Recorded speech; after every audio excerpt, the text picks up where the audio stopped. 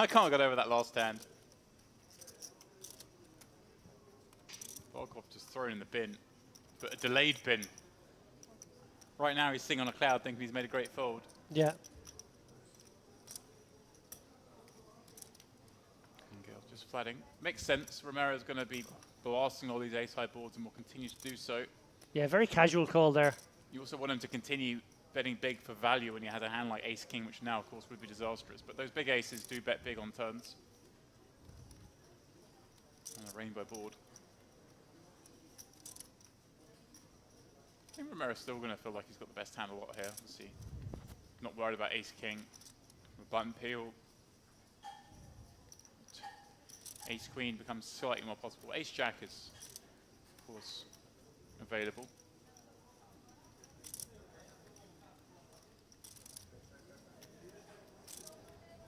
But Romero's going to have some hands like to bluff here. The backdoor heart combos. And this ace-10's not like a disaster one if we end up having to fold it on a later street.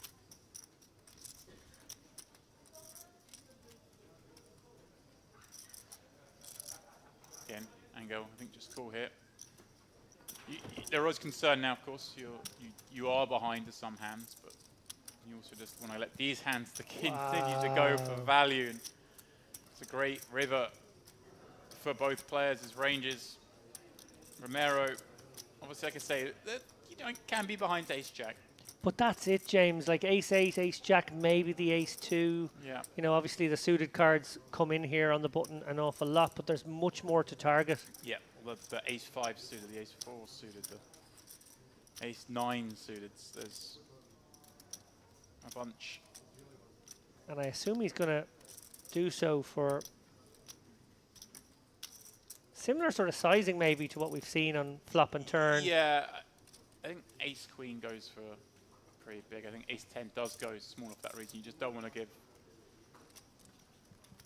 You want to pick a size here where like ace-jack never wants to raise, ace-queen never wants to raise in case you're behind, but also that any other ace just can never fold. And Angel now obviously behind a couple of hands. I like that 100k, pretty small. Pocket kings, ace-king. But must go for some value here and then reassess if he was to be 3-bet. I guess 3 times the bet always feels about right in this spot. Yeah, targeting ace-queen, ace-jacks. He's gone pretty small, remember, that 100 into 288. Just smaller than perhaps you might have expected.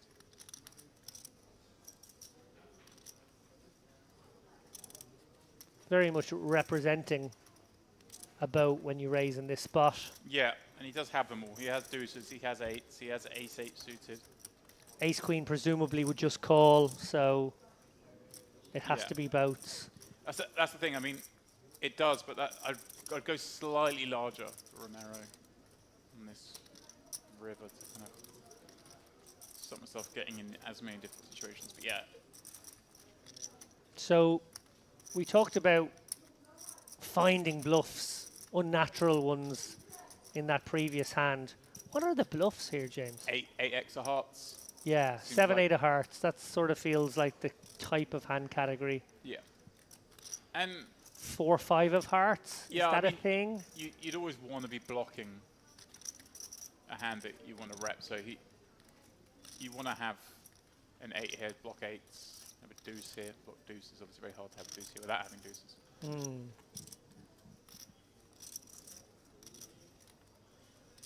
Obviously the 8, if you have like 8, 9 with the 8 of hearts, obviously that's, you can't have ace-8 of hearts. Well, I mean, you can't have that ace-8 suit, but you can have ace. But it's so dangerous to raise in this spot into your opponent's range when he can have all of it, and he has bet 3 streets. So credit to Romero for recognizing that fact. An under-bluffed spot in the sense that it almost never gets bluffed, and he spotted that.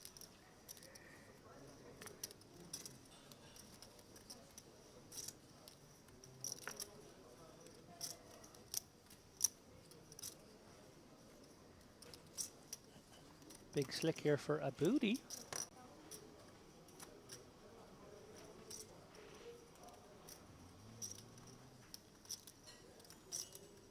30,000, just the standard open sizing.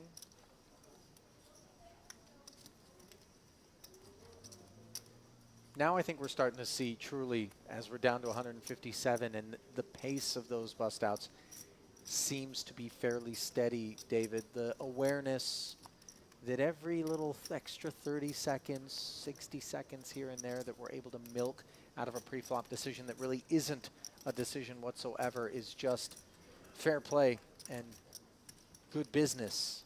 Absolutely.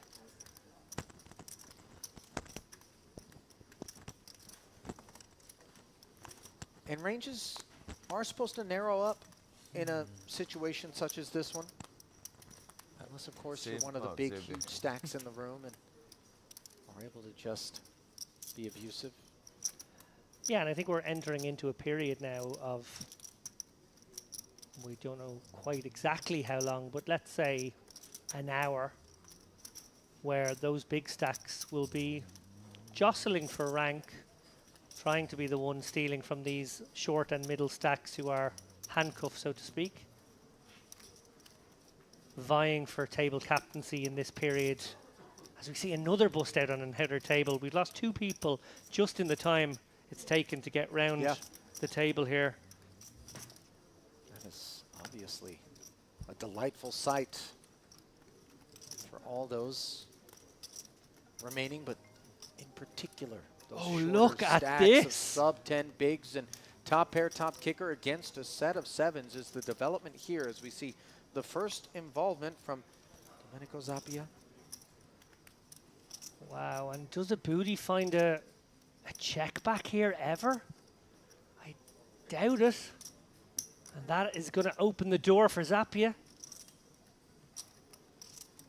this is a terrible spot for a booty, but let's see how Zappia wants to proceed. Obviously, there's a bit of texture in the form of the 2 Broadway connectors and the spades, but it does feel as though the interaction from a booty as an upfront opener is going to be in the form of 1 or 2 pair, more so than any of the draws.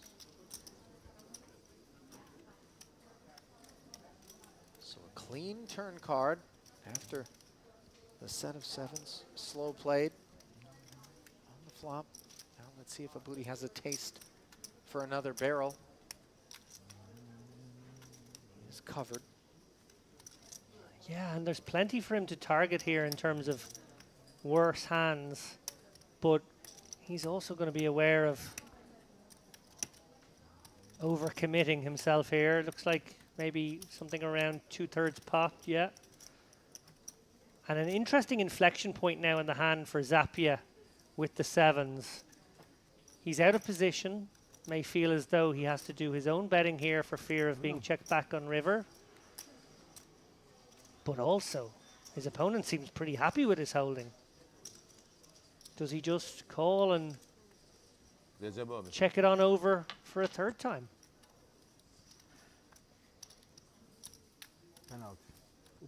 We await that choice. So Booty's 90K is drawing dead. 3 or 2? 3. So now Little does he know it. One round. And the thing about the raises at this point in time, David, is that they just look so strong. Oh, yeah. Yeah, I will look at the telephone. Like, they're just never air, so they're combo draws or their value, and there's no value you beat, even with ace king. King jack never does this. So you're worried about queen 7, you're worried about king queen, and then the hands when you're in good shape are maybe, I don't know, jack 9 of spades, jack 10 of spades, ace 10 of spades. Do we expect that level of aggression and ambition out of Zappia here?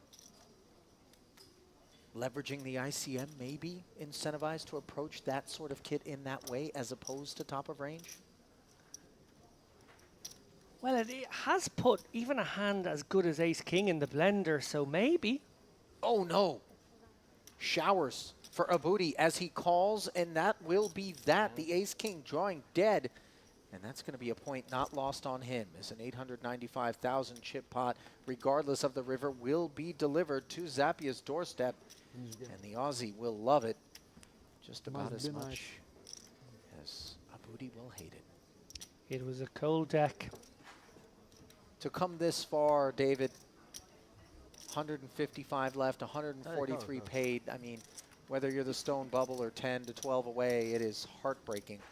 As you can see, Stream right now, but I don't know. I think this has been very engrossing stuff. Obviously, the pace of play is not rapid fire. That just doesn't happen at this stage. But it's an intricate period of play, which I think a lot of people do enjoy.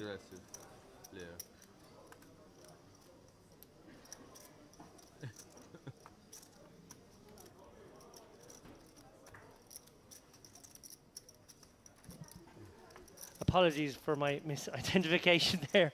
I said Recep, of course. That's Recep center screen right now. It was Mad Turk. Allah, yeah. Chatting it up. I bet somebody died in this chair before me. There must be somebody died in this chair before. Do you think? All I get is crap hands. inheriting the eights. I can't even make a straight. Straights are hard to make, by the way. 7-3 confirmed crap hand. Lozef's turn for the pocket eights this time as Mad Turk sort of drifting into improvisational comedy mode now for us.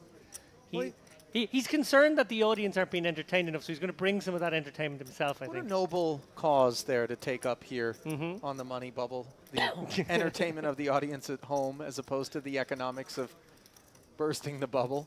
As we see just 153 remain, 10 away. Jack deuce suited is obviously not the reason for the pause there. Hodge milking, as all are inclined to do.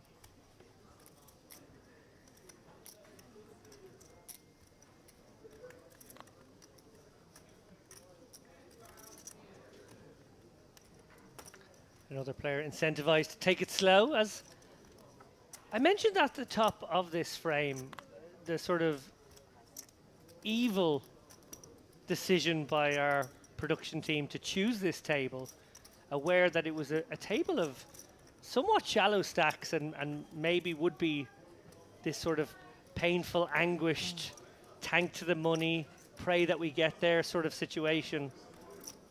I'm personally delighted with that choice.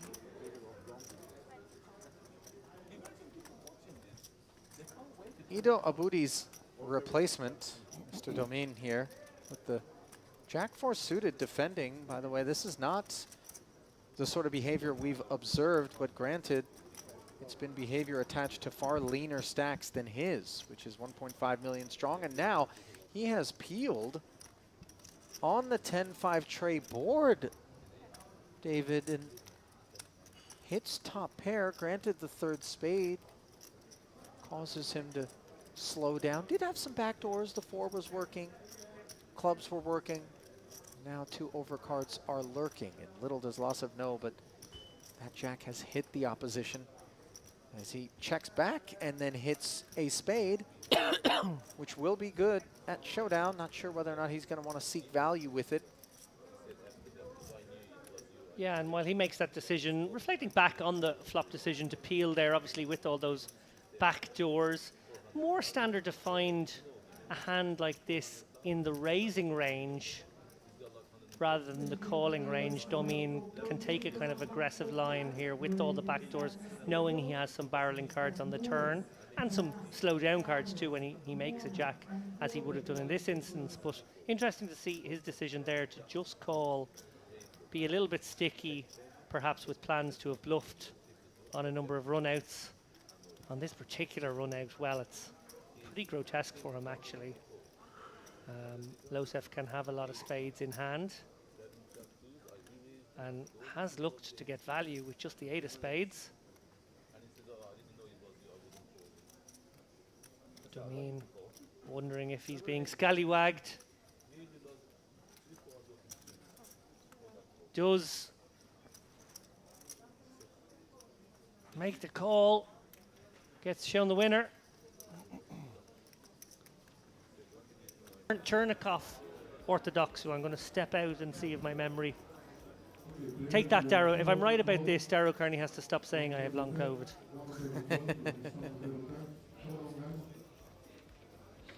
Hands are tabled. He's got ace king. Looks like he's up against queen jack. That's pesky. Lots of equity for the covering player. Oh, queen in the window. Oh, and that is a dirty development. Two pair now, only a 10. Not there. And Orthodoxu will not be repeating the performance that we saw from him at our prior festival, as the Cyprus Bear has gone into hibernation here on the bubble, busted by Razvan Sabao. We observed. Oh, and we have another all in. Yeah, it would appear that way, efforting some intelligence on exactly what is afoot. It is an ace. No, this is queens against queen 8. Queen 8 deuce was the flop. Yeah, the queen should be safe enough here. Top set against top 2. Cold deck for the covering player, but great flop there for the all-in top set. And the beneficiary in that one, Randy Hoffmanner, who doubles up through Oshri Lamani. So the short stack proving resilient on that occasion as the stone bubble is upon us, courtesy of that elimination of the Cyprus Bear. Hoffmanner chronicling it all. How happy you posterity. are with top set to see the guy have top 2 there, virtually dead. There are hands that could have had finicky amounts of equity.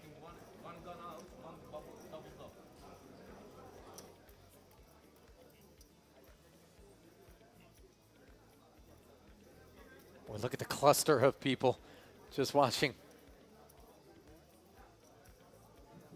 everything that's going on out here. There's no chance that this one gets counted down wrong. You got about 104 eyeballs. Presumably focused on the pot, but certainly other things available to be focused upon. David?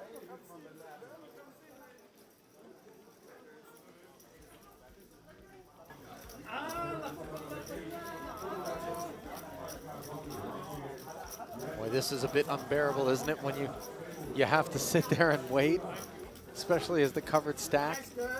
It doesn't appear that there's been an exchange. Have they had a whisper? It doesn't look to me like they have.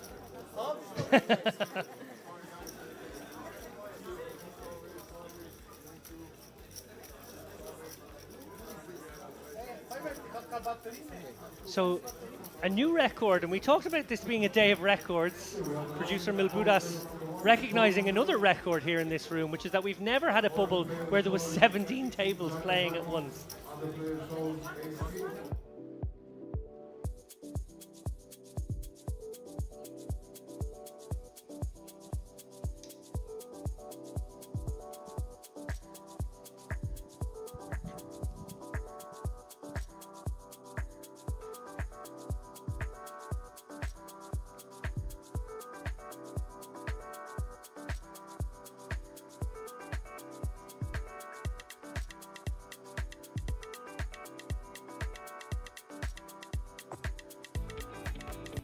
Well, welcome back to continuing coverage of the Merit, I think for a second, Retro Series. There we are, David. I was looking at that calendar. Your microphone button's right there. There's pal. so many of them. I was looking at that calendar, and that's what I was thinking. I saw the gangster pop up, and I had to think for a second where we were. But it is the Retro Series. It is the main event. It's day 3, and the players just like the commentators, wolfed down dinner, ready to get back into it. We certainly have, yeah, and we've got a very, very tasty feature table in store. It features a familiar face, Doroshkov. Now, if you guys can cast your mind back a few days ago to the warm-up, he came 14th in the end, but we tipped him for quite some time to do the business. It looked like he was a bit of a spot taker, bit of an aggro maniacal beast. He picked his spots so well in the run-up, but then I suppose what happens sometimes when you are that kind of player, you fall foul, you fall on your sword, you die by that sword sometimes, and that's what happened to him there. But he's got a stack right now. We saw him on an outer table during the bubble coverage, feasting upon his tables, you know, not to be contested for chips as the bubble loomed, and I reckon he's got some chips now, does he? I'm not sure if he does, but I'm glad you mentioned chips, because before we went on dinner, I was looking at the updates on Poker News, and Thomas Eichen was the man who was holding the chip league games Monster dinner. stack, yeah. And he's at our table now with 5.5 million, I believe, coming in from the dinner Sorry, break. what? 5.5 million. 5.5 million? And also a very familiar face that I've seen at poker tournaments all around the world on this table as well. One Mr. John Doe. John Doe, that's it. John Doe on the table. One of our merit mystery players is in the mix here. So. Well, look, mystery players often provide some action, a bit of excitement. We'll have to see what happens there. I do remember a John Doe winning a tournament outright here as well down the years. So, yeah, impressive stuff. As we see there, the beautiful sunset. If we combined all the John Doe payouts, do you think they'd be top of the all-time money list, or do you think Bryn would still have it covered? I don't know. Germans don't like being on those all-time money lists anymore, so maybe you'd be combining a lot of German money together. Yeah, well, here we go. There is John Doe, second in chips on this table with 2.3 million, but it is Thomas with that monstrous 5.5 million, worth 138 big blinds, who's going to be, one assumes, setting the tone on this one. Yeah, look, there we see that insane stack, frankly, at this stage in the tournament. HN 5.5 million, 138 bigs. Really, we've got a table where you're going to have to play everyone else's stack. So there's a 59 big blind stack there at 38, but everyone else sub 30. So actually, in reality, they're the ranges you should be thinking about when you're opening pots, because that's what you're really playing right now for all of these players. Right.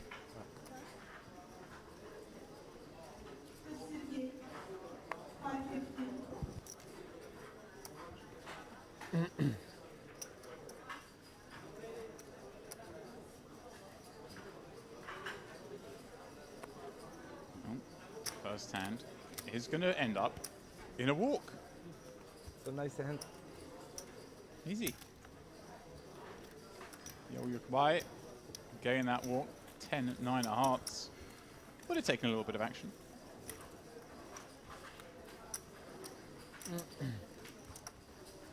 And as is always the case here, we get to these fresh tables, and what we find is a whole bunch of players who tend to bet a lot of time talking at the table. in this That's very good. poker room. Nobody's talking at the table. Yes, glasses. Thank you. Oh, you could buy. He gets around. Plenty of cashes all around Europe.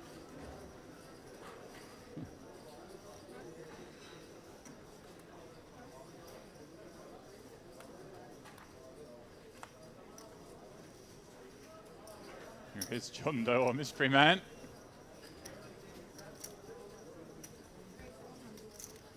Making it 2.5 blinds.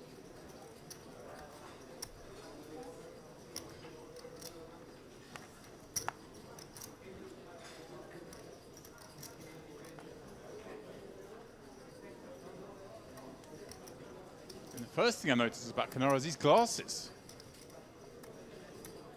That's some striking look.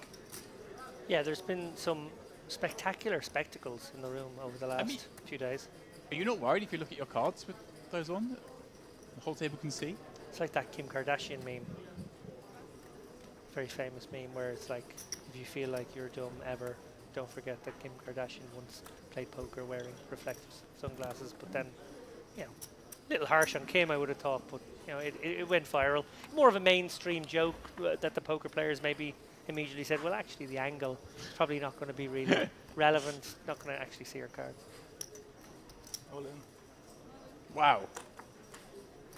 John Doe gets peeled by Canar on the button. He flops top pair on this 10-9-3 rainbow, and he just leads it in for all in for, what does he need, 3x pot, David? This is madness. Wow.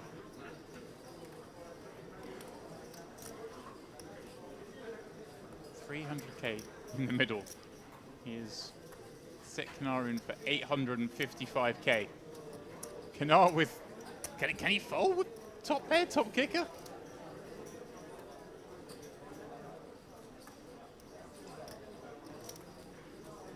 We'll see.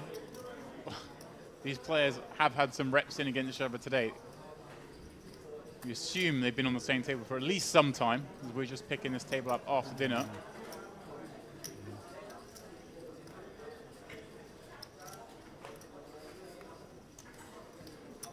Maybe thinking, best case is a hand like Queen Jack. King Queen? I mean, 63% against this hand. Can he be worried? This is just kind of like a move of honor. The overpair just rips. Jack Queen? Jack Queen is the question. What are you doing, man? So many chips. What are you doing, man? Exactly. Ah, you crazy guy. Like, unquestionably, it's a game theory call because you just don't have much better. Right. Right at the tippy top of your range here, but yes, it's a gross spot. I don't know why you shove. Well, it's a range theory call, assuming your opponent has hands that aren't just overpairs, which obviously in this case we see is the case. And it's a monstrous pot, 2 million chips, I mean, where Doe needs to find any paint. Yeah, Canar basically worked it out. He thought his opponent had Jack Queen rather than King Queen. It's much of a muchness. Obviously, Jack Queen would have a little bit more equity. King Queen is in slightly worse shape. Wow, what a huge first pot we have on this table. Canar just good call. the recipient of. Ace King, Ace Queen. He gets it, right? Well, there we go. Well, maybe Stripe is surely a slightly over-aggressive misstep.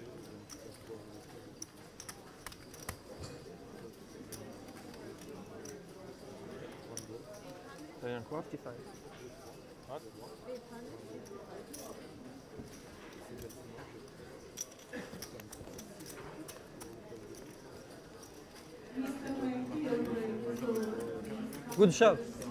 Almost folded. Good shove, almost folded. Very important word there. That was a bizarre hand. T'as montré?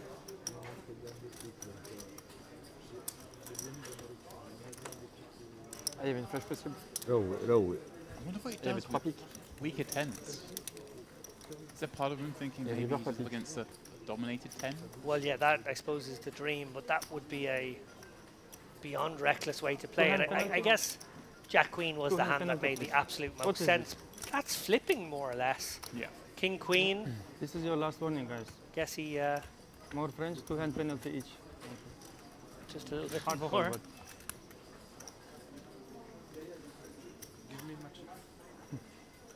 Fire Colgoot, Yes, these are your chips. rocking a WSOP hoodie. Your chips. I accept it. Yes.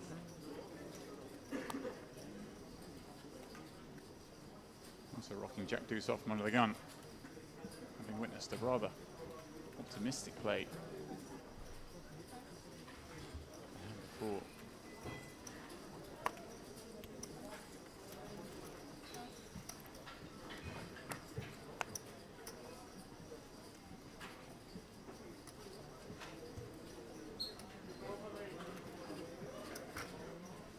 Raise.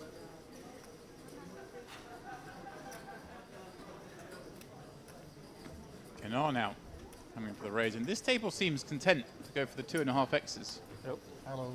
Just another open to 100,000 chips. Good morning. A starting stack, no less. Good afternoon.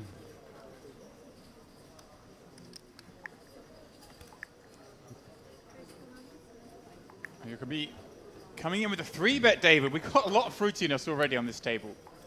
Ace-8 offsuit is the hand he's chosen, and Guglielmone, with just 10 blinds behind and ace-queen suited,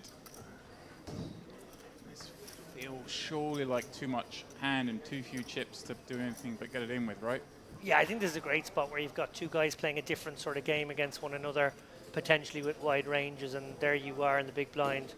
This ace-queen suited, a bit of a gift from the gods. You could end up in a heads-up pot, dominating your opponent more often than not, and there's some dead money as well.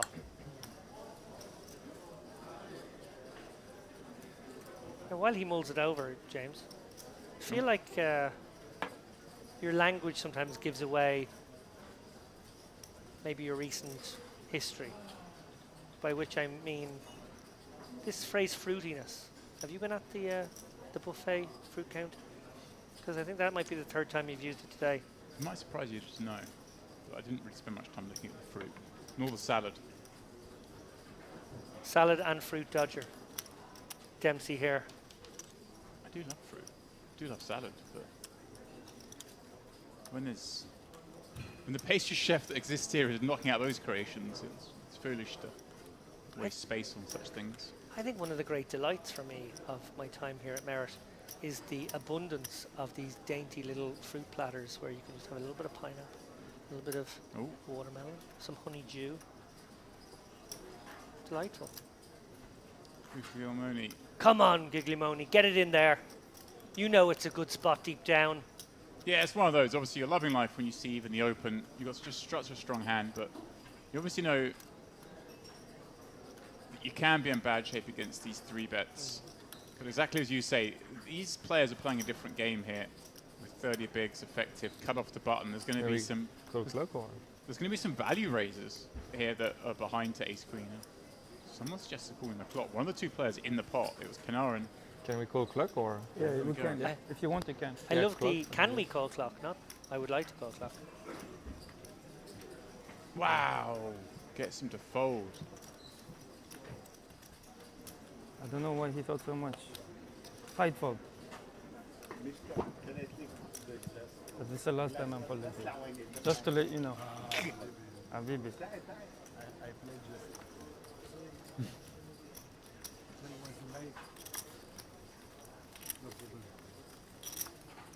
I know you do. You shouldn't light 3 bet, but still, I gave you two times. Half of your stack I gave you back.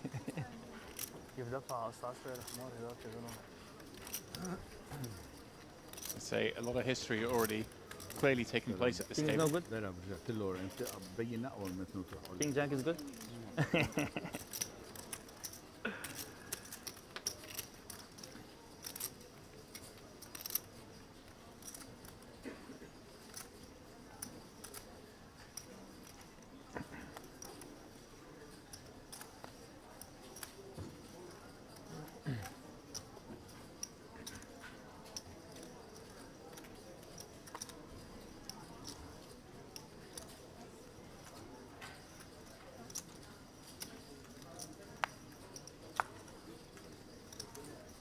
No, thank you. So a polite fold.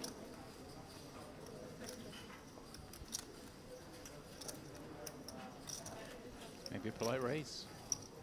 Mario Kubi. He is going to go towards the more traditional min.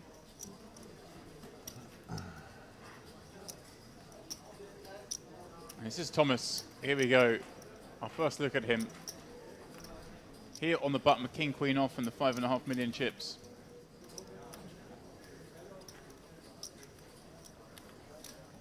A hand that is going to be a mix.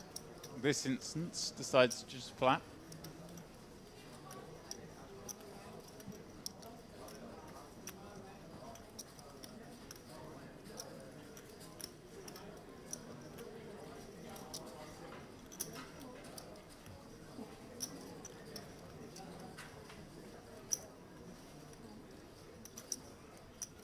Wow. Family pot.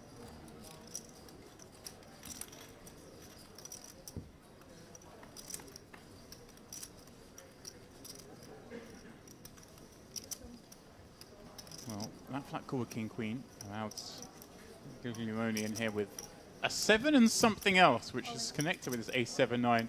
Kogu allowed in with ace-jack, and she's just going to rip on this flop. There's all sorts going on in this one.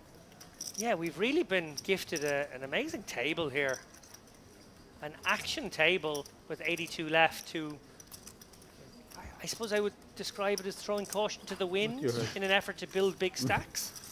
Everyone's got full bellies. 7, Is 7. that what happens? Is it a post-dinner Ace 7. reaction? Ace jack. It's good. Where people no longer want to play small pots and just want to play big pots? Yeah. Put it in your pocket, she says. I don't know why. I don't from you.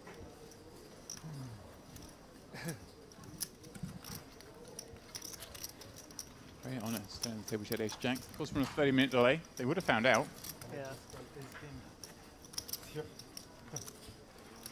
You see there, bottom right of the picture, Doroshkov, who I'm a little bit worried about, I'm going to be honest. He was wearing the Merit Blue hair for warm-up event, which of course he finished 14th in.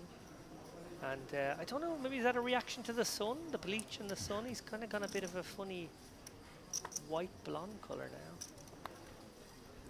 Yeah. Still looking kind of cool though, Does look kind even of if a little slim shady.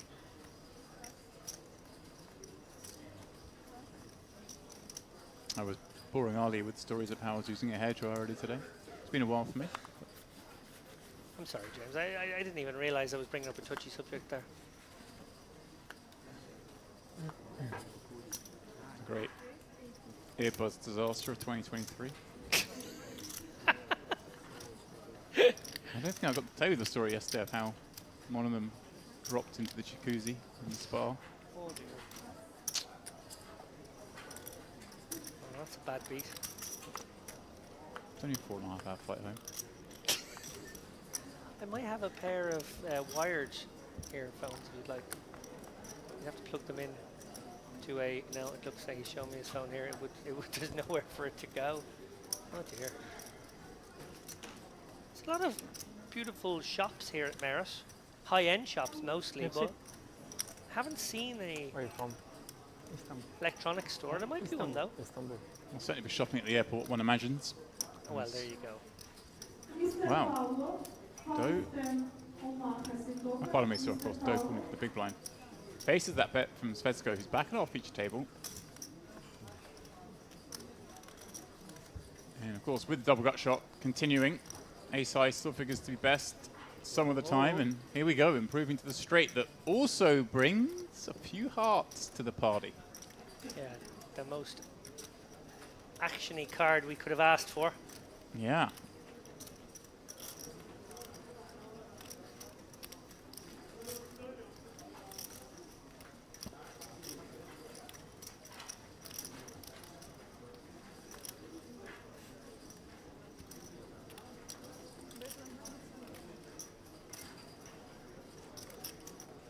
Esco coming again.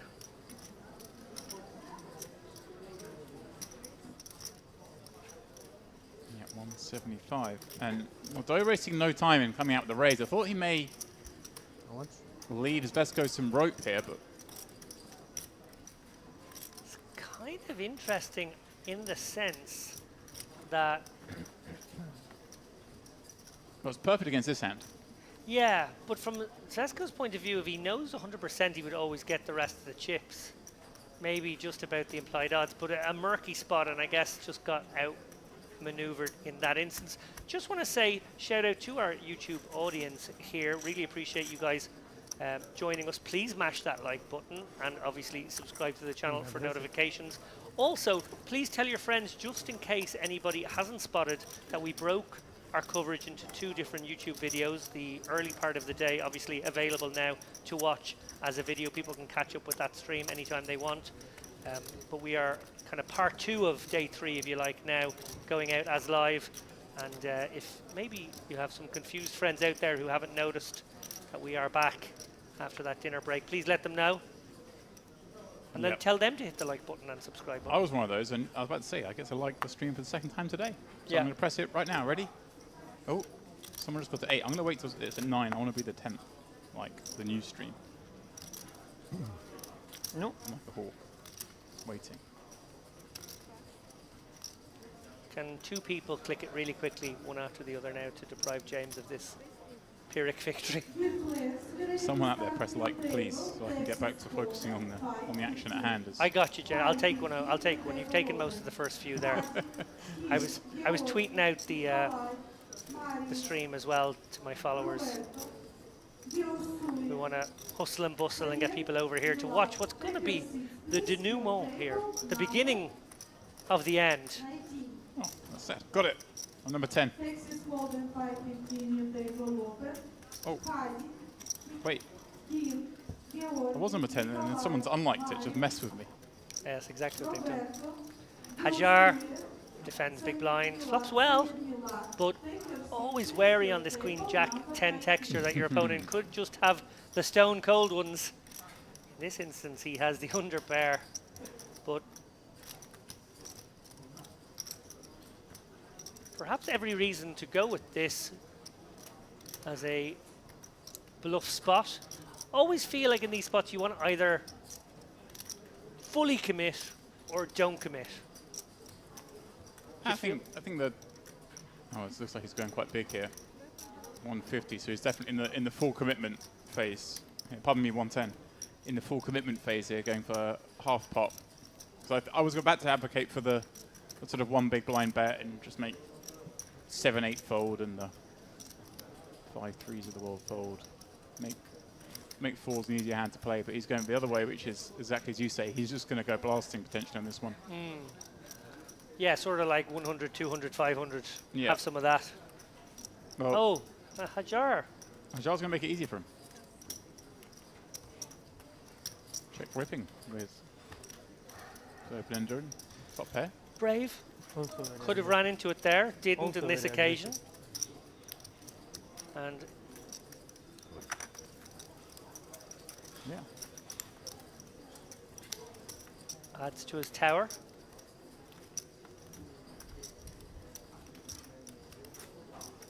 This is high. Yeah, interesting point there. If you haven't played feature tables before and then you suddenly come over to one, that is one of the things you immediately notice is that you got the high armrest.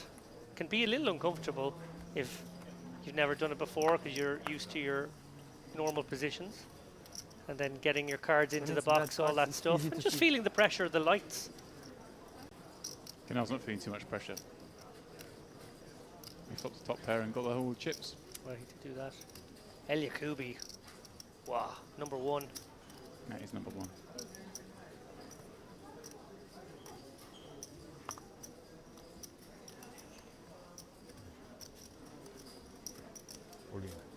Guglielmone now decides to strike, and completely reasonable, of course, as well. But unfortunately, this is just terrible timing. He folded the spot where he was good, and he's ripped it in where he's in very poor shape. Yeah. Very unlucky here for Guglielmone. He's got two live suits. Hajar's taking some interest in this with King 10 suited. Again, against the open jam, you can start to think maybe, but it's a jam over an open +1. So that range is both tighter and you have the original razor to worry about. Quick fold from Doroshkov. Quick call from Yakubi. Guglielmone gets the bad news so far. Good luck. Stand up. It's worth a few percent. But a few percent on top of 13 doesn't get you too far. Good luck to all in. J'avais roi disque. He's way behind, so. 79 players remaining. Well, so you're saying there's a chance? There is a chance. There are two spades, of course, as well, though, working against him.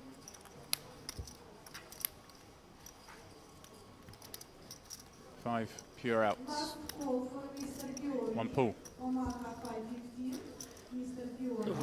Close. Game. No cigar. Yakubi Je prends tout. up to Je prends tout, hein. Hein, je prends tout. Tu vois pas ces cartes, tu dis. 2 million plus T'as now. vu, je prends tout. What Say is the goodbye to card? Guaglione. Max. Only English, guys. Who? Only English. Sorry. Don't go too far, sir. We need a Last payout. warning, sir. Yeah, You get okay. 2-hand penalty, okay? I tell him I said king 10 heart. Okay. Yeah, you finish nuts. Absolute nuts. Yeah. Good foul. I cannot call. You raise under the gun.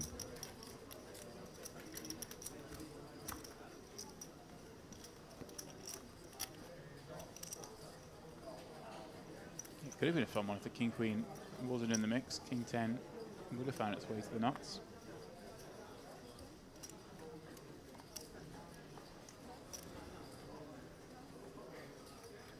Yeah, Aichen's got his name back on the graphic. That's nice. You know, he's only the chip leader. Or was the chip leader, in fact, actually, I see our man Ruslan Volkov from earlier making that fold with the straight against the 2-8s, the pretty optimistic bluff from earlier.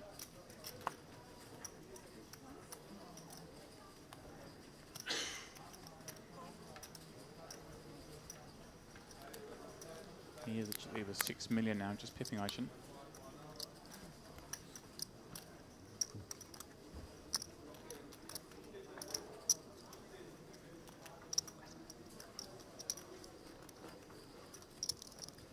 The Roshkov completing from the small.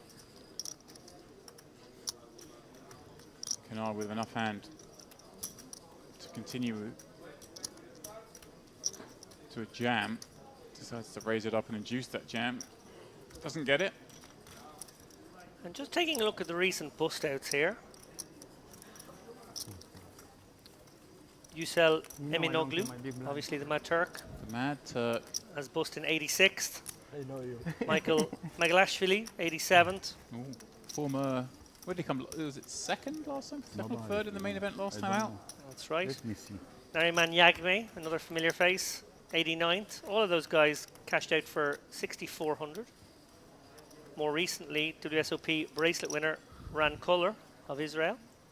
Got the ladder up to 80th, 7,400 for him, Denis Vichenko, Razvan Sabau, and Luca Troisi. Next ladder will be at 71 when the players will be guaranteed 8,700.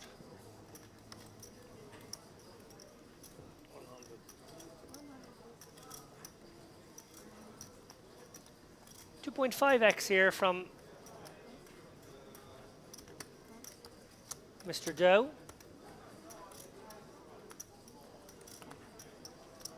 No. That will elicit a few more folds than would otherwise. Certainly all those suited, low card, sticky ones that do call a min raise will be flushed out here. But a real hand like King 10 off, El Yakubi, every reason to stick around here. These guys playing pretty deep, 40 bigs, effective.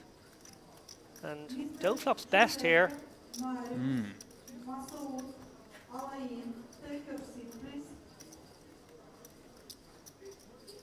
Every reason to protect this hand. And Yakubi, I think facing the 2.5x pre will probably range his opponent a little stronger than Jack 7. Yeah, I feel like he can't stick around with King 10 to one bet. It's interesting because that's obviously Doe's sizing. We saw him do it earlier with the King Queen, but his post-flop sizing this time a little different than just the open rip. Yeah. We should just keep an eye on how he approaches flops with a variety of hands. See if we see any more of those massive overbets from him. Yeah, and actually just kind of crunching the solver sort of stuff here. The 3 times pot shove, not a thing there, but actually the 2 times pot shove is a thing. So not wildly off a sort of an interesting potential play there. Yeah. When you have a hand like the Jack Queen or the King Queen. Obviously we identified that it was quite a lot of chips. But it can put a lot of hands in a tough spot. Hajar. Borderline here, ace-8, very on the cusp.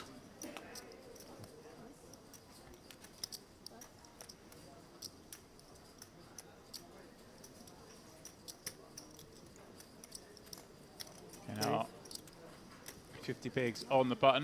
Going to go for 2.5x as well. Seems to be his sizing. Merci. Hi Chen, not going to look him up. Merci. 7 deuce offsuit. Didn't matter the sizing. Merci is English. Yeah, thank you, or just asking for mercy, I suppose. Got to give it to him there. Hey Chen, a couple of nice scores. 7th at PSPC this year. Oh wow, what was that worth? Lots of No money. problem. I don't recall. But yeah, that's a deep run and a big one. Really big one. Also came second in a 25k ET Monte Carlo. Losing to Orpen heads up. Ironically, Shukran. a Turk.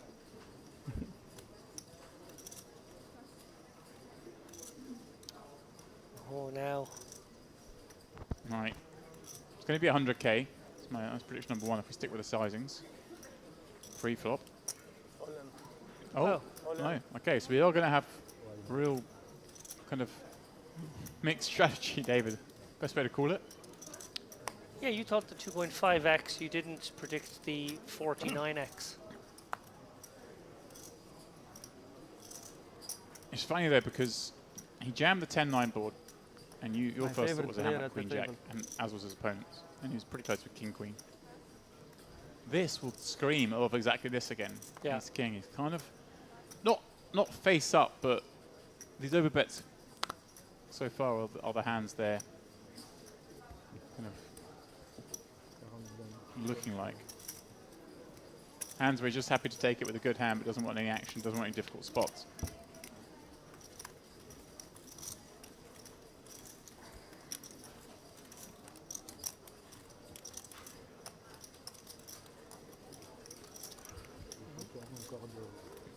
Still plenty of play left in this one tonight. We have this level plus 4 more. And then the remaining few, we'll throw those chips in a bag, come back tomorrow to play it down to a winner.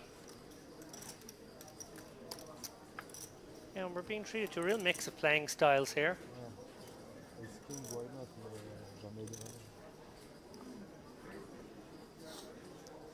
Some larger bet size on average, and then the occasional very large one. Should mean some big clashes here. You can see why there's 5 million chips in the stack of Ocean on this table and some other big stacks around here, because they're willing to play big pots over here. Nice hand for Achar here.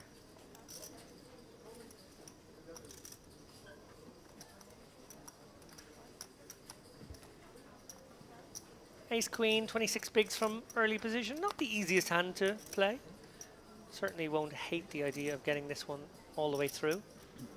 But Love the idea of being up against a dominated queen, Fulgu's hand.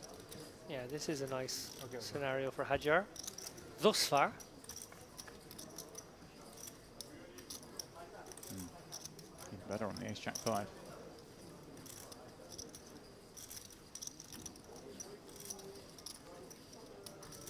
As this hand plays out, I'm just looking through the leaderboard and I see Mr. Barakat in the mix. Barakat we saw earlier on this festival.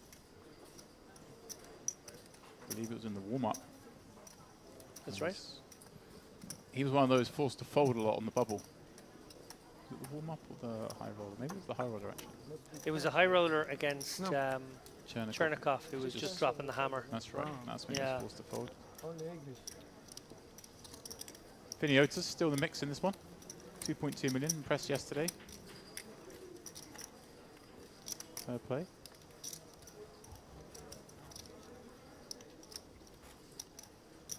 Italian is okay. Yeah, see? Yeah, see. Mr. Biz. Roman Kolitiuk also still in this one.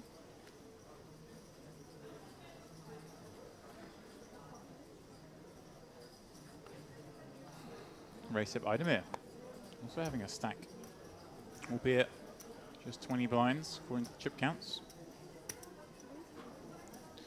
Now Hajar going for back-to-back. He'll take the same flop again, wouldn't he? Ace Jack 8, couple of diamonds, that'll do.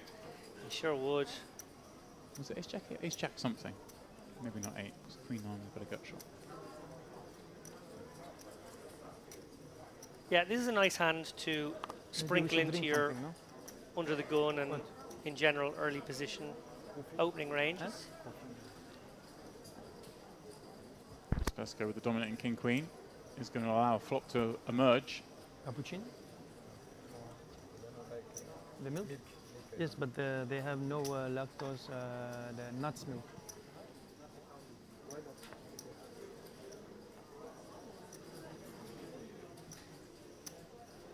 Dope. I'm going to see the flop at 9-7. There's some connection between these cards.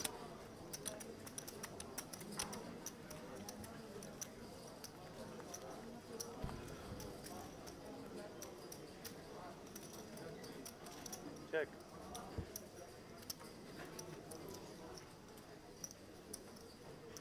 Wow. Yeah, if you're not going to make your hand, then this isn't too bad. I suggested an Ace Jack flop with 2 diamonds, but Ace King with a couple of diamonds will do just fine. Yeah, and Svesco obviously very conscious of that ace. Wow, very conscious of that ace. Yeah. Absolutely no interest there. And quickly too, he made that decision. Yeah. Again, maybe he's just seen enough. He's been playing on this table for hours. We've been watching it for a few minutes. There's obviously something going on there that he's respecting this man's opens and therefore his C-bets on that board. And from what we've seen so far, he hasn't stepped out of line at all either, so understandable. That King Queen doesn't have much playability down the streets. You're never really going to improve past where you are, and then you're going to be in a lot of tough spots if you do face a second barrel. I said I'm a little surprised like you were. Maybe we just call one and we have to fold turn, but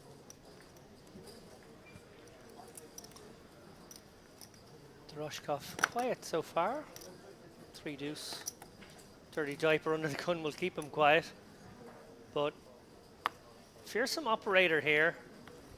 Regular casher, deep runner. Final table earlier this year.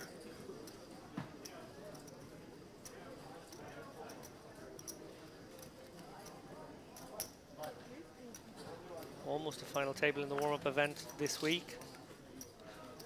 And now HN. Gonna open things up here with pocket 5. Svesco right behind with 20 bigs and ace king. in we go. There is an argument for going for different sizings there, but ace king loves to just jam. That's the size he's gone with. Of course, you can only go another size if you do sprinkle in some 3-bet folds of that stack size in.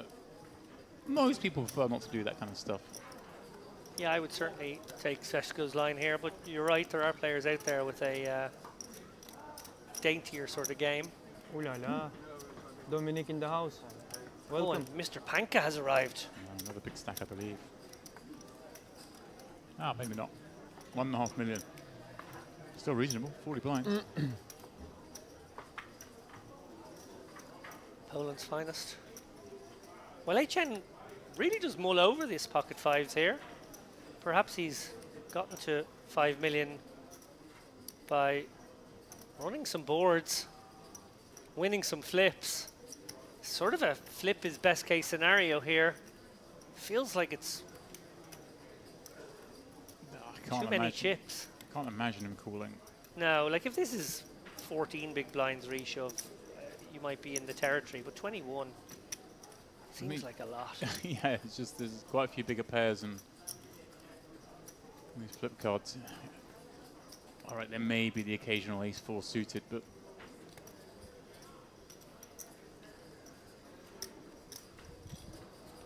yeah, versus range, that seems like a very good decision.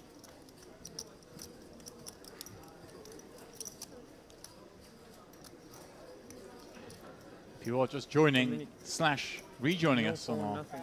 newly started stream, welcome. You are watching the Merit Poker Retro Series main event. I remember that time, David. See you impressed? Watch me. You're writing me. Watch me. I've been here more days than you. I've gotten more used to saying those words. Well, I tend to wait till I can see a dealer so I kind of know what tire we're dealing with. Usually gives it away. What's your favorite decade? Have you kind of had a retro vibe? Favorite decade? Yeah, if you had to sort of, if you felt like you were in a retro kind of mood, what would you hearken for? 2010s, I used to win poker back then. It's a very good answer. That retro enough? Look,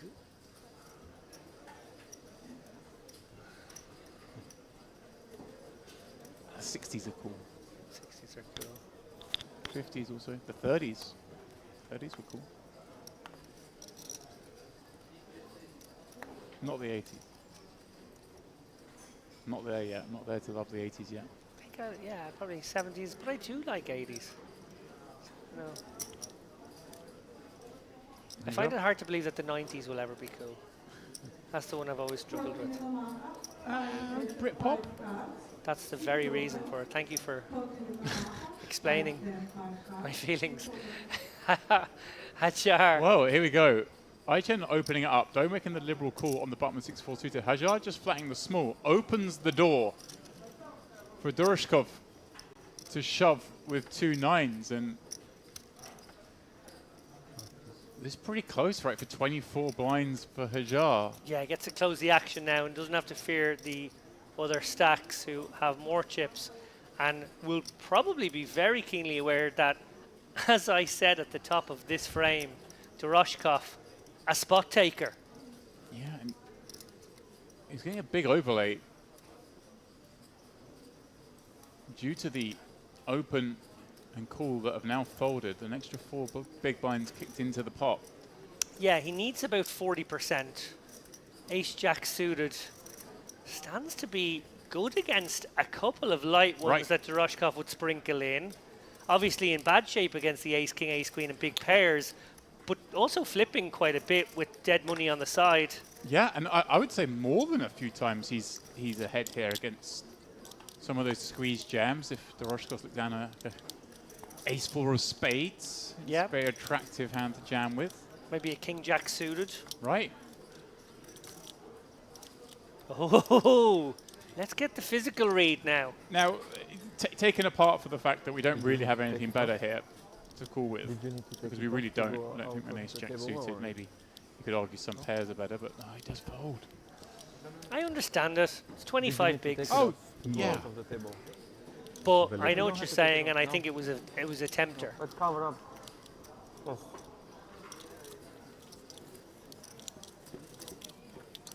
It was a siren.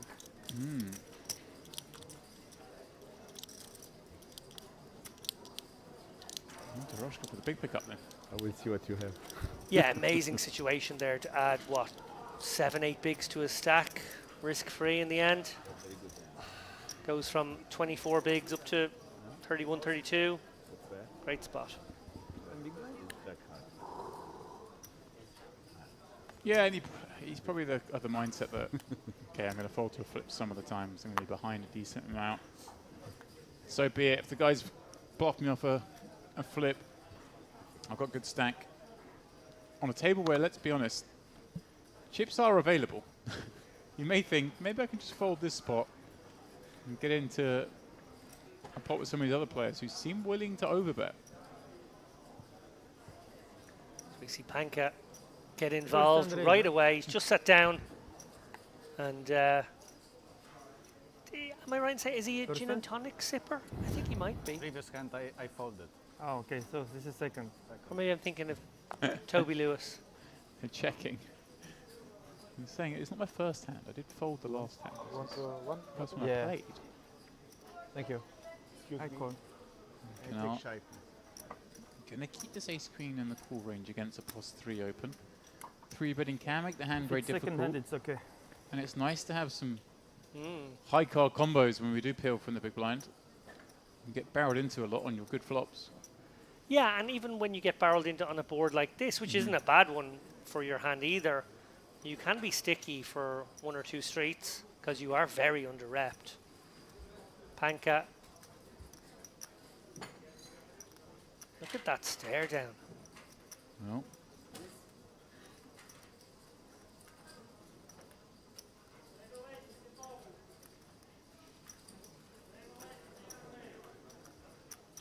Both now looking for their kick up. Panka probably bets now just to deprive King Jack and King Queen. No interest in that. No, just the random overcards that might. Yeah, well, I was going to say even you could bet small and even get looked up by some King High maybe. Yeah, kind of feel like I like a 1.5x.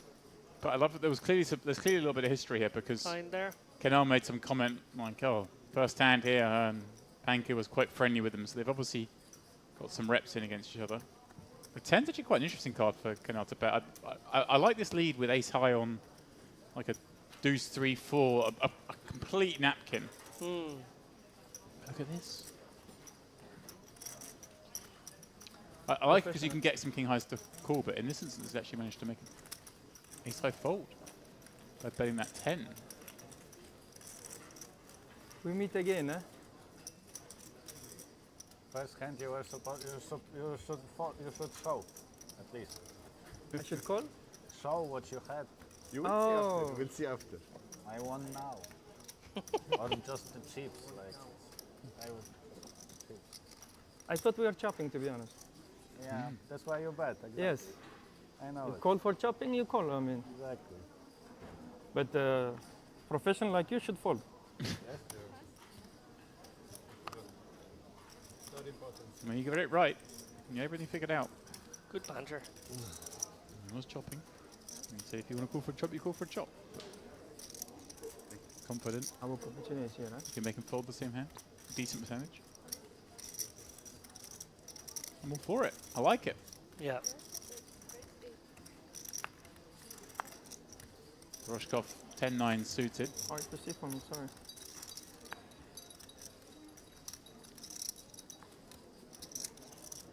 And 3-bet fold candidate here, I would suggest for Kenar, but he's gonna just peel out of the small. Oh, well, hello, ladies. Lovely timing in a squeeze spot. Unfortunately for him, the other two don't really have hands that can fight back. Or at least, not in theory. No, Doroshkov has a callable one at a deeper stack depth. Right, it's gone over 4x. This looks pretty bluffy. Stops really yourself getting peeled, encourages those hands to jam if they want to carry on, which is what you want when you've got 2 queens. Can I see your stack, please? Well, Yakubi and Kenar are playing a deeper breed of poker here, 45 deep, so slightly different spot, but really Kenar has no options available. It would be a nasty misstep should he pull the trigger here. Attempting to soul read his opponent.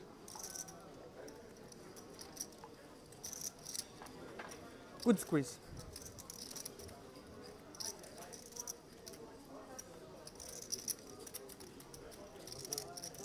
I showed. You're want better. to look my card? You're better.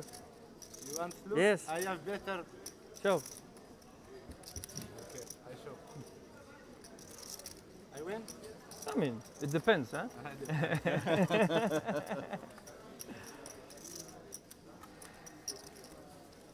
I show, you call, maybe ace. Maybe. Probably not though. Most boards do not contain an ace. Unless, of course, I'm playing perfect kings. In which case, they always do.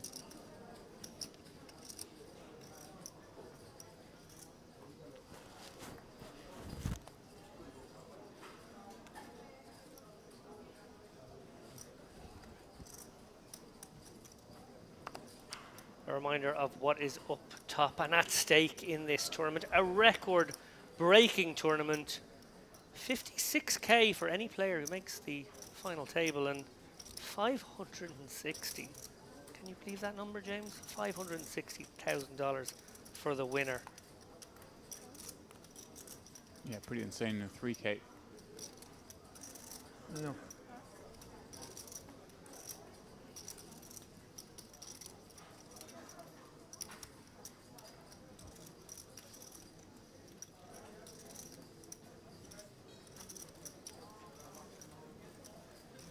Got me itching to play again.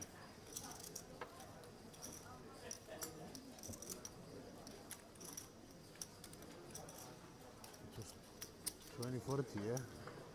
Now this Give myself an EPT package, perhaps. Cappuccino. You firing up a satellite tonight? 2040, yeah. Just on the side.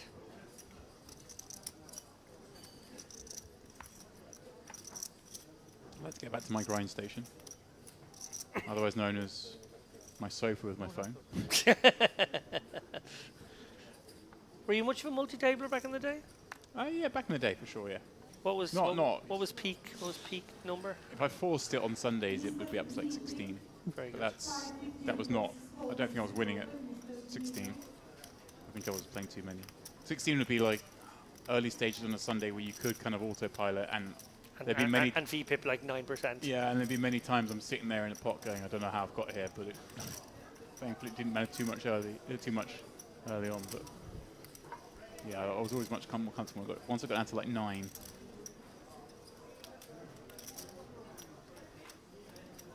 Nowadays, I find 1 hard.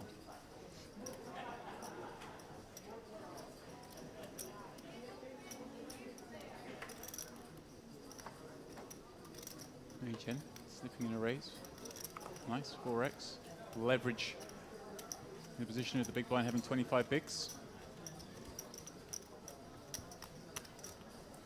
Make it less exciting for them to call.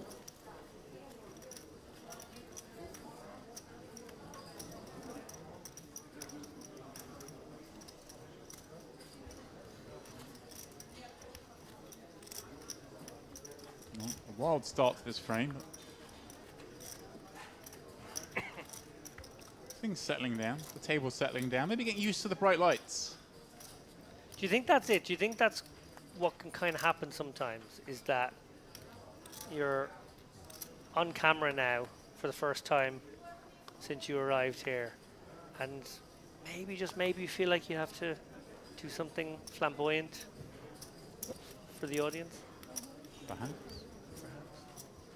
Just looking through Dominic Panka's illustrious career here.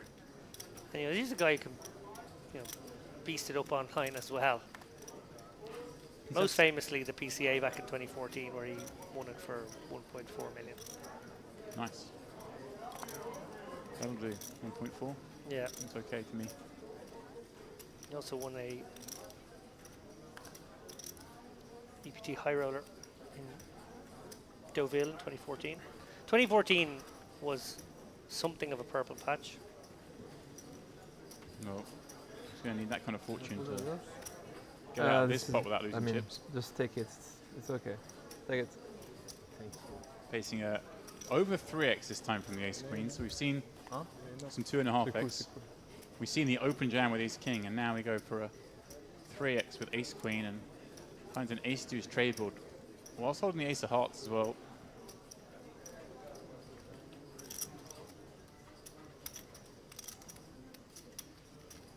Finds in a better round half pot.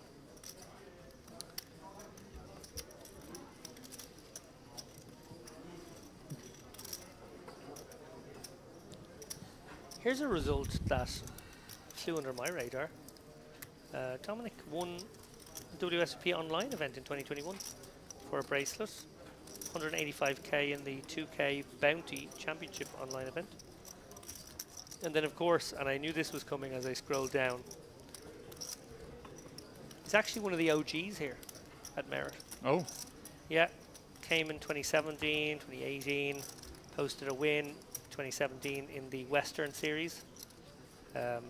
Interesting though, 5k high roller event at the Western Series, 115k up top. That just shows how it's grown as well. Who did he battle in that one? I'll pull it up for you now. I reckon there's some familiar names in the midst.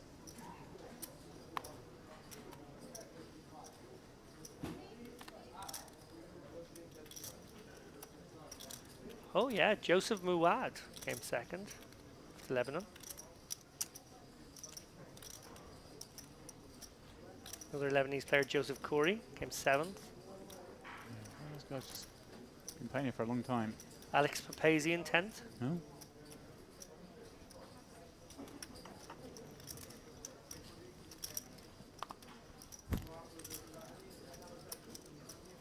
Jakubi popping up ace 7 offsuit. I'm going to walk straight into Svesco's ace queen, who holds 25 bigs on the button. So I'm in a in a similar spot an orbit ago with ace king. In that hand, he was the cutoff against the hijack. Now the button beat the hijack. 1 pip weaker. Feel like we're probably heading the same way though.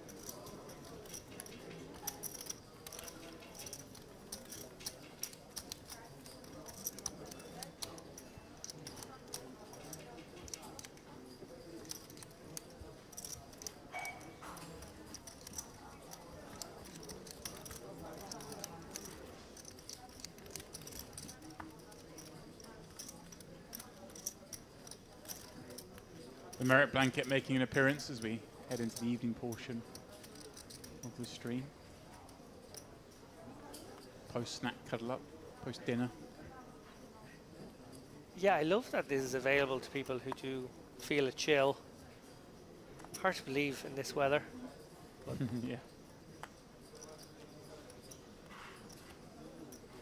Yet another beautiful day out there. Oh, heavenly. So have you been enjoying your break? I did enjoy my break. I went to the spa briefly on the break over at the Diamond. Oh, nice. Had a dip in the jacuzzi and in the pool with my Did you take your earbuds out partner. before going in the jacuzzi? I did. Yeah, I didn't bring them with me, to be honest. Okay. Smart. I thought my better half would be upset if I was... Sat there with your earphones in. Always ready. Get to spend a couple hours together. Yeah. And then You had a bit of blind dinner with the family. Always lovely. Very family friendly here. Crystal Cove, the family friendliest of the hotels. Cater to the kids, all the high chairs there available. Lovely food options. I think my son's going to be very depressed next week when he has to go back to just being fed the plate of dinner I give him. I think he thinks we live here now.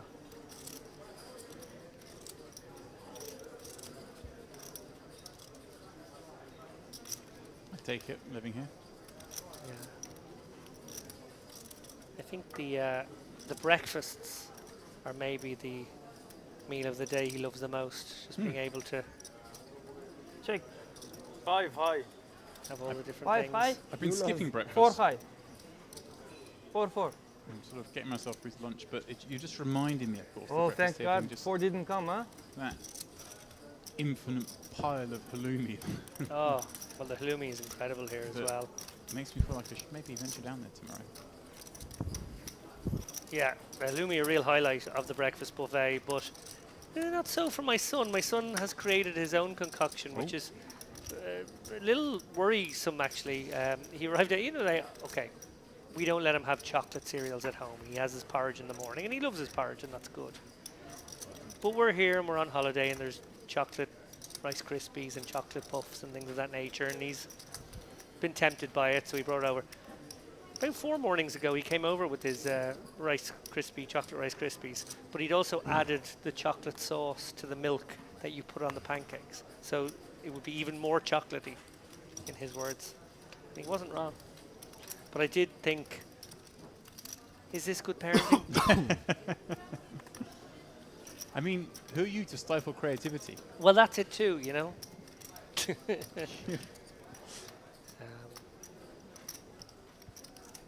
one of the wonderful things about trips here is the family-friendly aspect, and something I really emphasize when I both brag about the fact that I was just here and encourage other people to come is that, you know, maybe once or twice a year there's an opportunity to do a poker trip with your family where there's plenty for them to do. So it's not like you've gone somewhere where, you know, there are no real options for better halves and kids. They're having the best holiday ever. And, your family can too. Huge flop for Doe. Feeding against that ace queen. He's become king, king, 4. Now he's played the hands very honestly so far. Some of the non-hands, honestly. Let's see if he can. You think there's about to be a lamp here? I think maybe we see a deviation here. Perhaps a slow play. Yeah, just a bit of trappy now is the order of the day. Check. He's either miles ahead or miles behind. No reason not to throw your opponent some rope.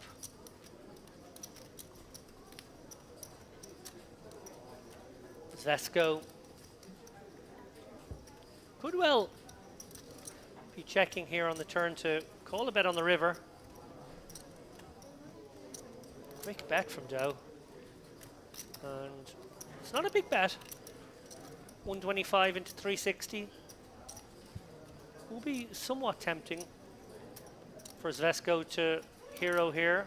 Could be up against an inferior ace high.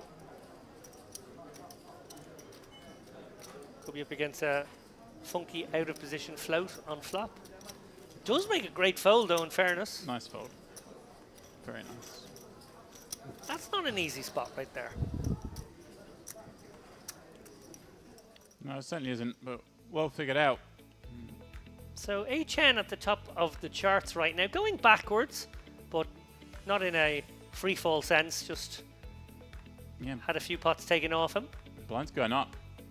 Gonna bring him below the 100 big blind mark and take Cove below 20, but still plenty of chips here, but reasonably bunched really when you look at it from Kanaran second all the way down to Cove at the bottom. Not much separates them considering that is the whole full spread, and then HN just way out in front. It says 20k, 40k. I wonder. 20k, 50k. I wonder if it's 2550. Who knows? Maybe there's a 2050 and then a 2550. Such is the generosity of the structure here at Merit. Often is the case, or just. No, I'd say we will go to 3060 next. But yeah, interesting little discount added in there. Average stack right now hovering around the 2 million mark. So as you see there, you know, while it might feel like we're playing a shallower stack game on this table, with only the top 3 having over 2 million, and quite a few having quite a bit less. Relax. This is an awesome structure, and we are now, only now at this point, going beneath the 50 big blind average. Yeah. Wild.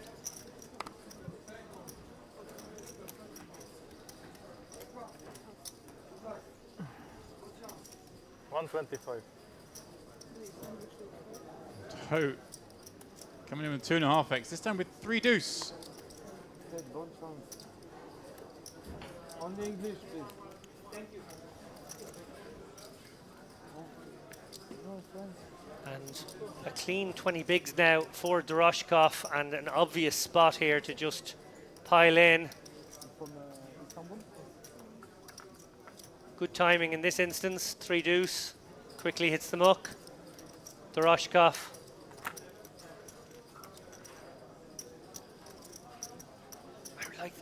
I do like this kid. I think he's very, very good.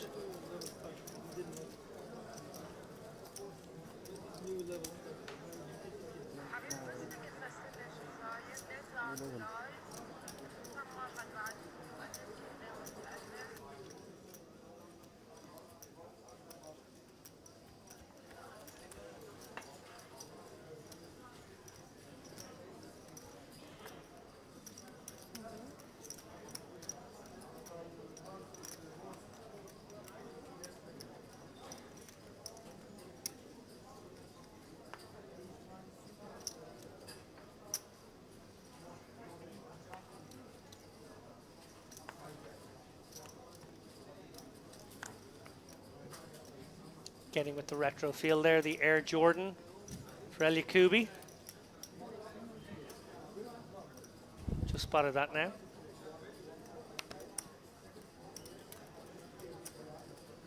Ace king, good for a min. Svesco. Down to 20 bigs again with one of these hands. But this, a little different. He had ace king against late. He had ace queen against late. He's now got ace jack against under the gun. Under the gun with the Thomas Eichen's set out as well. Yeah, this is a different kind of spot. A passable one. Yeah, nice fold. Good understanding that.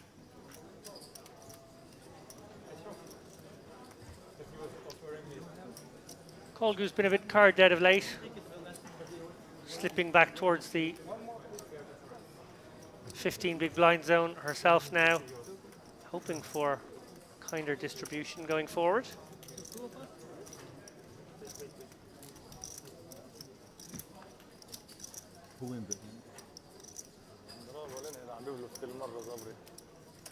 Toroshkov has acted, so we're over to Kanar here in the big blind, who's playing 36 bigs effective against El Yacoubi. Big blind special. Not much less than he has. Announcing big blind special as the flop falls.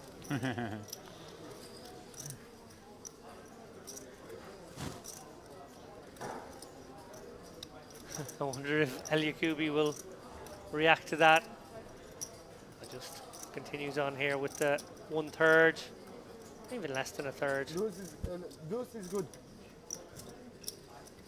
Acknowledging that a deuce would be good. 3-3. Maybe. Good. Maybe. Okay, I win. I win. Sure. Give me. I say you give me. A lot of play acting here. Penalty, please. Not yet. Ah, yeah, okay. 3-3. King, huh?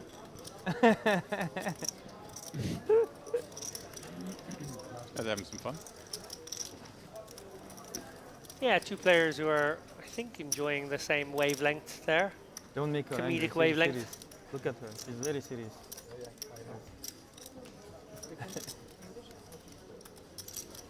And she will tell you will get 2 more hands if you make a joke like that.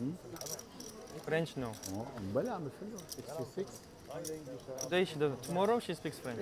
It's only the Fridays. We begin at 83.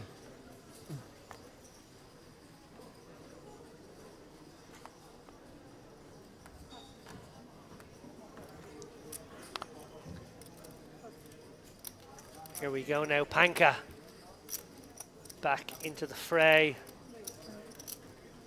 Pocket pair.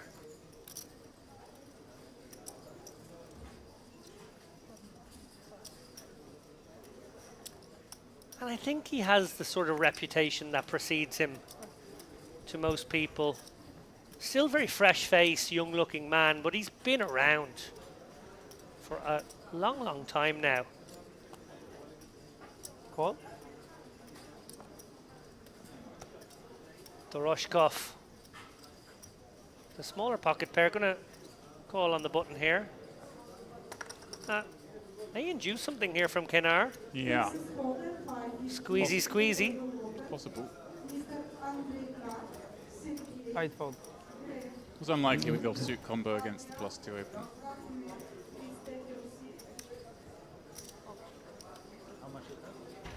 Now Yacoubi, 22 king 9 off from the big blind. Get a fraction loose given the peel on the button. 1.1 million. Nitpicking as Look Doroshkov at that. finds that 6 You want you to in the calculate, no window free and it runs out information, 7-3 behind. Terrible news for Panka's 8s. Yeah, Panka's likely to bet and actually bet a large sizing here. I know it's 3 ways, you don't have to go too big, but probably going to bet something around the 30 to 40% mark. And well, he's got the gutter as well. It's going to be just a rotten old spot here. Let's see how this one develops. Doroshkov could go a couple of different ways. There it is. Exactly the bet predicted, and Doroshkov wondering if, is this the best time to bloat this pot? Is it very likely that the texture changes and I either don't get paid? Flanked, you still invite El Yakubi in as well from the big blind. Now, if you were very deep, you might want to raise here to both protect and also to induce being able to get it in. But when you are shallow, you can take a bit more of a risk being outdrawn. It's not, obviously you bust up the taunt, but the theoretical downside is less because, hey, you've only got 1 million back, and if you now allow someone to outdraw you, you only lose 1 million, albeit it's your tournament life. Well, from your mouth to his ears, James. Dominic Panka. Going to find it hard not to lose at least one more street, one would assume here. Most likely all the bigger pairs, 3-bet and pre. Yeah, I could, there's maybe 9s, but I'm with you, yep. Maybe 10s. But certainly jacks +2 and 9s and 10s with reasonable frequency. The king is a little concerning because the Doroshkov can of course have hands like king 10, king jack, king queen all in hearts. Yep. They're going to call the flop. Of course he also has all the non-paired up heart combos that now may elect to bluff.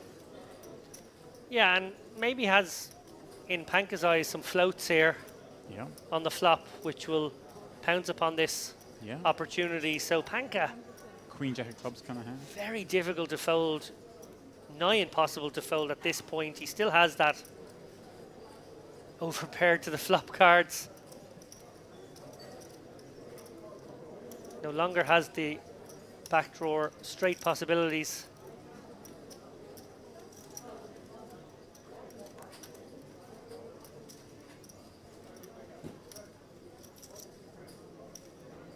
Yeah, I don't see any world where he gets away here, but he is Dominic Panka, and if anyone can. If anyone can, Panka can. Thank you. He does. Wow. He was staring his man down the whole time. You say bet ace queen, my friend? You say bet ace queen? Ace queen on the flop. Yes. That's a fabulous laydown from Panka. And then I think about calling on the turn. You know. Good card for you, king. No? What about you? Did you have ace queen? Okay. So why ace queen? I have a king. I have a king. Yeah.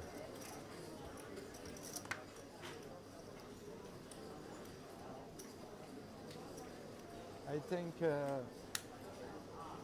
that. Oh. 6s or. Oh. Dominic knows. 7s. He knows exact cards he had. Well, for me, I have pocket 6, pocket 7. There we go.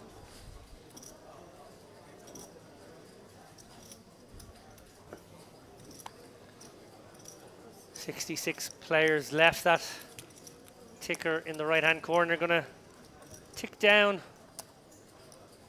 probably to around about the 25 player mark by the end of day. Got 3 more levels.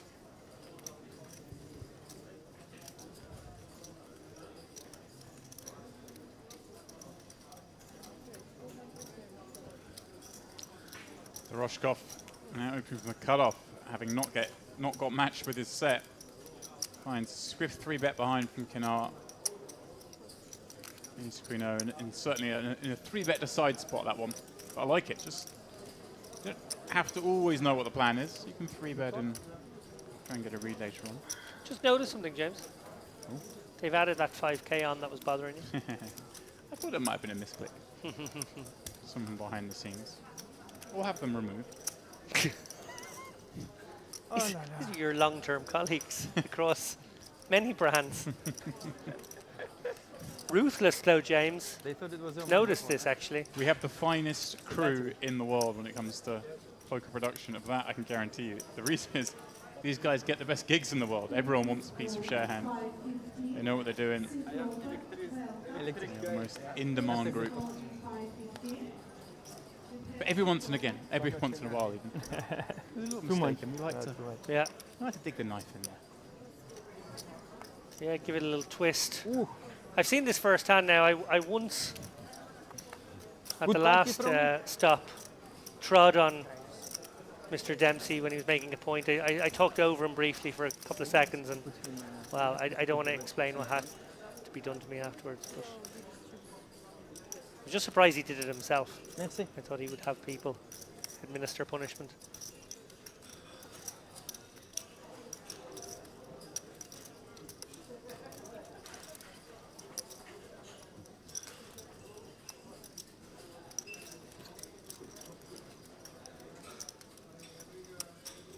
Doroshkov. Jack 10 suited. This one a bit more reasonable on open. But it feels like this is the sort of system's been laid out. This is the blueprint, right? So when this guy opens, you just get to 3-bet him. Now Yakubi taking that up with the 2 4s. Doroshkov this time, although facing a larger sizing, has a far more peelable hand, doesn't he? Yeah, and we actually did see in the warm-up him peel in spots like this. I think there was a Queen-Jack spot that got him in a bit of trouble, if I'm not wrong, very similar to this one. So I do think he likes to get sticky here. He doesn't want to be pushed about, doesn't want to be 3-bet. We Yeah. see 3-bet light in this instance. It is difficult though, because he's only got 1.5 million, and obviously a lot of times you flop a jack or a 10 here, you can be a bad shape even against the light 3-bets, the Queen-Jack offs, the Yeah. King-Jack offs. Yakubi won't be loving being flatted in this spot. Right, but he'll like the 8-3 deuce board. That's as good as it gets, really. You can never see 3 undercards to your 4s No. unless it's a paired board.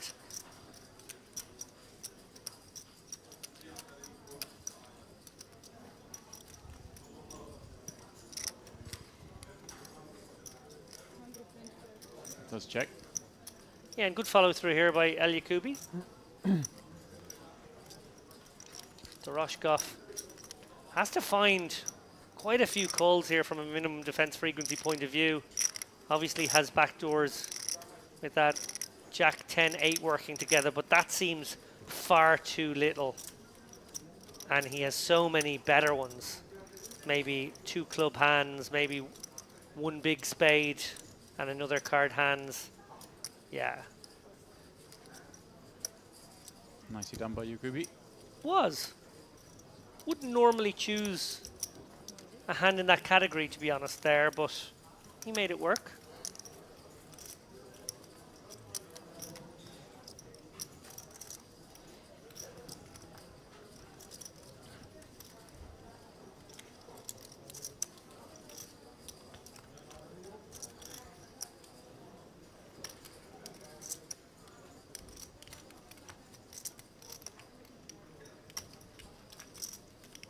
Okay.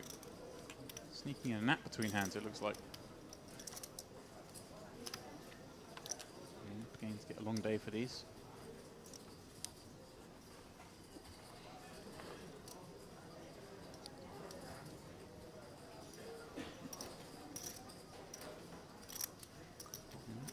She wakes up to find ace-8 offsuit under the gun. I'll just slide that one back to the dealer.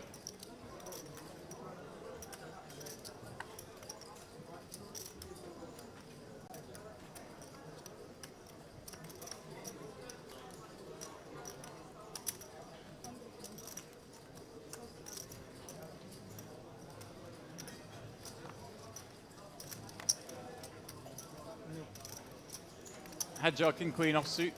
Gonna raise that one up off 22 blinds.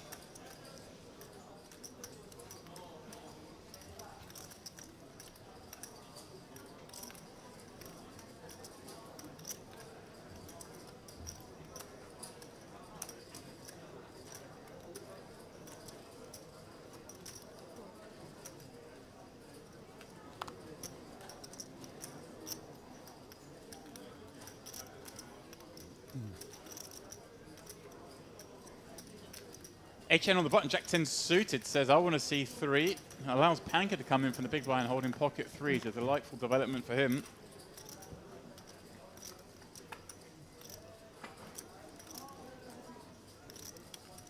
Jack 6-5, HN on the button. Does take the lead. It's Hajar with the betting lead. Is he going to try and force the issue? No. He slows down in the 3-way pot.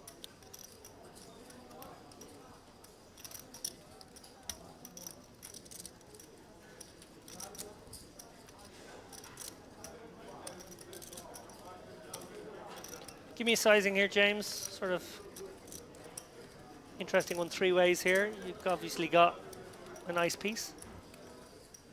You have a nice piece and the backdoor club, so there are quite a lot of good turn cards. Look for a size here that allows some worse to call. Naturally, that's what you're going to try and do. Guess it's not too committal if you walk into a bigger jack. I like it. Jack with an under is just a little bit too weak to be checking back. There aren't many great cards for you. No. No, and that's why I wondered if he'd go a little bigger than that sizing, but I get you. Not much bigger, mind you. I do like the general approach.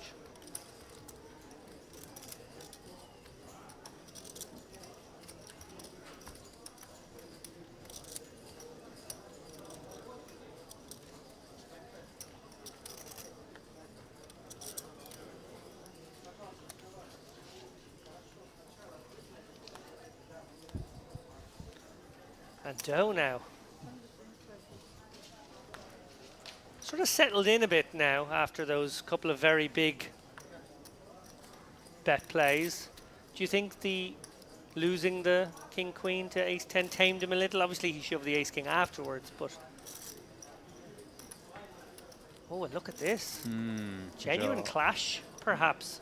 Yeah, quite an easy one for Hajar as well. There's 20 blinds. I don't think you get much decision other than to go for all of it. That's what he does. Now, presuming no hands wake up all the way around, Doe actually has an interesting spot here because how much lighter than 10s would Hajar go? Right. Are you expecting to see 7s and 8s? Probably not. 9s? Maybe. Yeah. That feels like the bottom all right. Quick ball, though. Knows he's going to be up against that quite a lot and is happy to run it. I think that's fair. I think just about cool. Doe's showing a willingness to gamble as well, of course. He's not afraid of the big pots. I'm not surprised to see that. And he gets a very nice looking 4, 5, 6 flop. Up he stands. Yeah, gets him to his feet.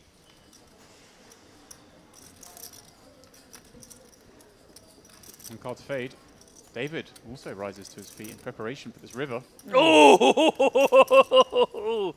Did I counter his standing up by standing up myself? Is that what happened there? That's a nasty one for Doe there. Barry Greenstein. If it wasn't for the 30-minute delay, I'd say you're to blame for that. But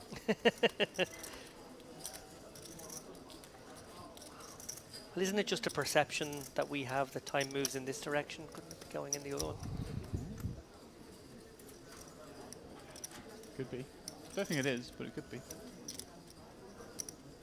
Can I have that £1,000 I lent you in the future? Does that work? No? Didn't think so. Big double up. Hajar up to 2 million. Doe down to about 24, 25 blinds himself. Maybe a little less. Sorry, down below 20 blinds. I mean, he had 880 left. Yes. Now in a little bit of the danger zone. 10 There's seconds, still 8 plenty. king. It's amazing how often the short stacks in this tournament have still had plenty. Yeah. Ace on the river, basically. Ace on the river. The Barry, as you refer to it.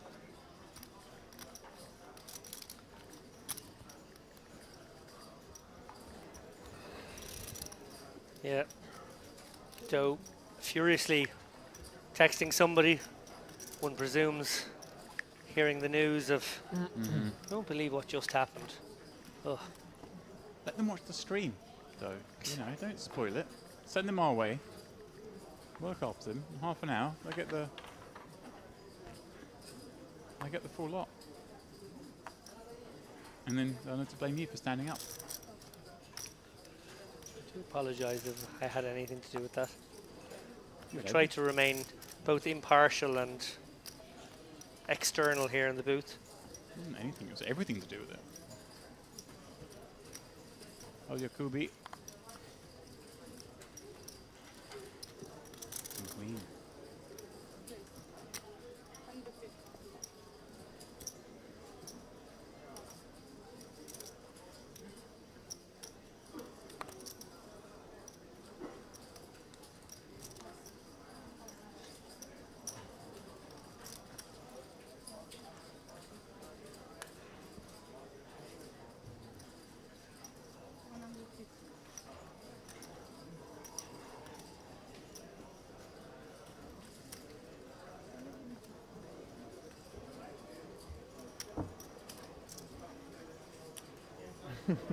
Thank you.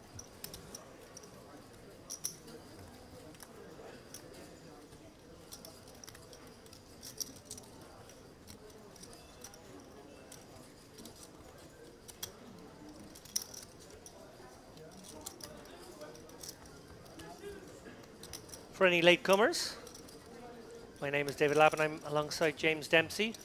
We will be joined a little later on by Ali Najat as we take you through the second half of day 3 coverage of this Merit Poker Retro Series $3,300 main event. A $3 million guaranteed prize pool, but oh my goodness me, 1,223 entrants decided that that wasn't enough. A record breaker here in North Cyprus, a marker of sorts put down ahead of the upcoming EPT in October.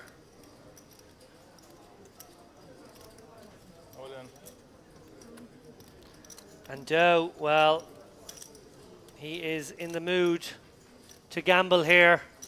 Wants to get back all those lost chips. You might get this.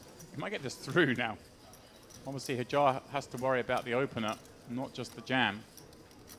Heads up, I'm sure he would have been keen to give a spin, but this is difficult.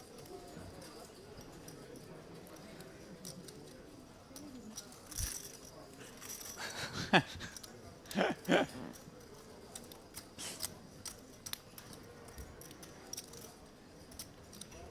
wouldn't be surprised if you went either way with this one, David.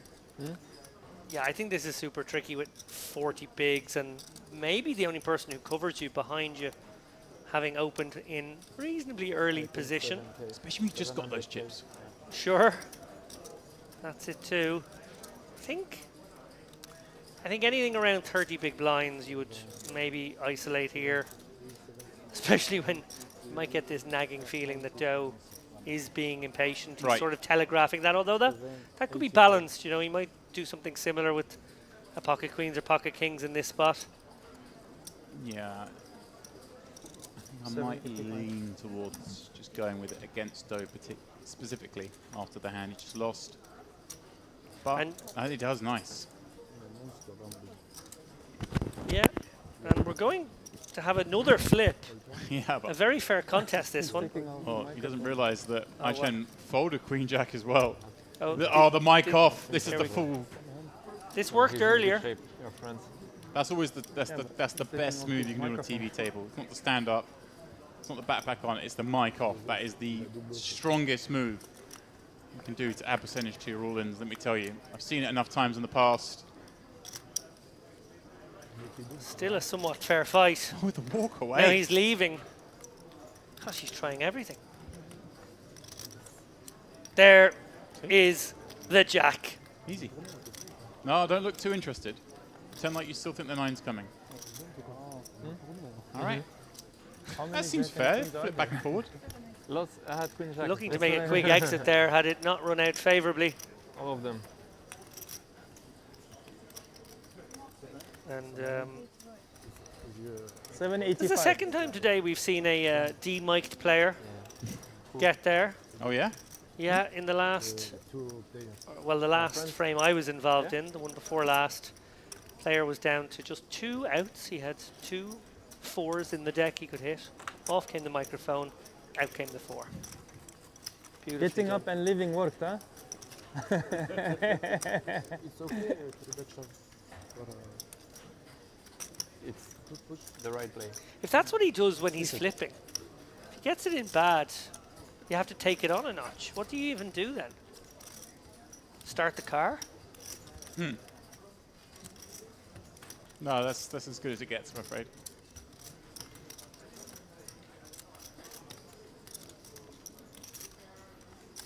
Buy into the next event? Some of the course players bust so fast they haven't taken the mic on. It's how far the mic gets. It's always the good one. Yeah. Any good mic stories? People who were picked up in bathrooms, I assume being maybe one of the more problematic. In Triton, Madrid, we had to send someone to Phil Ivy's hotel to recover the The equipment. mic pack. It was still just about communicating from the taxi. The room was that close to the street that That's great. we could hear him in his taxi. Phil Ivy moves fast. Look at this. El Yakubi turns trapper. Panka, a potential victim here. El Yakubi. Although against under the gun and +1, yeah, I think recognizing that there'll be some 9s and 10. Man. I was going to say, are they trapping for this man? And it's worked because he just put a whole host of chips in. But I'm really surprised Panka didn't look to call there. Oh, this is disgusting. He thinks I've played this so smart. I've tricked them all. thinks I've tricked you're not Doe into playing going it? for it. As it happens, it's just the coldest of decks. And we see the King Jack of Canar means he's only got 1 king to hit. This is cruel. No. You might be able to take the mic pack off now. Yeah. Oh, this is a very disgusting moment for Doe, who has ran poorly, it must be said. Obviously did win that flip a moment ago. Oh. Yakubi very happy with his aces. Oh, he Slams went him to, down. He just went to take the mic off, but it's still off. I also had a king. He's already used that trick. all is possible, my friend. Yes, but He went to take the mic off, but It's not there. it's already gone. He's already on the phone to somebody saying, you won't Yeah. believe what's happened to me. So I guess that is the next level. When you're, Well, he's already gone. yeah, when you've got 1 out, you need to. Can we get a camera on him? Is he still in the room? What was that? King of Spades. Will provide some hope. Oh, Christian's like, not yet. I don't know you're out. Never easy. This Brilliant. is He's trying to incredible. get paid. If he gets there. Oh, it was black as well. Okay, now pay me. I'm happy you win it. He was trying to get paid. Bad behavior, I He is don't like get- it. Oh, He is getting paid 10k for that finish. 69th place. I've never seen somebody pester the floor staff for their payout card before they were eliminated. I mean, I've heard stories of people midway through. What a nice- as the pay jumps come up, they try and Never is it. maybe ladder up by. But I think if you turn raise them out, me, he yeah. shoves Walk it round to them slowly. I've heard of all sorts of tricks out there. People hiding behind pillars and all sorts. But this one is Surely gonna. reporting yourself to tournament director before you even knocked out. Could have cost him pay jump. It's true too. Could have been a $2,000 difference. You have 2 kings, okay. Can you have a pocket 7? Well, look, eight, obviously, Panko. Dodging, dodging, dodging. a cold deck moment there for John Doe, who it must be said, you know, he played some big ball poker, played a different breed of poker, but did get incredibly unlucky at showdown He did. Very small blind. to lose No. a couple of flips and then win a flip when he was at his shortest. Yes, that's Only what I'm to saying. I right said very away big blind. run kings into aces. Pretty disgusting end I for think him. somebody moved. Yeah. He Because can I was feel hard surprised done what by, time is here. I do feel. Yeah, it's correct, yes. That was a big I box raised, then. and he called. I just No, I said, I raised, he called. That's what I said.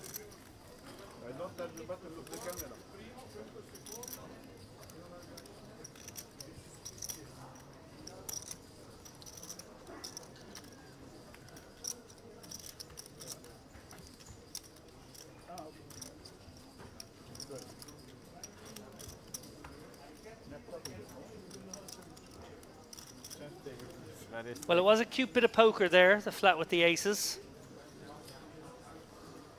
Very good understanding of the dynamics at play. Yakubi now, 80 big blinds, 60 players left, 59. I apologize.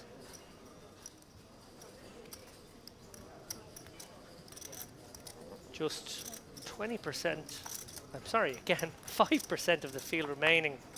We are very much in the end game now.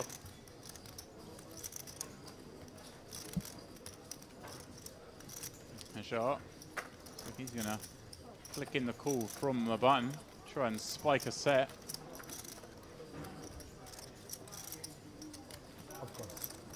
I like hitting sets. Do you like hitting sets? It's a good feeling. But I do feel like it's such a good feeling. It's one of the hidden dangers in poker. Set mining too shallow. Maybe one of the most common leaks in poker. Yeah, I think you could argue that's what's happening here. Sub 30.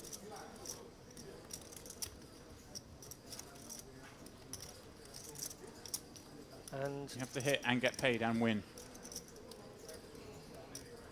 It's quite difficult. The problem is, well, it's the problem.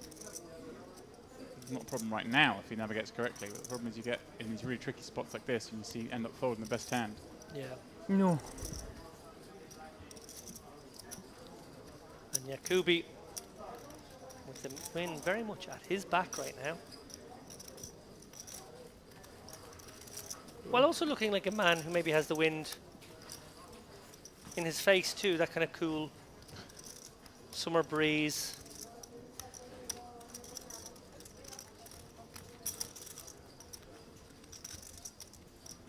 I'm mixing my wind metaphors. I mean, you just gone off the deep end at this point, haven't you?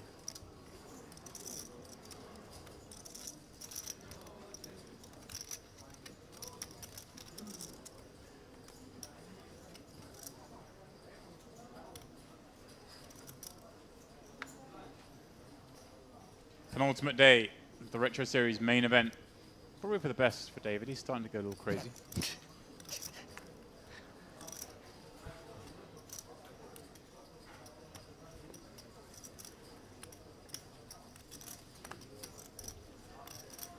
I'm starting to feel sad that I'm leaving in a couple of days, to be honest. More so than Hunter. You're going to have to go home and pay your own food. My son is going to be devastated leaving.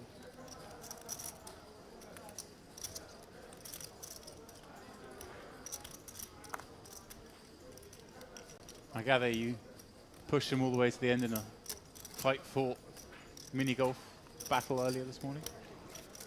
You might bring that up, yeah. My 6-year-old managed to eke out a draw over 12 holes of mini-golf. No playoff? I was happy with the draw. I'll be honest with you, it was so hot. My God, we went out to play at about 11 and it must have been 500 degrees out there. Yeah, that's quite a big number. Yeah. El Yakubi, well, he just can't put a foot wrong right now. Yeah, and cannot check calling with the king high and that 9 of diamonds working a little bit. Yeah, not quite sure how much I like this line from Kenar. It's not that you can't be ahead, it's just the fact that it's going to be really hard because there aren't really many bricks. The 5, 6, 7, 10, jack, they're all kind of scary cards. Now you could be picking up a gutter to go with. Further taxing. I guess Kenar maybe was going to go really outlandish on diamond. You make some argument for this call, but I think we have better candidates. I agree. Now, let's not throw good off the bad. That's what my backers used to tell me. We're not throwing good money off the bad money anymore.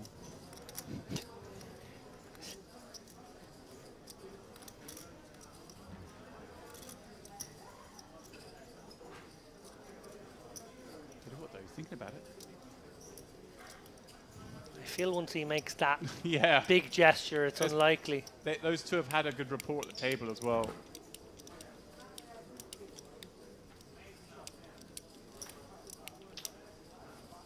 And he's played pretty honest. Oh, he's going to show him the queen.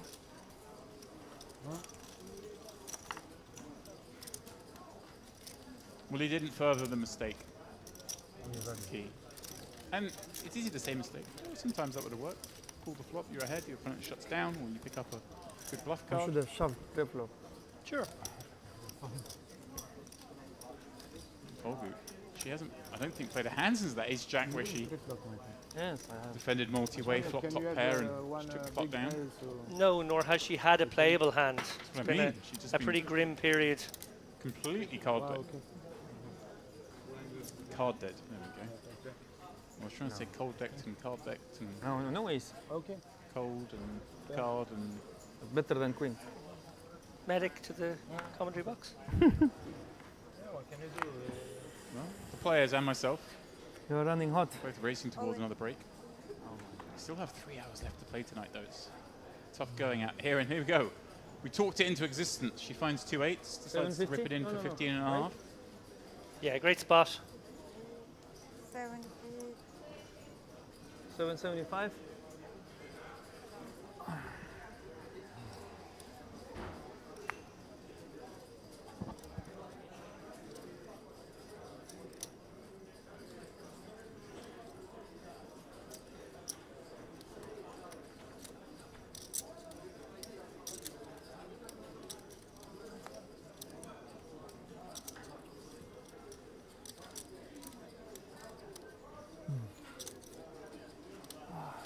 Canard does eventually give it up. I don't think you really play that one for 15 blinds. Cove, I think I made we the talked it bad into King, queen. her winning a pot. No. I have pair. Flip. 8. Flip. Yes. One ace. Shadow what? Ah, ace. He said one ace, I don't know. Ace deuce. No, she said 8-8. 8-8. Ah, okay. I have king, queen. I see. think I should call. Right? No? It's a flip. Yeah. I shouldn't call?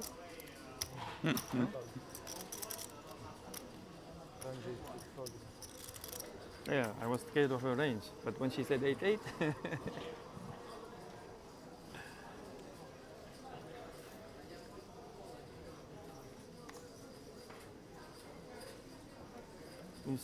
you see something, my friend? Something No, it's the lights that are tricking me.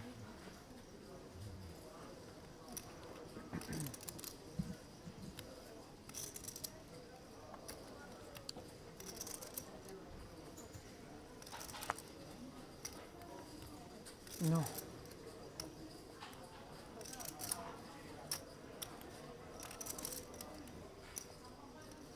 Can you put it in front, please? Thank you. Ancient. Checking the inventory. The man behind him. He's blind on blind encounter. Looks to be around 15 blinds. 6-2 suited will be played, one imagines, and I like it. Just keeps up with some aggression.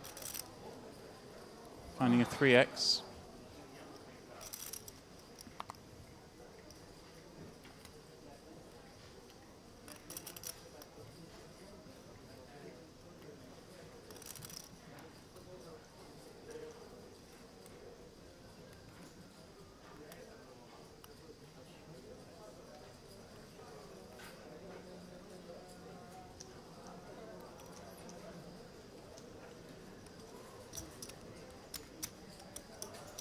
HN back over the 5 million mark. He came into this frame with 5.5 million. Extraordinarily large stack when you consider the average was probably hovering around the 1.7 million at that point.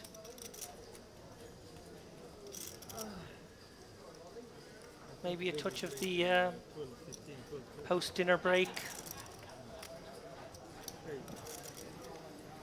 Low energy fields 20 from how many Panka there. levels? 29, right? I think he played 29. Yeah. More 3 hours. Very fresh-faced still, Panka, isn't he? Yeah, he's got Fast good for a- posture at the table, hasn't he? Omaha. I think this one, but I cannot be sure. Okay, Miss Jill. We go again. Whoa. I had ace queen, you had ace king. For sure, for sure. Good miss deal. Great miss deal. For sure, my friend. Thank you. Thank you, dealer. I have a feeling I would have a bad bit. Pot open. Open, you always 3-bet me, which is strange, I don't know. Every time. The only time you didn't 3-bet and call, you had aces. Something is fishy, huh? But you showed most of it. You were better than me in most of them.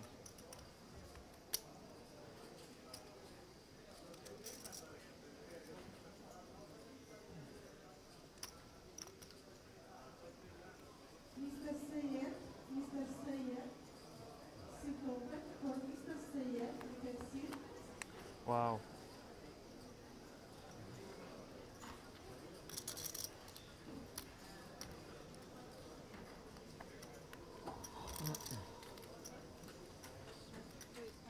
Doroshkov. Going to raise it up to 100k with Jack 9 of hearts.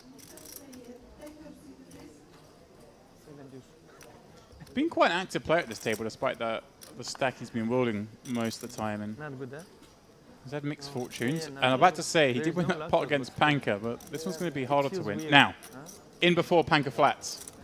I was about to say the same thing. I think the against a favourite player one. like Doroshkov, you would perceive What? a wider opening range than most would have in this spot and think, oh, my 3-bet, which has to be an all-in, will just get far too many folds. Really what I need to do here is lay the trap. And wow. Wow. Doroshkov, little does he know how bad that news is that he's made top pair. Panka in prime position now.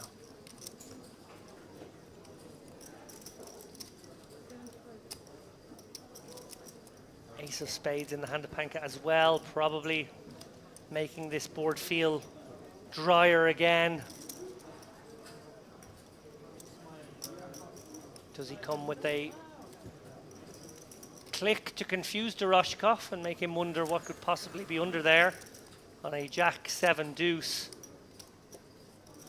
7 deuce surely folds pre. Jack deuce maybe doesn't even hang on. Or does he just flat and let Doroshkov do his own dirty work on the next street? Looks like he is going to click it. This is just perfect against the hand he's up against, isn't it?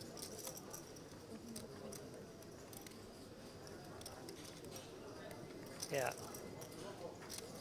Panka will be inducing some Jack X here. I imagine a King Jack being a very likely holding that he would take this line with 2. Obviously, Doroshkov wouldn't love that.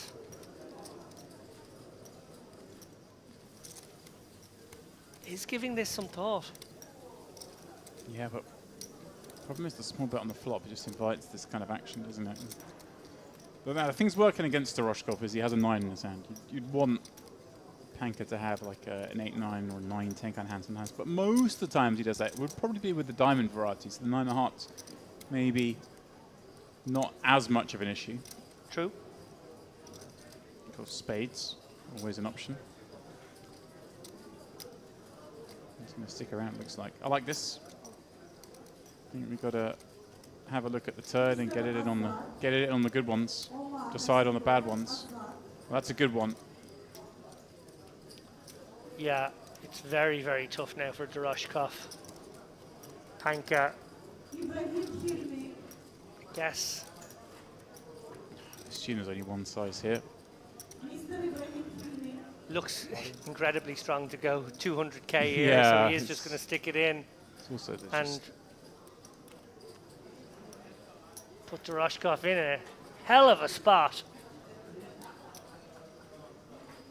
Now, analysing those sort of double backdoor hands that may have taken this aggressive line, normally they have to improve to something to go with it on turn. What are those hands, James? Sorry, the hands. The Panker's obviously improved, where they're going to be the sort of the 4-5, 5-3 of the diamond kind of combos, the 8-9, 8-10. Yeah. Well, the 8-10 is all the same, but there are some hands that would have been bluffing flop are still bluffing, and of course, just the natural ones, the spades. Maybe an ace-6. Well, that's ace-6 of spades. I mean, any spade draw that chose to check raise the flop probably just does just fire in on the turn. Ace-7 of spades? That's kind of a thing, isn't it? Maybe. Well, this is just, you know, Queen 10 of spades. Yeah. Yeah. Queen 4 of spades. I mean, these are all hands that could have check raised flop. And over in a spade just seems... An over with spades seems like a prime candidate to be check raising flop with. Yeah. Yeah, there are so many kinds of players where you could think about a hero fold in this spot. I don't think Panka is one of them. And he sees that he has been wamboozled. You've been trapped. But it's not over till it's over. All right, now it's over. Yeah, Doroshkov now on fumes. Yeah, unlucky that. But he happened to catch a piece of it. Well played, though, from Panka. Yeah, really, really good. Recognizing those aces as a gift from the poker gods and playing them for maximum value there, as we see. That was HN sort of in a holding pattern, I suppose, at the top of our chip counts. I mean, it's a nice pattern to be in. It is a nice pattern. Yakubi has joined him in or around the 100 big blind mark now, after some fortuitous events in the past hour or so. Dominic Panka now moves into third place with that double up. And yeah, we see there at the bottom, Doroshkov, poor old Doroshkov, 5 big blinds now. Not out of it, but really does need some help. He's going to feel sick because not only is he run into the trappy aces, but he also managed to get Panka to fold 8s when he had a set. That's right. Almost been, for want of a better word, owned twice by Panka. Once when he won the pot, once when he lost the pot. But yeah, it's interesting to see Panka climb up that counts. And he's downwind of those 2 big stacks as well, Yakubi and Nation, so maybe he's going to look to now tussle with them. We've seen him play pretty tight up till now. Yeah, good see. HN hasn't really, put his mark on this feature table yet, but clearly he's having a great day and a great tournament. But one does feel like Yakubi a little bit more active, a little bit looser, might steal some spots before Panka gets a chance, but maybe now he's got the artillery to fight back in a bigger way.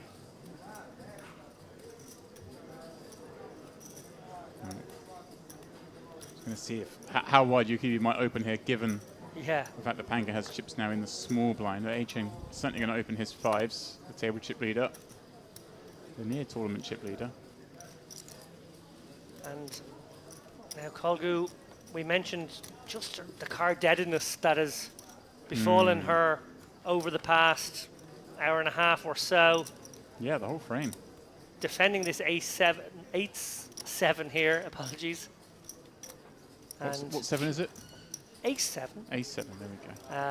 But unfortunately, not the flop she was hoping for. HN probably going to fire out a little c-bet here, try and get the job done as simply as possible. Doesn't want to see any more overcards. Yeah, slightly player dependent. Yeah. Obviously, you've got to be careful betting these hands against those who might overbluff you, but if you think your opponent's going to play a little bit more honestly, it seems reasonable. And also they might, especially if it's someone who might overfold a little bit too much, you might knock them off some equity. I'm not saying that's the case with Colgu, but she will appear incredibly tight to him purely because of her card distribution, but he might attribute that to maybe being too snug. So much easier to know, even just from the booth, seeing what we've seen, seeing every hand. Players there will be, I'm sure, relayed information, but it'll be about the key pots. It'll be, what did this person have here, rather than, oh, what did that person fold under the gun off 25 blinds? Was it a pip too tight? That information tends to be not the one that gets through to you. This poor man, down to just 5 blinds. Yeah, tough spot now. Obviously, about to commit 40% of his Play stack more in the pots next outside hand. of the Makes this a very PGA. appealing spot to get it in if he does wake up with something above average. What's the number? What's the number? The 7? I think he said back, yeah. I think it's 7. So back means we were at 7. And that's not above average. Yeah. No, he wants.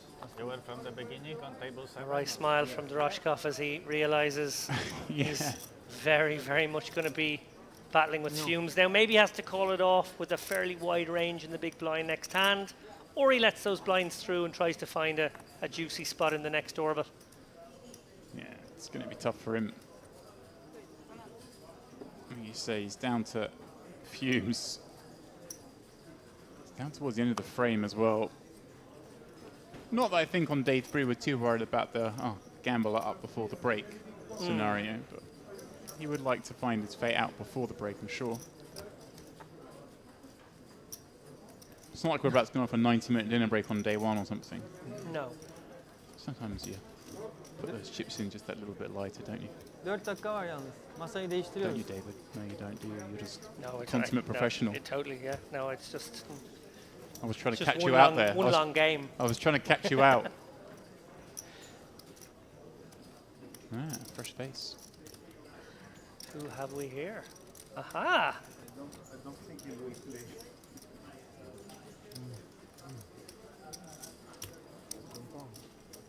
Il veut déjà être en ligue et il se retrouve, il va se retrouver tout seul. A fresh face for just a few hands, as we are only a few minutes away from their You have 3 minutes to show what you're capable of. next break. There you go. He's been told he's got 3 minutes to give us the goods. Yeah.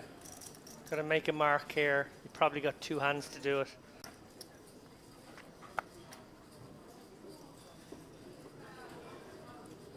And The glasses were off for a second now. I've not seen them off. yeah, Quickly put them back on. kind of Matrix style here. Neo Canar. I like more of the RE Clipper glasses, you know. They go on when business is about to occur. Yeah. Panka, here we go. His first chance now to use some of these fresh chips he just acquired. And he's... Yeah, interesting spot here. It can maybe just flat and That's what he's doing. play one in position most of the time. It's like a fun, you get to play some hands.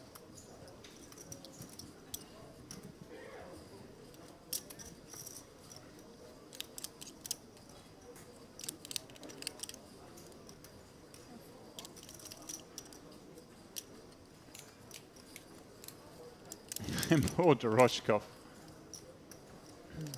60k more, 6-7, let's go. I actually hadn't thought about that when Panka was deliberating. This makes sense to flat a lot of hands here, because if Doroshkov were to jam, it reopens the action and you get a lot more information off Canard. So I kind of like flatting more hands here. Although it does allow Doroshkov to come in more, you're not too worried about losing the pot to this very short stack. But having just seen how Pank is capable of a trap, it's an Doroshkov flicked in the call. Dealer's like, no, sorry, sir, it's a little bit more. Another 5k chip, please. That is insult to injury. yeah. I know you've commit half your stack, but we'd like just a little bit more. Well, Okay, well, he's Find a going with his 7. hand. here we go. Stop and go. 69%. Yeah, great spot. And freezes Canard in the middle. Yeah, is it a spot now where they both call and he actually gets a lot more into this pot now? It's so hard for Canard to call. But it's only 100. With Panka behind. You Yeah, don't want to be giving I it. hear you. What you don't want to do is this. You don't want to be giving it away. Right. But Pank is obviously going to flick it in for 100. Could be up against club draws. Could be up against. He's definitely ahead. Oh, Here we go. Doroshkov on the spin. he has a king. 76% in not this telling heads-up anybody. clash now against Dominic But I Panka, thought he had the the man king. who just What is this? ripped his heart out a moment ago. And has ripped it out Oh. once again. Poor Doroshkov. It's like Mortal Kombat. Finish him. Well, he did finish him. Doroshkov out in 56th, 55th, something in that area. Not sure exactly how up-to-date our count is versus the one the clock these guys are looking at. But it'll be somewhere in the 10 to 12k payout. Are you breaking it? Okay. Well,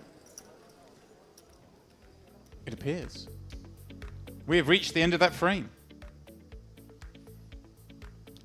Yeah, this has been a fascinating period in the sense that while we saw some bust outs and we saw the end of Doroshkov there a moment ago, sad to see him leave. Obviously a very entertaining player who takes those spots and takes these aggressive lines, and we love to see that kind of poker.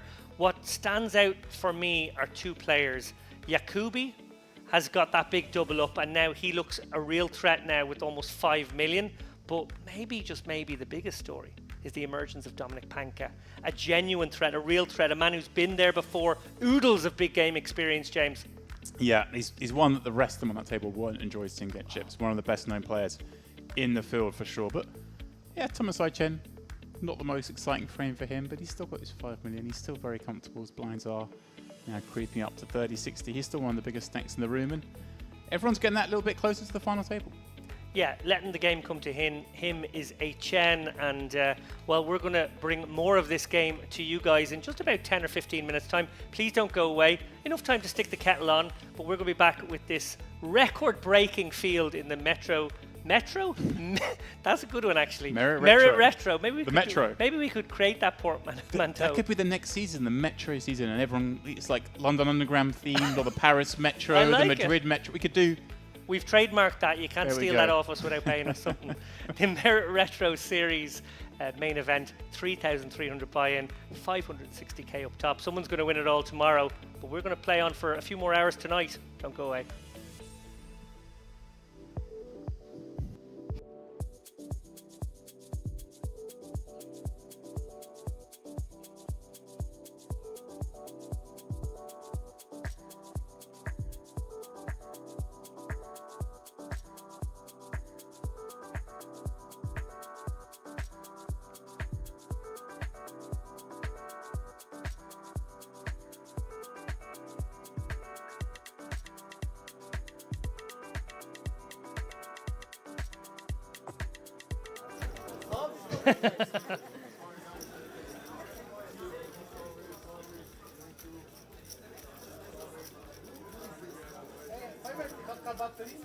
So, a new record, and we talked about this being a day of records. Producer Milbudas recognizing another record here in this room, which is that we've never had a bubble where there was 17 tables playing at once.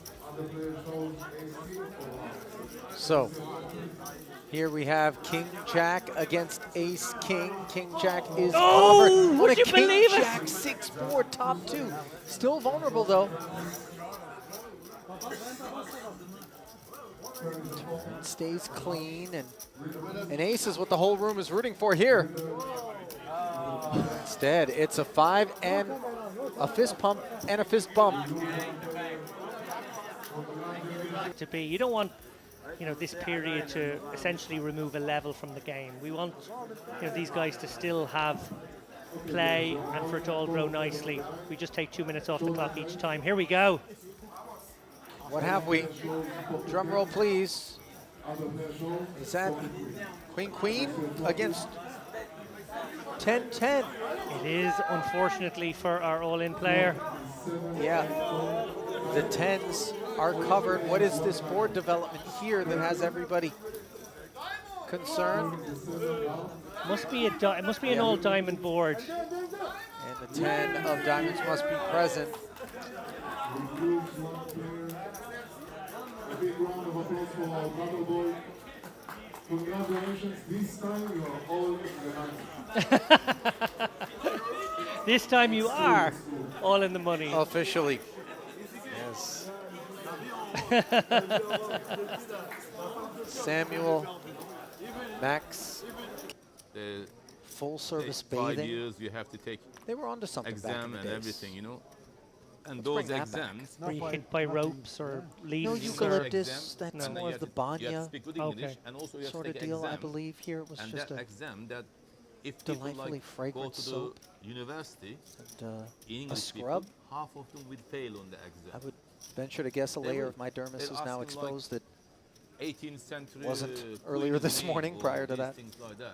Not many Confirm people will baby's know. bottom It's very level difficult. Yes. of dermis here. Absolutely, powder away. Long time ago, there wasn't an exam. I'm like also that now. losing That's a why layer it's of very skin right good now, for but you. that's because of a very poor choice to stay in the sun too long about a week ago. Yes, well, It is not very difficult. the Irish dermis is not quite as resilient as from Yeah, but my part of the England just world. become now. Yeah, I know. It was Very resilient easy ace I jack. did that Suited before I though came for Kolotiuk, not one that's going to Australia. put him into the blender. Folds Yeah, in very front of him and difficult, you're right. No, I up did we it go. Like 4 years ago for the Pembroke Yeah. Rising. Makes it Now I did it for 100,000 the and note the City precision Ah, with that's which very he hard. is operating even in this spot, David, where he recognizes that if all of a sudden Idemir were to jam and Lusov were to jam right behind him, Yeah, I he would asked my maybe be daughter, well no, served uh, to fold.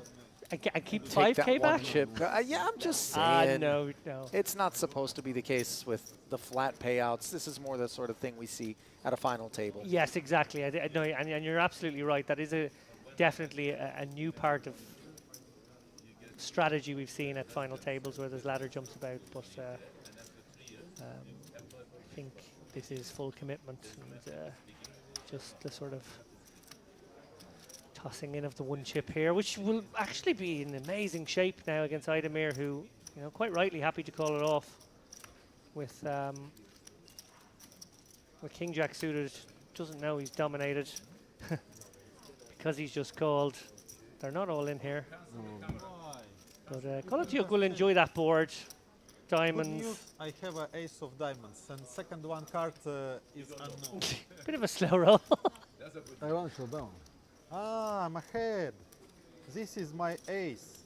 Maybe second one is a 10. Beautiful 10 of clubs. Well, maybe he didn't look. No, Oh, wow. it's more better. He didn't look. He saw one and put it in. Okay, it So wasn't a you slow really can't roll. make joke, It yeah? was a genuine. Yeah. No, I put no, it no, in I don't seeing see. one card. Well, still 5 outs. No. To be faded. And the 9 on the river is squeaky clean. Thank you. You're welcome. Easy double. But now, if you make final table, you have to buy him a present. Oh, Wrapped it up in London. First plane out. Back in the saddle very next day. Calendar, I Blind. would imagine, is well planned out in advance by Rizai. Yeah. Who now has been If you- given an ace-queen suited, Sometimes but if is you look, you fold. You don't staring look, at it's the better. under-the-gun jam from Yeah, I Hodge. did Granted, before. I just looked, I folded. 55,000, slightly north of 2.5 bigs. The sizing, and of course a stack, David, that is encouraged to take this spot as opposed to involuntarily be forced into the next one in the big blind, deeming this hand better than the average he is likely to receive, getting some protection as Rezai gives him a hug in the form of a jam over the top for 300,000. Presumably take quite a bit of hand to want to get involved anywhere behind these two, and with the muck of both blinds and the button before it, Rezai can pull back the 245,000 in excess, and he will spin the wheel in a 160K pot with Hodge, who needs help. Not there on a 9-high rainbow board. 6 outs twice. 10. 10. Oh, hello, 7. Now, 6 outs that need to be faded. No ace, no queen. No problem. As Alan Hodge will retake his seat. But you just kind of see the... Well, 2 strategic points there. One is he had to go with the under the gun hand there. Obviously, the big blind ante about to get him. Once that's removed, it's just not in play anymore, so you can't match that part of your stack. So you really have to go with anything in that situation under the gun. So he did that correctly. Second strategic point, he stood up and looked fairly resigned to his fate as a player being eliminated, and that's very important to do as well, as we've seen historically. Superstition abounds, obviously. I think he's actually managed to stack really well. It was a pretty dire circumstance he found himself in, close to the bubble. He took that one spot that I probably wouldn't have, if I'm honest. He would have got through the money in either instance, so it's sort of moot. But just far too important for him to have locked up this min cash with that stack. He's done that, and now he's got to figure out a way to spin out of this 3 big blind zone where he found himself a moment ago, and maybe, just maybe, get back to a playable stack. Well, Kolotiuk, a stack manager as well. King, queen. Oh, here we go. The elected upon holding, and Hodge is going to look down at an ace-9. 250. He is covered. 7 bigs. Of course, he has to think about Kolotiuk's 12.5 big blind shoving range from that That's seat. not call, I'm ahead 100%. Oh, wow. King, queen. Kolotiuk, I'm not sure whether or not that was a sporting bit of encouragement designed to grease a path into the muck for this ace-9, or if it was true belief that king-queen was the best hand, but Let's see. he will be a slightly south of 3-2 dog against the covered stack, which now turns into 9s and 3s and ascends to 77% favorite with 2 to come. The diamond. Keep it paint-free Jack was for the sweat. thought. The diamond is not an issue, but the presence of the gut shot Jack, just be Jack. now means all forms of paint could be useful, and instead it's aces and 9s on the river as Hodge, a double-double. Most recently in Italy. That's a lovely part of the world. It's no secret that, of course. Italy. Belarus or Italy? I'm saying Italy. A lovely part of the world. Can't say I've been to Belarus, Ollie. Okay. I'm sure it's beautiful. Minsk, I believe, the capital. Oh, hello. Hello. Trapper. We got a trapper. Ace-5 suited from the big stack. And a flat calling Takovich Yeah. with the aces. I wonder if he was looking around to see if there was a sort of stack that might be interested in 3-bet jams. Patakovic gets... I'm torn on this one, Ollie. But each one of 3-bet guns under the gun's obviously showing a lot of strength, but it is the big stack doing the bidding, so obviously gets to be worried the most. And Yasuchenya continuing with 9-4 offsuit in the big blind. Wouldn't advise this against the other 2 spots, but does flop some interest on this 5-3 deuce board, as does Iluz, and of course Petakovic has the same wheel draw as Iluz, but also backdoor spades. This is, somehow everyone's got a piece of this with players coming in from under the gun and +1. 3 of the needed aces in terms of Yasuchenya's ambitions are busy, accounted for. I lose the pre-flop razor with the 5s and the flush. Prospects for Petakovic. Those aces face this 80K.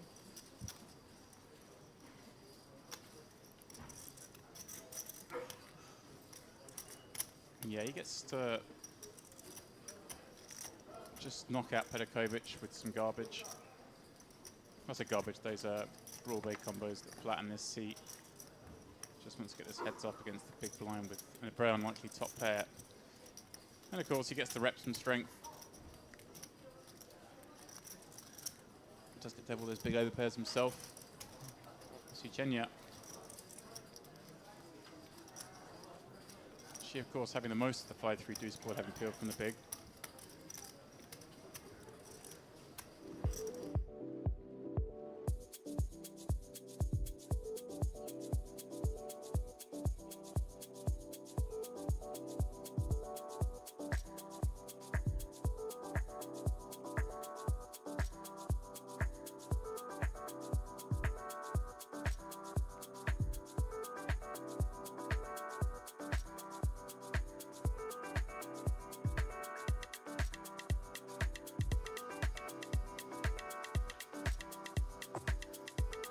And welcome back to continuing coverage of the Merit Retro Series main event, a $3 million guaranteed event, day 3 of several day 1s, consolidating down to a day 2, and it has been a bit of a marathon day on our hands, and we still have 3 levels of play left. Ali Najad alongside David Lappin, and David, of course, you were here for the prior frame.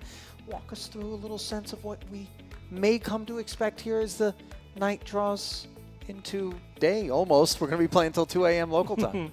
Well, in that last frame, I suppose we mentioned it, myself and James, at the end, the emergence of Dominic Panka, a scary name to be seeing creeping up that leaderboard from the other player's point of view.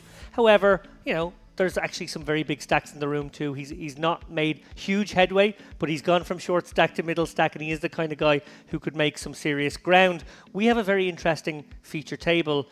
Nice lineup of players, actually. A few familiar faces. Gromov and David Hu in particular, who stands out to me. I remember Hu from the Western Series back in January here. He came 4th in the warm-up, played superbly well. He's a WSOP circuit ring winner, and he actually, when you look across his resume, a lot of final table experience. You know, hasn't closed every single time, but has a lot of 4th, 3rd, 2nds, has been there, done that as well, and I think he's one to watch in this frame. Yeah, and obviously not to be overlooked are the results of Gromov. We're talking about a WPT Vienna 2011 champ, so think about over 10 years removed from having demonstrated that he is somebody capable of reaching the summit when navigating a big field such as a WPT from that long ago, and yet here he is again, proving that the game by no means has passed him by, and hanging with both the local legends and some of the more established talent that's still out there. Yeah, and local legends, established talent, whoever they happen to be, will all be looking at this 560k up top as potentially a career best for an awful lot of the remaining field here. A very exciting prospect. Everybody on the final table tomorrow will get at least $56,000 for their trouble. An extraordinary result, regardless of where you finish on that final table, given it's only a 3,300 buy-in. I was just thinking the same thing, and there's going to be a whopping 6 six-figure payouts. But for now, we take a look at the 8-pack that we have assembled here at this feature table for the next couple of hours here on the Merit Poker YouTube stream. 30-60,000 with a 60k big blind ante. Total of 150,000 shaved off of your stack each and every orbit for the likes of Asaf Grufi. That is a little bit of an issue, needless to say, as he sits as the lone short stack far and away. You see Gromov, ace 8, disinterested. David Hu to his left, and obviously that is not where he wants to find himself, given how talented Hu is. No, not a good seat against Hu, who's also very deep stacked. One of the chip leaders in this tournament right now with, I think, around 6.5 million the last time I looked at the chip counts. We'll have him on screen in a moment. Again, a quick browse through his resume before we get into this hand. 3rd in an MCOP, 2nd in a PLO bracelet event, 2nd in WPT deep stacks. I did mention he had a lot of final table experience and a lot of going deep without necessarily closing all the time. Well, that's pedigree right there. Now, the man who we can't find a whole lot of information on, Bolor Ardene, but he certainly has sizzled himself into our retinas from observations, in particular the hand with a pair of 3s, pocket 3s it was, where he executed a really staggering bluff earlier on. Has picked up Hoffmanner for the ride after opening to 125,000. Yeah, now a player like Kochia, looking at a stack of 14 bigs, clearly tempted there to call and maybe go with equity in a situation where he's sort of shallow stack. He does let it go, though, and we do go heads up here, ace-jack against 8s. And the 8s performing significantly better on a 9-6-5 2-heart board. This was not the view that Ardene had invested in with the pre-flop raise. It's not, but you just gave me that read that he's clearly capable and maybe the kind of person who will shell off here in some circumstances. No, not this one. He did have position in that particular exchange, but it really was a completely savage, stone cold bluff with really no equity. Meanwhile, Hoffmanner deciding that this is very much his board. Rightfully so. Gut shot, straight draw, backdoor hearts. Yeah, very hard to continue for bowler Ardenay on this texture. And Hofmanner, I'm sure, to take that one down. He's looking kind of retro himself. I spotted the Air Jordans on someone earlier on today. The old trefoil Adidas logo as well. Exactly. Harkening back to a prior time. Back when the football in Deutschland was West German. That's right. World Cup winners in 1990. In Italy. In Italy against the Argentinians in the final. Ireland made it to the quarterfinals. Deepest ever run by an Irish I want to say that was also the year that Cameroon made a deep run. They got to the quarters as well. Did they tie Argentina in group play? Did they defeat them in group play? They did. I don't remember the group stages. I know England ultimately took them down in the quarters, but the quarters was a significant result. Oh, for sure. And you're right, it was the who knows what age he is, Roger Mila. Yeah, yeah. Doing his dances at the corner flag. Uh-huh. Good times. Love that we share a depth of archive. That was the first World Cup that I actually remembered. So, a young man. Meanwhile, King 10 suited on the button. Little muscle memory. We know what we're doing.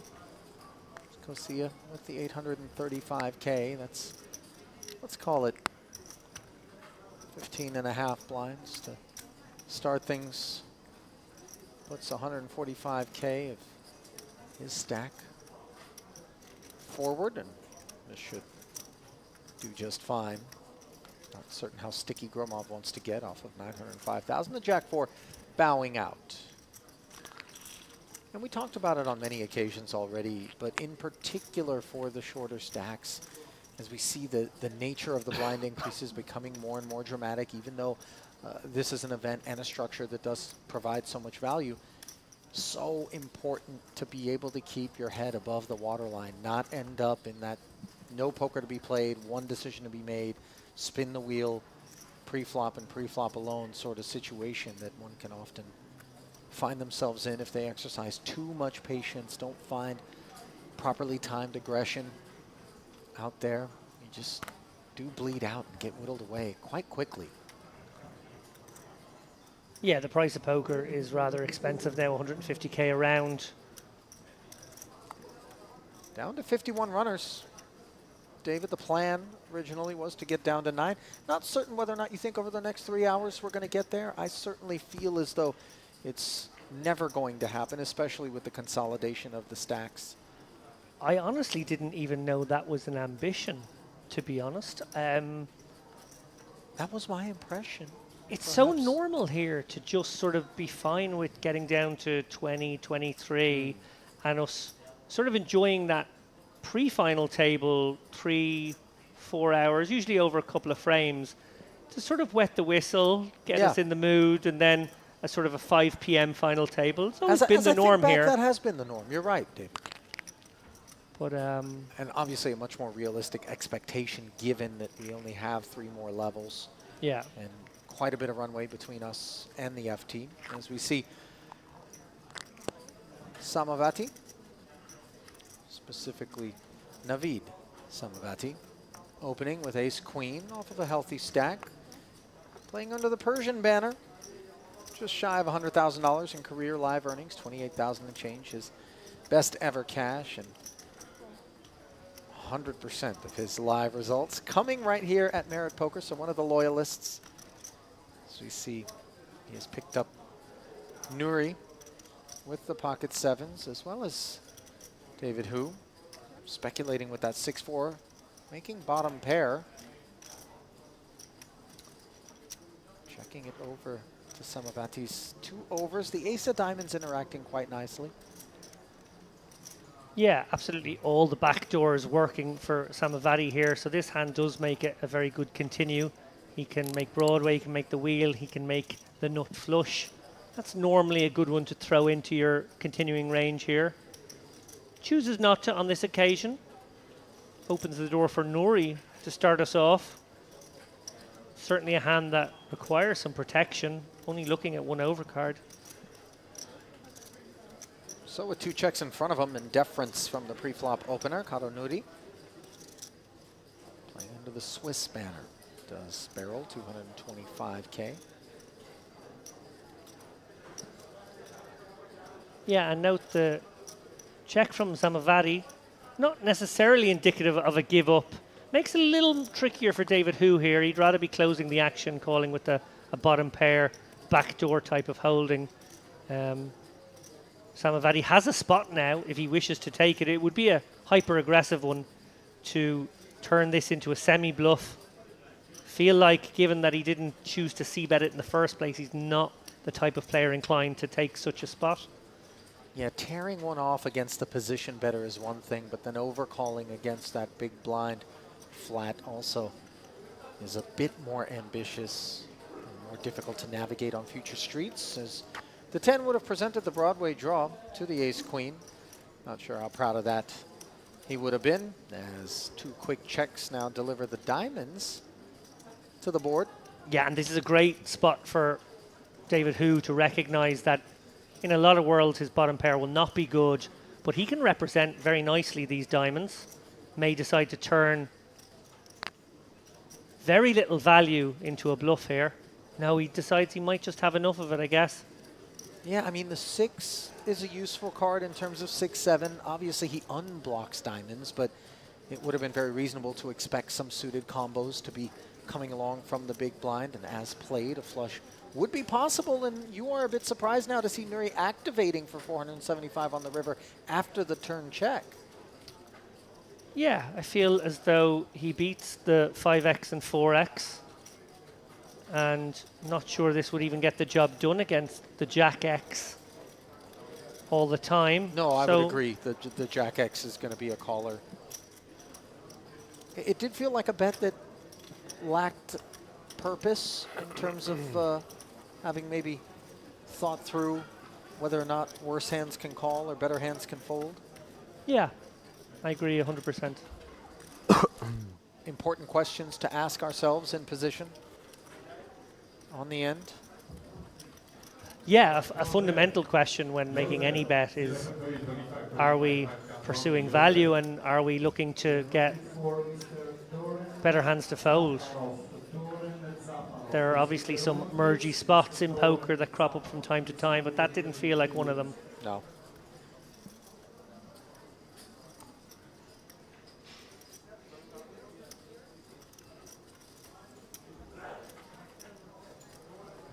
You keep the stickers on your caps? I don't. I've never really understood why one keeps a sticker. I suppose if the intention is to return the hat at some point, it does clear the path for a refund. Yeah, because it's easy to lose a receipt. Yeah, but the sticker, it's a little bit more ambitious explanation on the end. Oh, well, you know, it came off. Ace Jack. Kosia. Running into the Ace Queen now is Nuri. In the cutoff. Very much will be welcoming this open to his right. Yeah, credit to Kosia for coming with the open here off 15 bigs. A lot of players would just stick it in here for that amount in this seat with Ace Jack. He's clearly trying to extract some more playability from this hand. Feels as though he can bring certainly a big blind in with an inferior holding and win some more chips down the streets. Gives himself a chance to get away from further action, perhaps. Maybe isn't in juice against certain kinds of players. We'll have to see how he feels about it against Nuri's 3-bet here. I feel like he's given himself an escape path.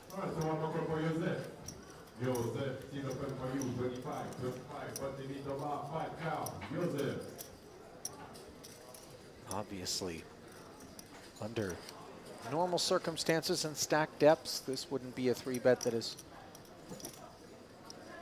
quite as much of a commitment. But with 865 back, and suddenly almost another 200,000 of that on request, discomfort begins to set in as we think about how to chart a course forward and whether or not we feel like there is even a need to do so with the ace-jack.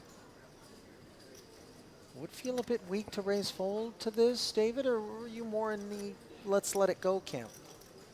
I assumed all along this was the reason for the open rather than the shove, was so that he could perhaps get away in a spot such as this one. Or maybe even 4-bet if he so chose, or that would just be a little bit too ambitious?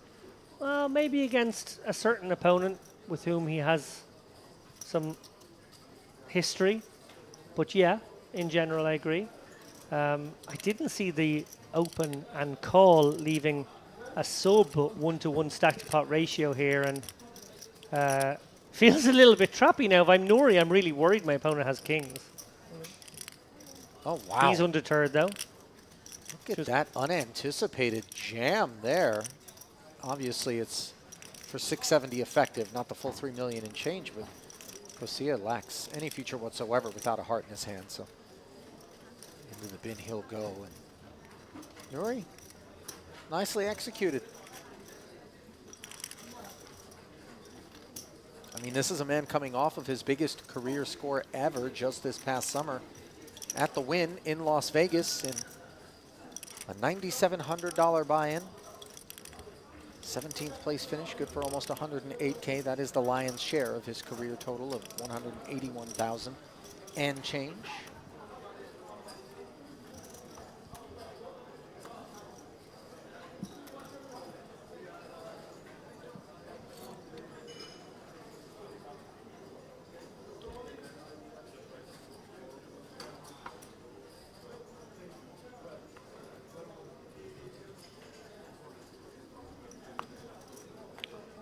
Ace-king suited.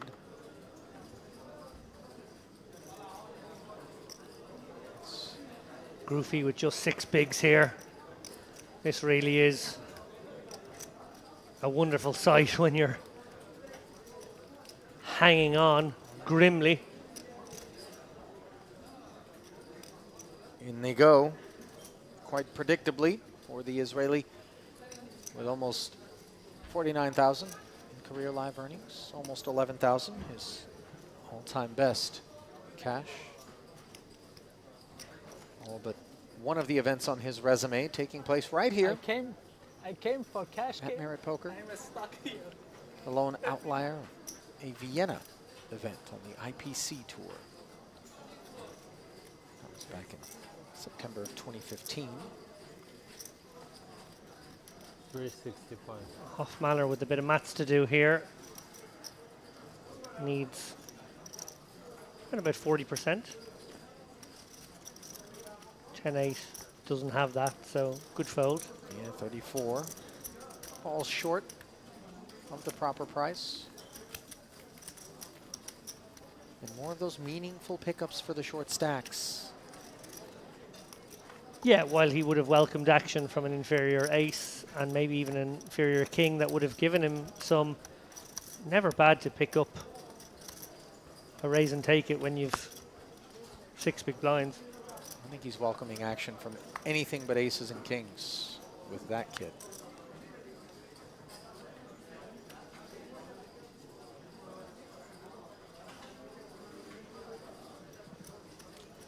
Well, King 7 won't qualify, so blinds and ante's about to gobble back those earned chips in the next hand. Groovy grafting. Gromov now.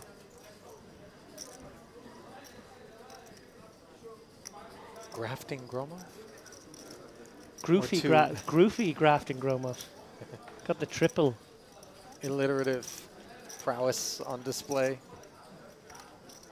from Lieutenant Lappin.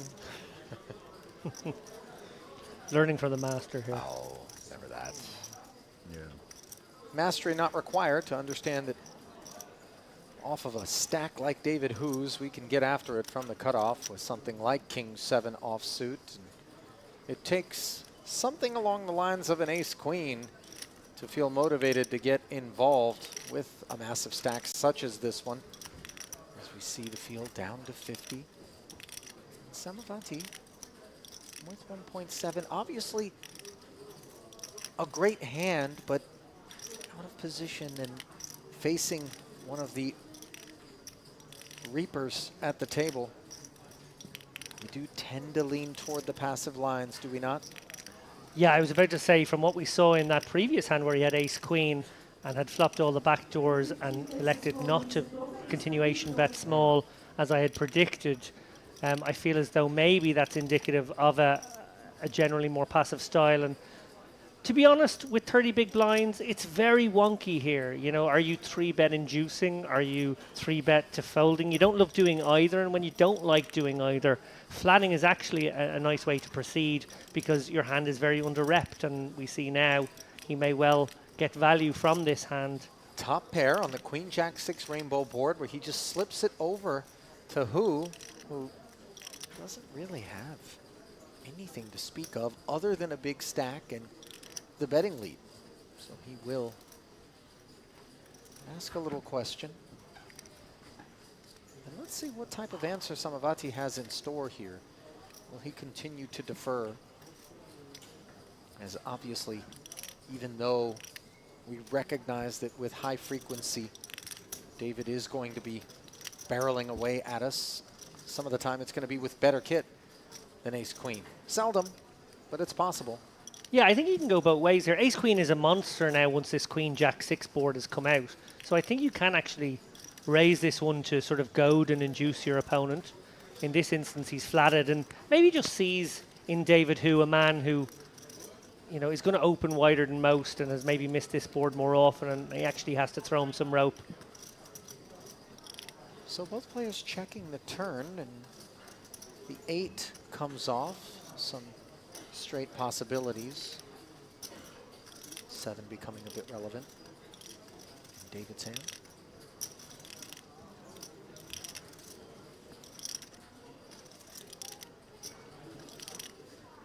If you're Samavati here, you want to either slip it on over one more time or make a reasonably large bet. Going small in this instance might create a sort of a weird spot. You sort of half-potted it there. And I guess maybe, again, we haven't seen this guy play too much before, but my instinct already is he's maybe got a tight image. Yeah, I suspect that to be the case as well, just based on the observations thus far. Who was one and done in the end.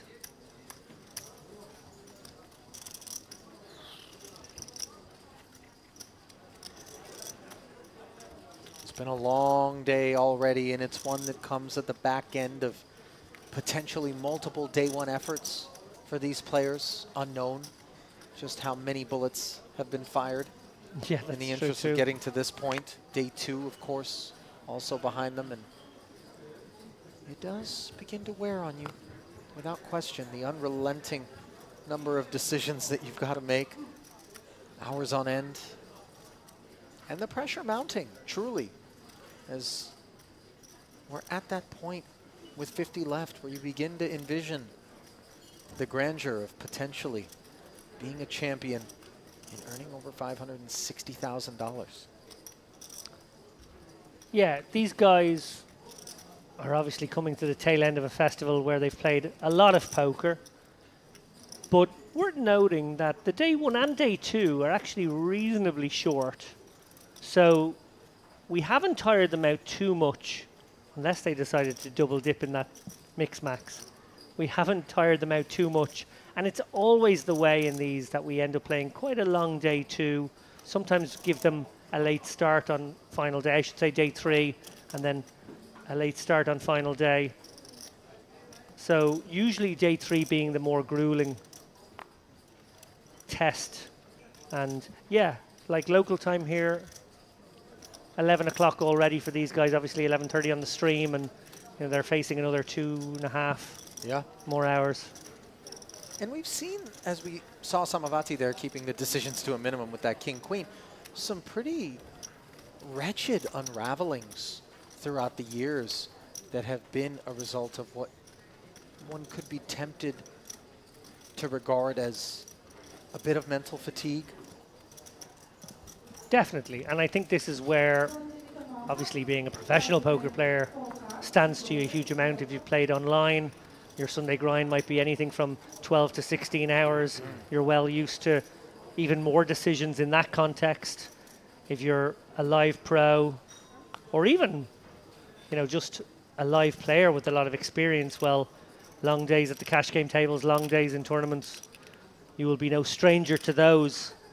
But yes, if you are of the more recreational variety, if you are somebody who maybe plays a short session on a Sunday on your day off, and you dabble with a couple of poker holidays a year, it is a day such as this which will present the biggest test.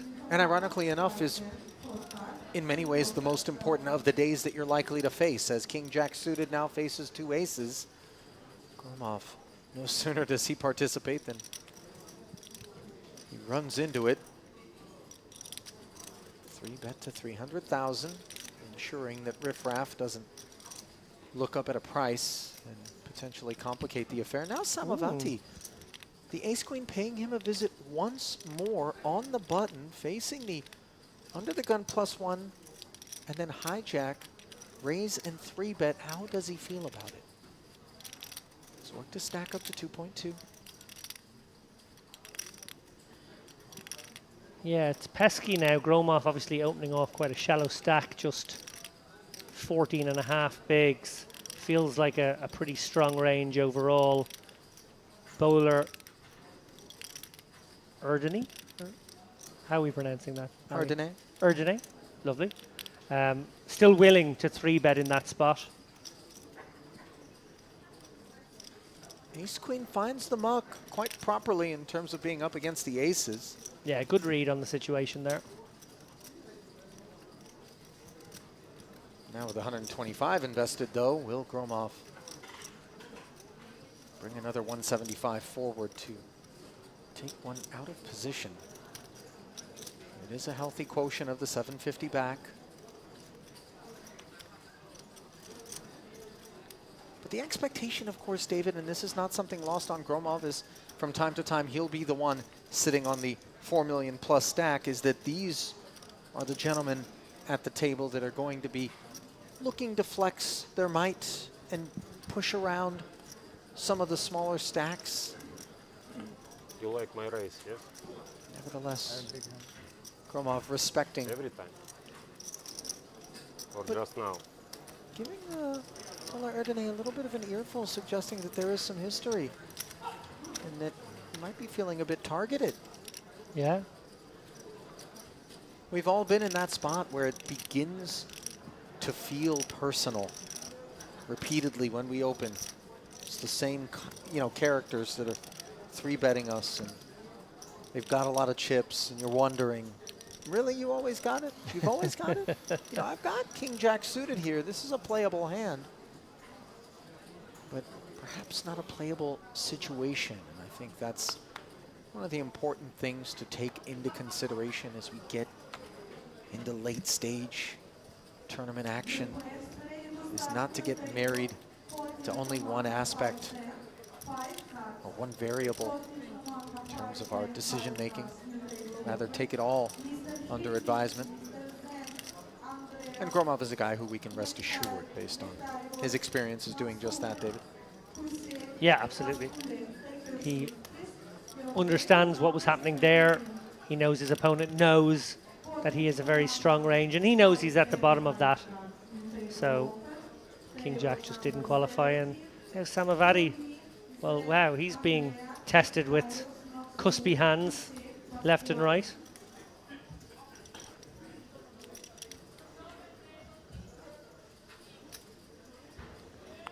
Fancying a set mine.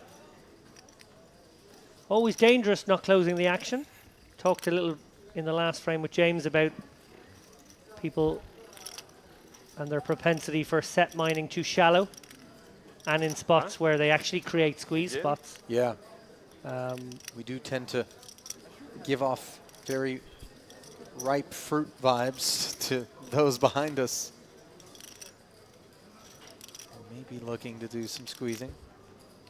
Yeah, and it's just hard to realize here if you're Samavati and you don't make a set, you will flop best, as is this case often, but maybe get bet off your hand by someone like David who will recognize that those backdoor diamonds and the gutter ball right now and a board which favors his opening range in general is a good one to fire out a continuation bet. That's exactly what he's done with the check from Nuri, who coincidentally has the same Jack-9 offsuit edition. 150,000 into 450, exactly 1/3 pot. And shy of the set, the 2 5s. Let's call it content to lay down, but obviously disappointed. And Nuri doesn't want to tear one off out of position, heads up, with what isn't even a nut gutter ball. Yeah, lovely outcome for David there. Fired out a small C-bet on a board where he didn't actually have a made hand, just a hand with potential.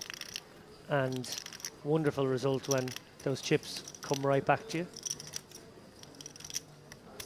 Have we touched upon the artistry being donned here in terms of the tattoo work? This is no small feat nor commitment that we're observing here. Looks like very traditional, dare I say, Japanese influenced artwork that he's donning.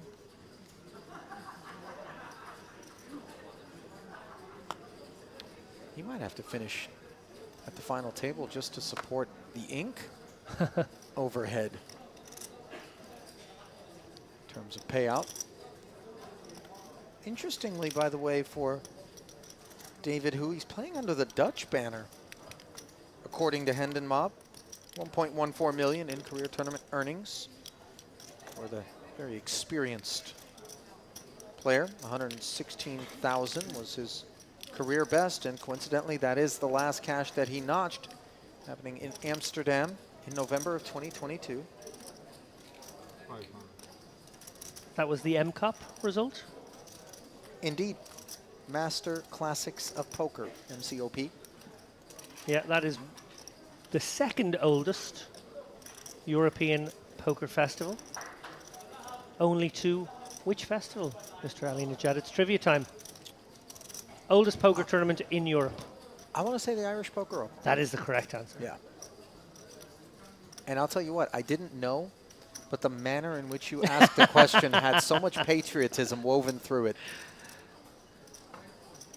That was my read. Yeah, I think the Masters started a couple of years after the Irish Open. Going back into the 90s, are we? Oh no, we're going well before that. Way, way back. We might be going back into the 70s. Really? It's not long after the World Series started. It's actually really, really old.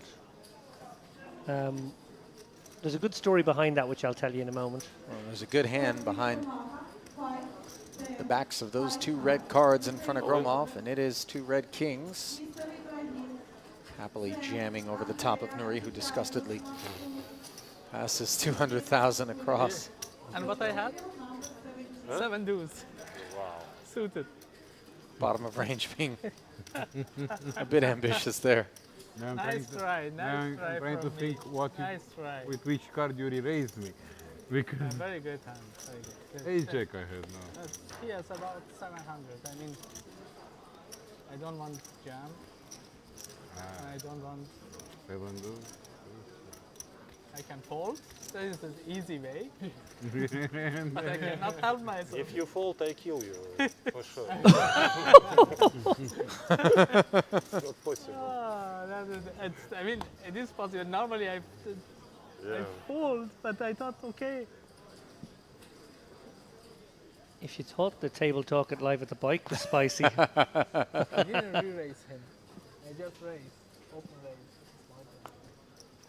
Interestingly for me, even this deep in this record-setting prize pool, you never lose that undercurrent of camaraderie and fraternalism that the Merit Poker Room and its regulars are known for, David, is they're letting on what they had, what they 3-bet with, giving a little look. I mean, you know, it's the world's biggest little poker room, just in terms of the vibes. And that's a wonderful thing to be a part of. Really is. Without question.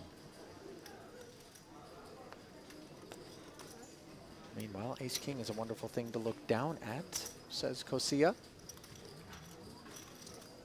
And there it is again, just showing the boys. We're not dancing. This is real deal. I'm not going to lie here. I did look it up because I wasn't 100% sure on the date. 1979 was the first Irish Open. And then, was it the 80s for MCOP then?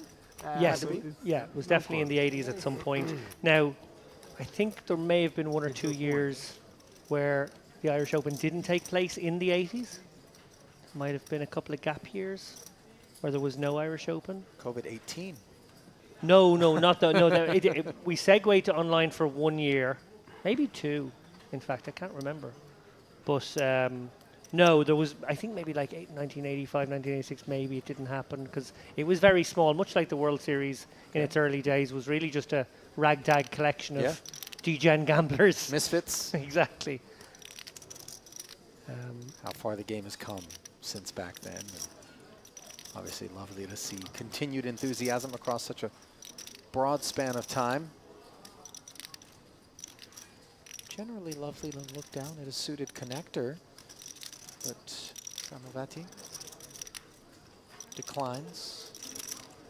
As again the deck tempts him. Thus far he has resisted those temptations though. Certainly could have opened the pot if he wanted to, but you know, we look up, see who's in the blinds, how deep they're sitting, and you know.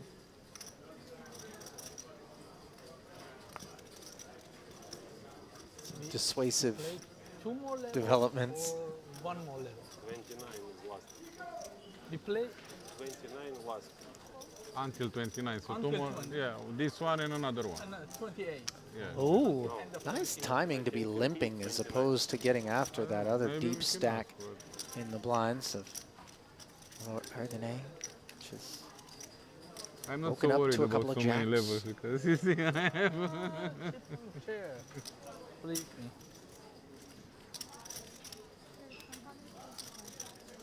Honest poker. Takes it upstairs to He's the bubble, 185. I'm short. Yeah. And who will take a pass? Actually, it's easy game when you're short.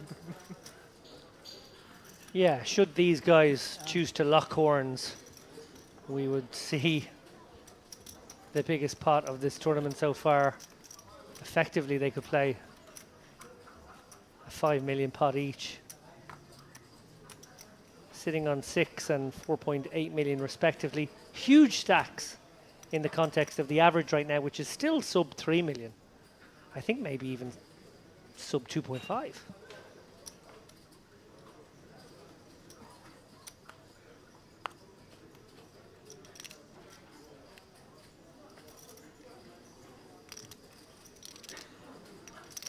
Garcia with another blessed spot. 11 bigs. There are those who will milk this stack depth, David, and not regard it as a all-in or fold. And he lets it go.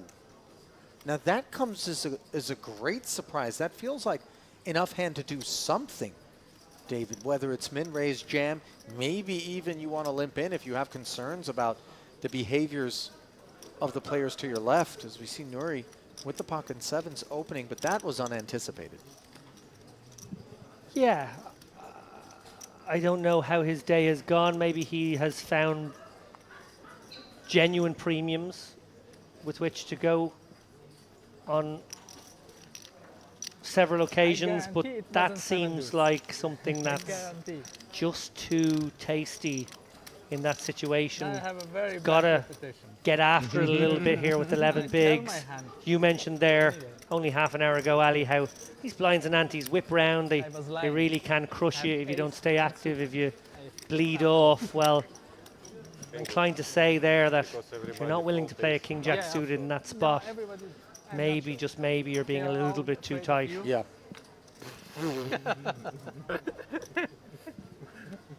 But I think you're witnessing a lot of the impact of looking up at the likes of who, Ola Erdene and then Hofmanner in the button and both blinds, respectively, and just feeling as though these are stacks that can give you a liberal spin and maybe end up being your demise, even if you do jam for the full 11 bigs.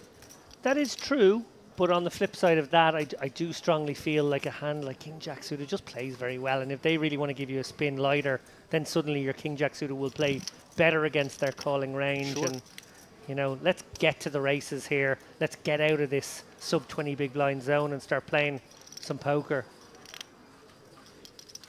But obviously, stack preservation and the opportunity to fight for those big payouts that await those who make this final table. Oh, so precious. Yeah. I felt compelled there just to take a quick glance at the payout structure, because maybe if they were right on the cusp of a ladder jump, that's the occasion when you can shave off a couple of hands. If, you know, by just folding and, okay, maybe we don't find a better spot, but we find a spot in half an hour's time, or maybe even like in 5 minutes time if we're right on a money jump, well, we can make an extra 2,400 in that time. But it's actually not until 44 that we see that, so that could be a ways away. And I don't think we should be turning down opportunities. Just taking a look at recent bust outs, we'll be very sad to hear in the chat, I'm sure Mustafa Biz has fallen just moments ago in 52nd place. Eli Said in 55th. Konstantin Held, who of course was on the feature table earlier today, played terribly well to battle his way back into contention. Started with about 20 bigs on stream, finished with about 50. He bust in 56th. Another member of the Iranian delegation out in 58th, Milad Ogabian. Domenico Zappia, we saw him at the feature, out in 63rd. Erdem Gundogan. Yeah, these are the fallen.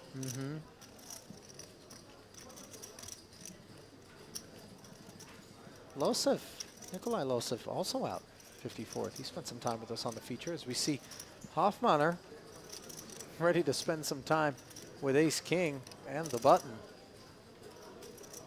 David Hu is the opener.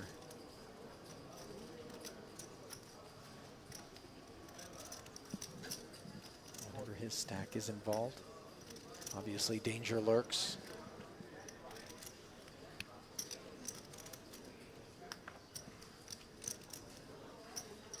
Nevertheless, the Ace King will do what one expects. 3xing.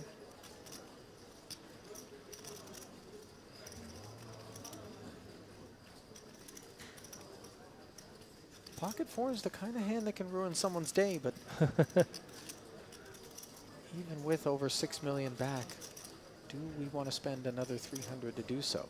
And we've got our answer there. And you know, I gotta say, I can get behind a big stack that is active, but is also disciplined and recognizing that those who do choose to play back at him, David, are likely to be doing so with fairly narrow ranges that will often contain the bigger pairs against which we do not perform well.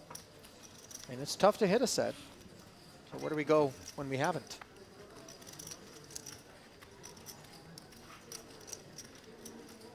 Yeah, David Hu, a very composed individual. Even though he has that big stack, like you say, Ali, still being careful. Exercising caution.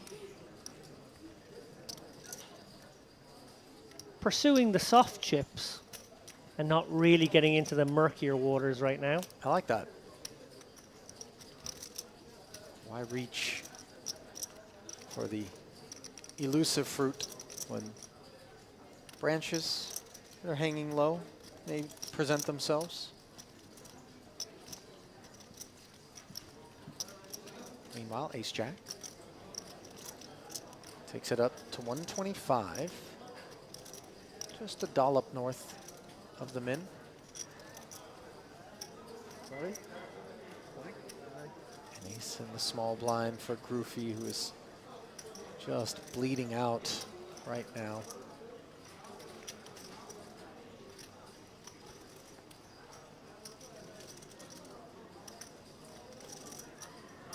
It's just such a demoralizing situation to find ourselves in.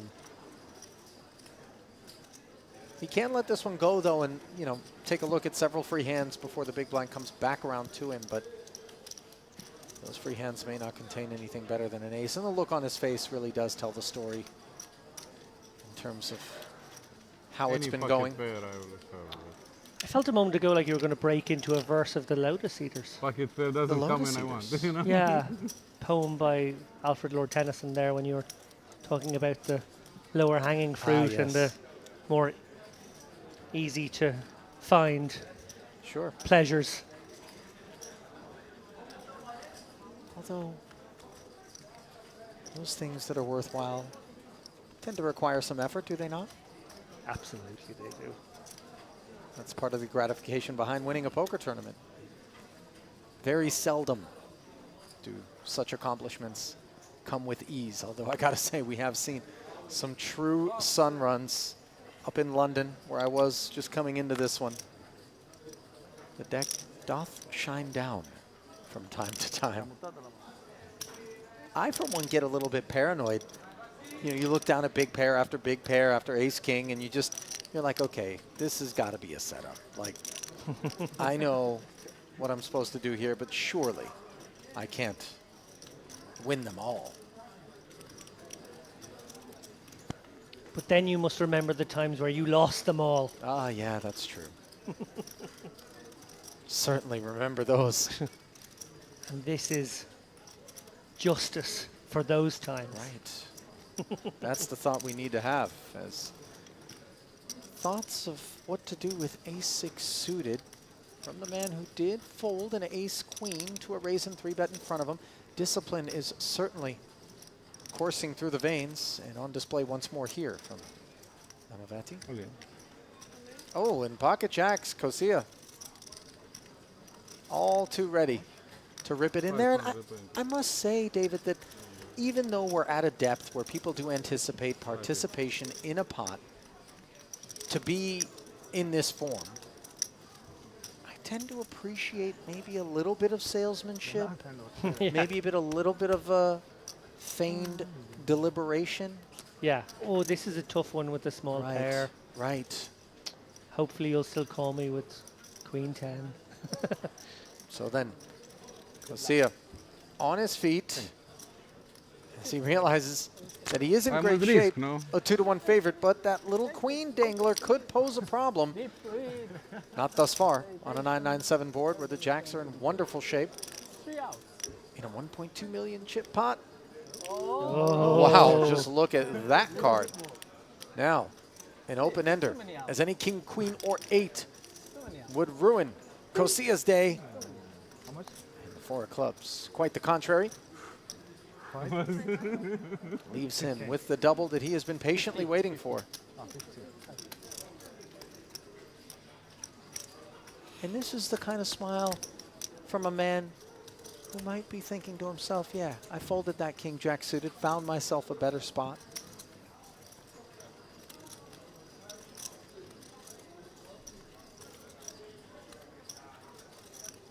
Marian Christian Kosia with just a very modest, almost $14,000 in career tournament earnings, $6,500 and change, his best ever cash.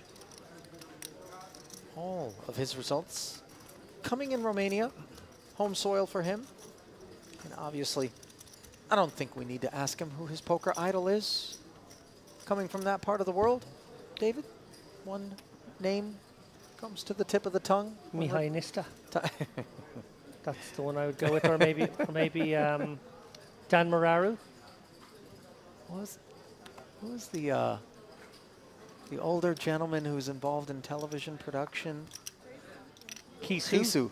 Yeah, there you go. Of course I was talking about Daniel Negreanu, but perhaps some other candidates out there.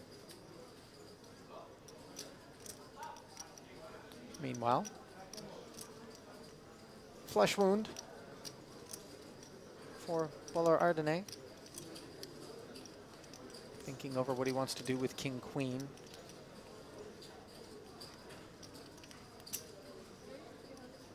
And the answer is lean on the big stack. Picking a delightful time to do so, dominating.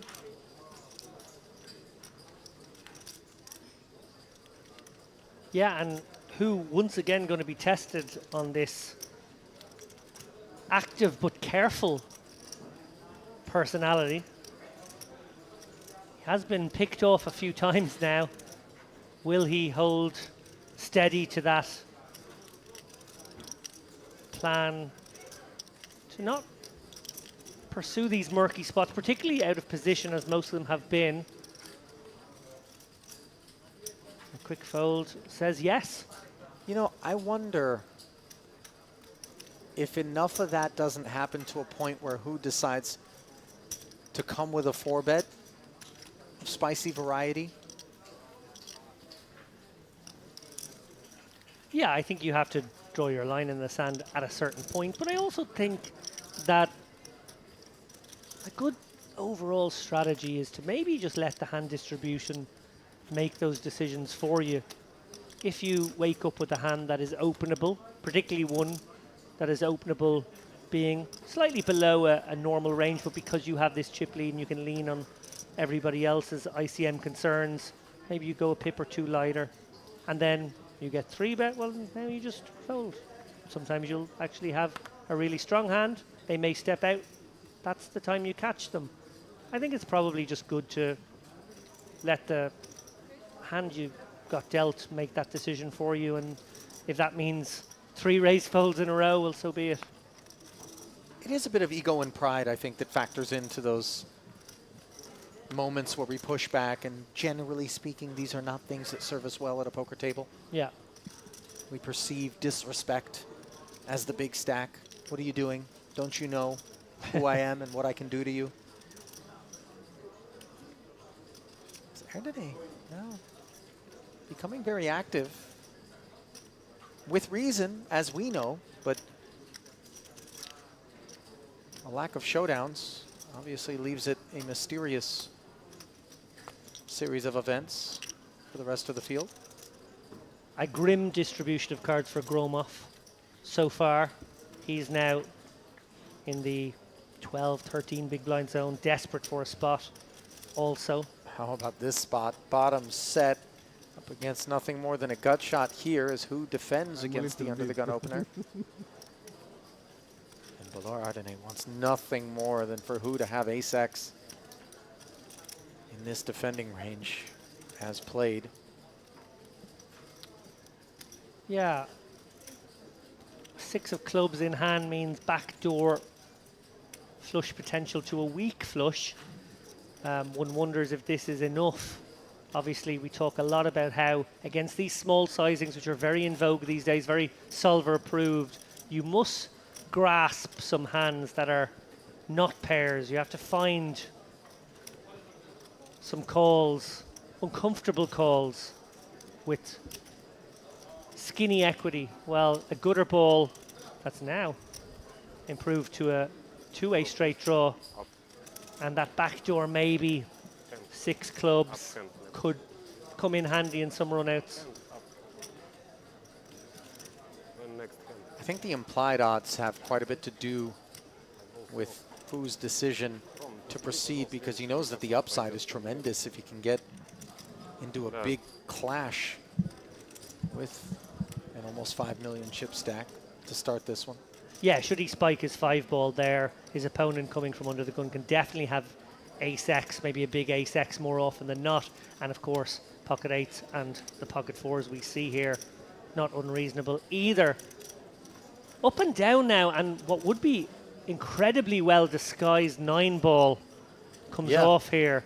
And that's maybe the real money card. It doesn't have to worry about Queen Jack as played, I don't think. An under the gun raise, a follow through on 2 streets. We can remove this sort of combination. The Jack 7 clearly not an issue either. So it is a nut straight that we perceive ourselves to be drawing to. And then of course the 5 delivers us the clean nutted straight.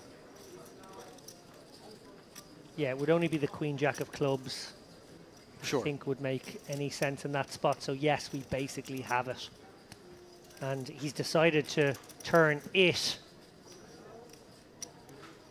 the up and down, into a raise here. Bowler Erdene. Wow. Oh, this is poorly timed from who, because Erdene's set of 4s is just so much more ready to clear any equity with a re-raise. Yeah, doing well not to lick his lips at this point. Obviously, could be behind pocket 8s. That's the only hand that can do him any damage. He's aware of the draw heaviness of the board now and is maybe contemplating the best course of action. Does he just call here? Let 2 pair bet themselves on the river? Right, it could be some aces up. It could. Ace 10, I think, would flat here. But beyond the 2 pair betting on the river, there was another sort of kit you had in mind that might be a part of the equation for who? Well, yeah, just that maybe who would barrel off with a hand such as this one, and by flatting, he's giving his opponent an opportunity to bluff. The river could present some complexities for the set of 4s. Let's see. King of clubs. Now the aforementioned Queen Jack has become a thing. And the front door flush got there. Yeah. So Bowler Erdene will not love that card by any means. But out of position now, who, with a very tricky spot, does he decide to represent this front door flush that maybe picked up some equity on the turn and decided to get a little fruity? Seems to be the word of the day. Yeah, imagine like a pair of 10s and a club draw that might want to force the issue. I believe we just got our answer, though, as he steps away from it. But oh my, what a pressure-packed spot he could have put Bowler Erdene in had he put all 3.6 million on request with an overbet. Yeah, right. Erdene now with a kind of an interesting one. He's probably a little worried about a flush, maybe. Probably feels like it would have done its own betting. And now is thinking, okay, what 2 pairs would call, and you know, what's my target hand? And I think ace 10 might be the target hand. I think that's kind of what he'll decide upon and bet accordingly. Try and size to what that might flick in the call. Obviously, who might just check it over to him with that king arriving on the river. This is all conjecture, of course. We know he's already given up. Yeah, half pot was the thought on the end there. Opening up the action, but doing so comfortably enough after the check on the river, being the follow-up act to the check raise on the turn from who. So, Bowler Erdene now beginning to emerge as the dominant force here at this featured table. Those of you joining us on the Merit Poker official YouTube stream, glad to have you with us from wherever it is that you might be joining. Encourage you to click the like button and the subscribe button in order to help grow the channel and aid in the efforts that have been undertaken here by Ashkan Bagai and the rest of his team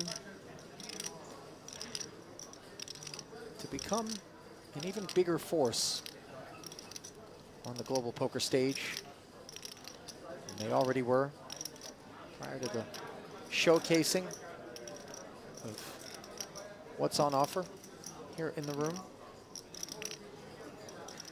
Something that those who have been playing regularly for many years here have been well aware of, and now secrets out. Certainly will be even more so once the EPT comes calling in October. It begins on the 11th as Samavati, ace queen, doesn't mind it when he's opening.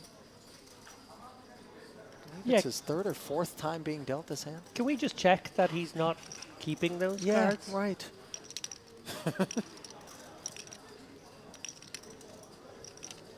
No spot really here for Gromov. Possibly aware of that 44 ladder jump, thinking, well, let's just take 20 seconds off the clock each time. 46 now. Yeah, certainly worth adding $2,400. No, like that's almost a buy-in.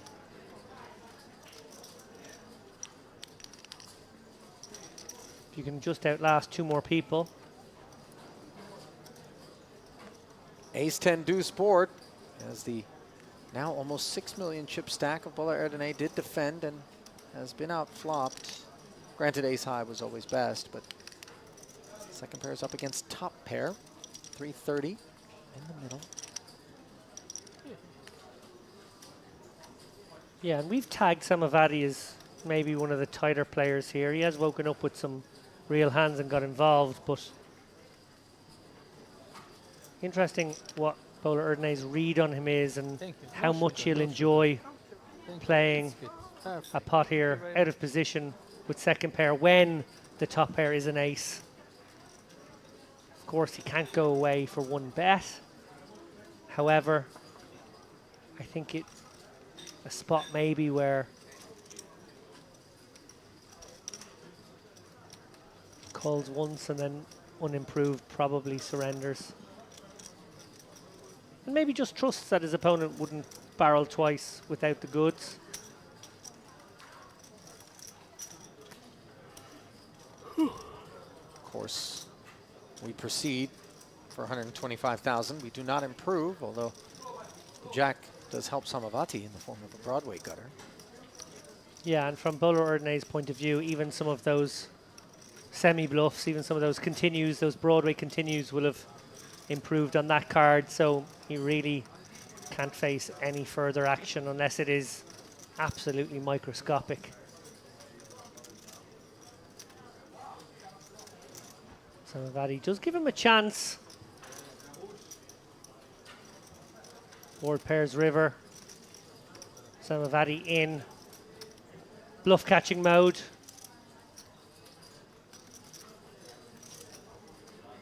Bola Erdene, don't think can do anything other than pray he's up against pocket 8s, pocket 9s now. And any fears of Bola Erdene having 10 jack fall by the wayside now, and Samavati can pursue value to the tune of maybe half pot, maybe 2/3. Maybe go a little smaller. Interesting what he chooses here. I reckon it's a mix in solver world. Opening up the action when that deuce does pair does present opportunity to Bola Erdene, who certainly has the range advantage in terms of having the deuce combos, David, and that massive stack to do some bullying. But nothing nefarious on his mind there. We've seen it before.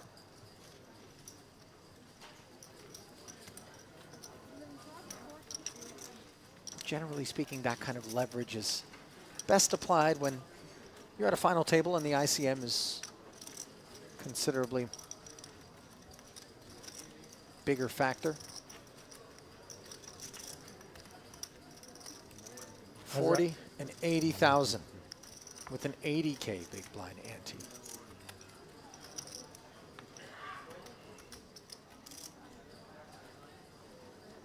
Do you enjoy the TV table? Do you enjoy the TV table?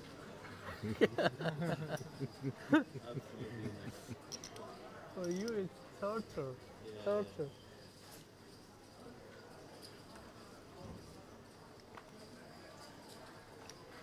Samavati now, again, really being teased by the deck here.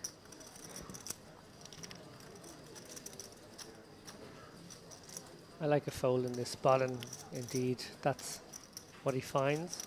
Groofy, wow, just To get free. 2.5 bigs. Jokes momentarily about wanting a moment. I don't blame him. 44 position will take away 12.5k as opposed to 10.5k. Could have taken a moment over this one, just in case on the outer tables there was to be a flurry of action. Decides he's not going to be that guy and just sticks in his sub 3 big blinds. How much is it? At least he's got the pocket sevens. David, who you would imagine certainly comes with at least a call, maybe a clicky one. 220. The absolute min raise might be the order of the day here for who. It would provide a bit of shelter. Yeah. To Groofy, so I don't think he'll mind it. Certainly at least not when his hand is best, as it is here.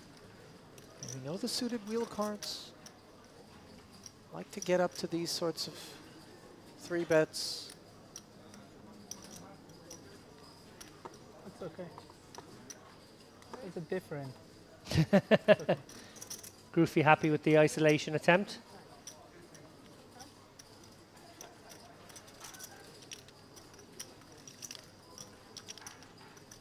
$215 from 80 is.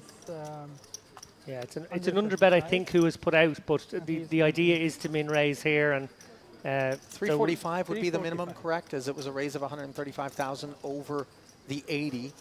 So then the re-raise must be at least equivalent to that.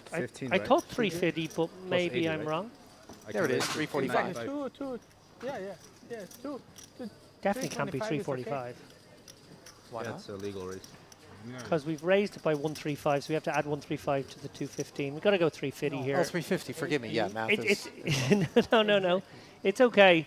But I think, yeah, who put out a smaller amount and is now going to have to put in the full amount. Hoffmanner with the borderline one, because remember, it's still, because it is a min click, it's still only 4 and a bit bigs. So he could flat as well. One committed already. Certainly pretty reasonable to call this one if you're Hoffmanner. May find that it's somewhat honestly played down the streets. Make it 350. Just Whatever is easy. Does let it go, Hoffmanner. And wonderful result for Groofy here. Yeah, he springs right up, and obviously pleased to be doing battle against one hand as opposed to 2. Especially when it's only the ace that is of concern for the time being in a 630,000 chip pot that holds his fate in its hands. Oh dear. Not just the ace, but a 5 as well, rolling off here. And Groofy, the bell tolls. Deuce on the turn. Hockey stick required on the river, and instead it's a 3. Nothing to be done.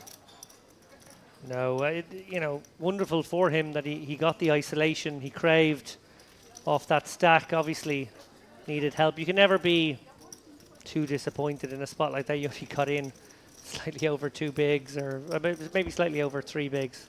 No, not even 3 bigs. So, yeah, fumes, but he would have enjoyed a spin and maybe would have had a shot at some ladder jumps as well.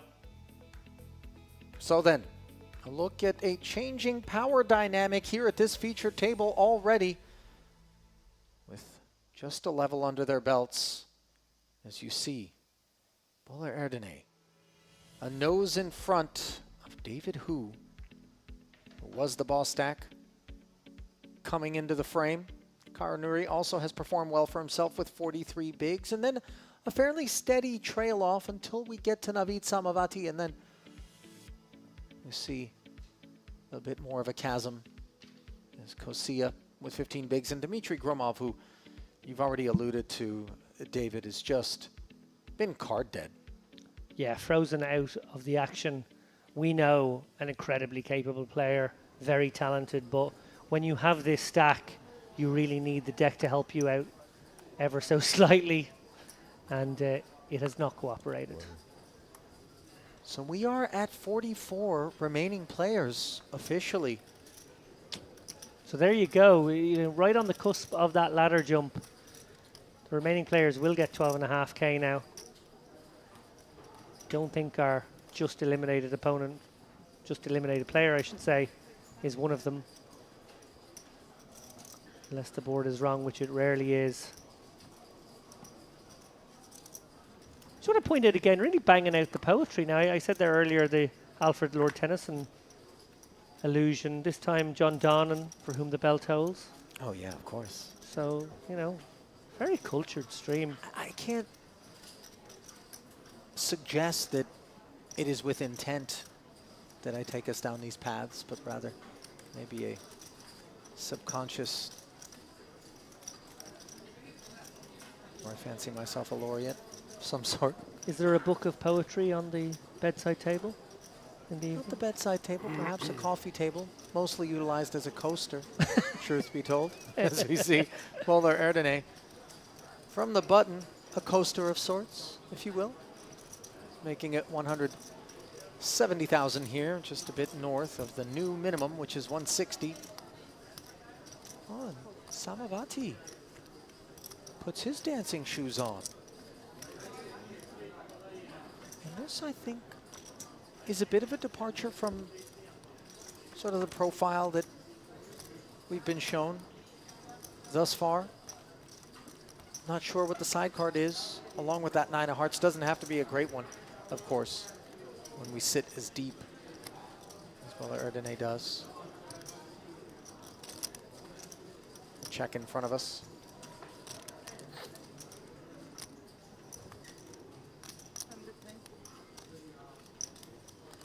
There's the opportunity.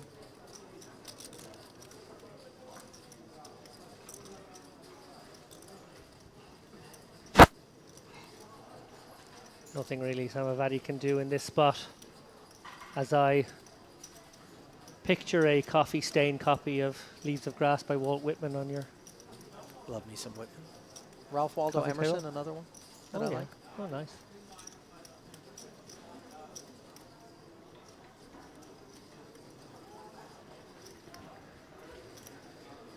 Apologies, by the way, to those who tuned into the stream this evening and didn't expect some roundabout masterpiece theater and poetry conversation to be a part of what ensued. Does that qualify as retro? Yes, they wrote them quite a while ago. Oh, nice. A way to shoehorn it in with authorization. I see. As more chips work their way into the big stack.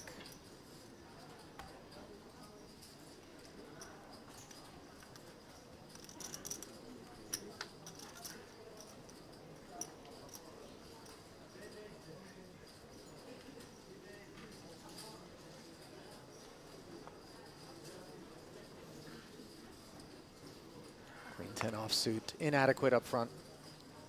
Queen 10 suited, just a seat behind off of a very different stack depth for Nuri.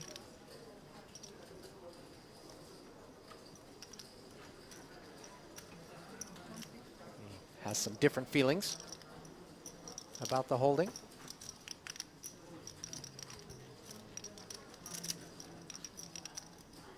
It is a little hairy, by the way, for Nuri when opening pots. David, just considering his seat draw is quite abysmal with Awful. the two largest stacks direct left of him in succession. Yeah, really awful seat. Good spot, though, to be in against Jack 10 suited.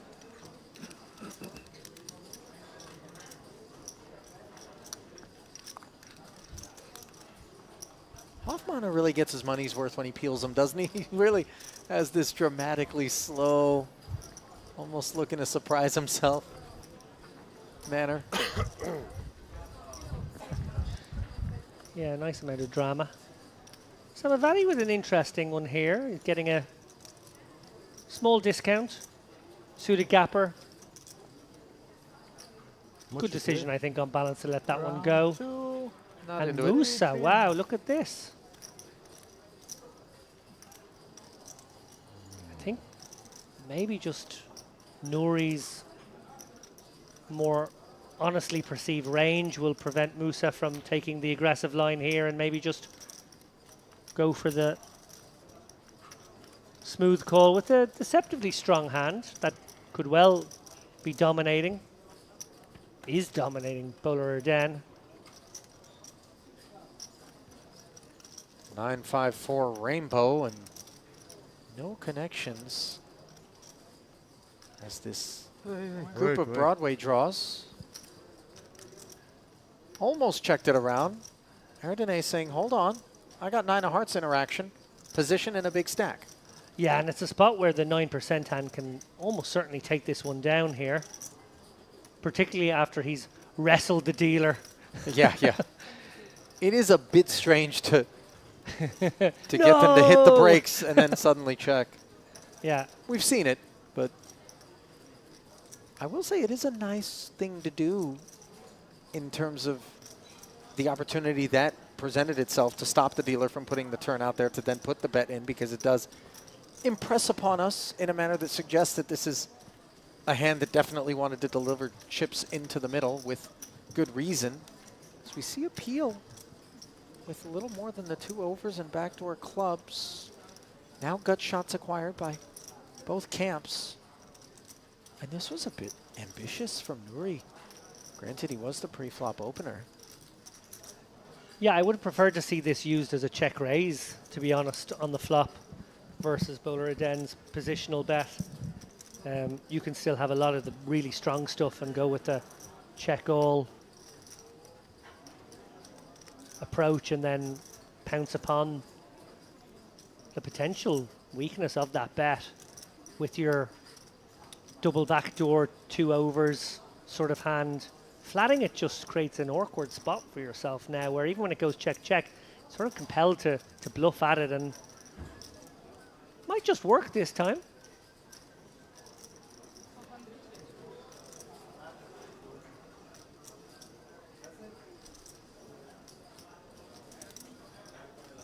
Now, Bowler Ardenne will be very curious here as to why he's facing a bet. Because remember, they went check call on the 9 high board. Ace King probably makes the most sense, but he can represent much more of the straighty stuff, the setty stuff. I wonder if he's plotting larceny here.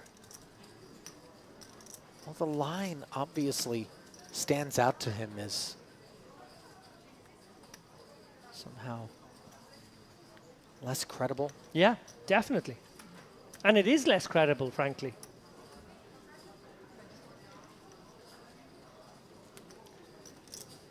Nouri's made a little bit of a mess for himself here. Yep, there is the raise to 1.3 million from nothing more than Jack High, the product, of course, of a tale that was too tall to be told.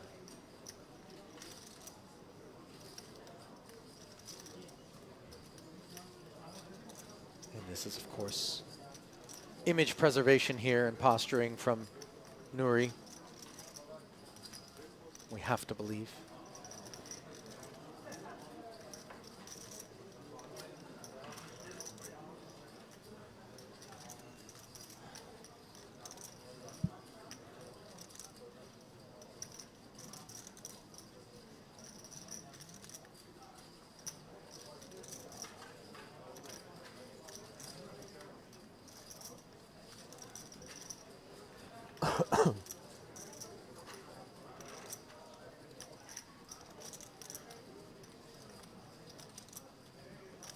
Now, is this a face-saving exercise, or is this...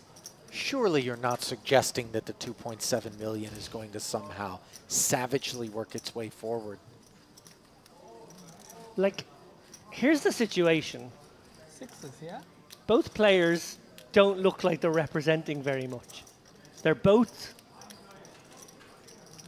having taken fishy lines. Well, here's the odd thing, is that now Nouri says sixes, yeah? And in doing so, suggests that a set of sixes would beat him. But how much more awkward would it become? Not that there's ever a place that the Jack-10 goes other than the muck if Nouri were to jam. But this one is really beginning to scramble my brain. Your bet doesn't make any sense, but yeah, sixes, just sixes.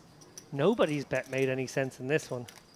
And credit to Nouri for recognizing that it was nonsensical, but boy, oh boy, was he put to the test for a lot of chips to test that theory out. The thing is, if Nouri is capable of deconstructing the line in a manner that accurately deduces that the bet doesn't make sense, then he has to just logically be able to also recognize introspectively when his own line doesn't add up, perhaps. Yep. And you did identify ace-king as possible, Kit. But it did seem like that 430 on the end wasn't altogether that often attached to that sort of holding. Would you agree? Yeah, and I wonder if he'd had ace high in that spot, would he have found a hero because he beat so many more of the bluffs. But remember, with queen 10 there, actually some wild bluffs that were ahead of him. Yeah. So credit to Nouri for hand reading, recognizing that there was something fishy going on there, but, you know, not enough hand to maybe make a call even against that range. A little bit disarming, by the way, even though it worked. Yeah. For Erdene to be dressed down the way that he has been by Nouri there, and he doesn't know that have so much. I was going to. It was just queen high that he was up against, I but wasn't thinking about calling. I was thinking about. this kind of brandishes a measure of aptitude. So it does actually say there, I'm not sure if everyone caught it I didn't have much. on the mic, but he did actually just say that he, once he made that comment about it doesn't seem like you have much, he'd almost given up himself at that point, Yeah. but was thinking about coming back over the top. Yeah. Which would have been very, very cool. I mean, you would have had to peel me off the ceiling inside the booth, because that's where I would have been dug in.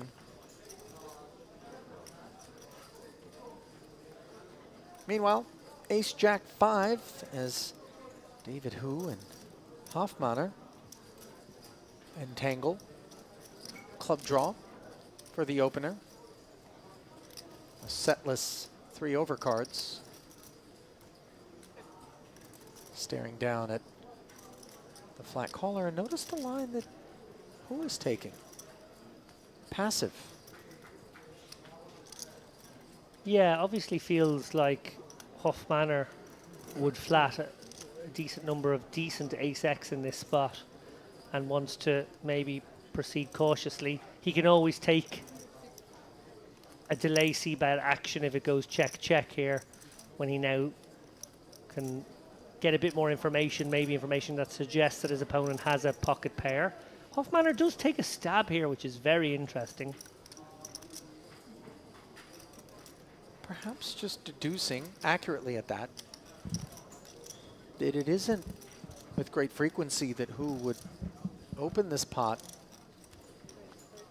and then cede the betting lead. And here, this is the luxury of the big stack, and Hofmanner obviously recognizing that he stepped into it a little bit.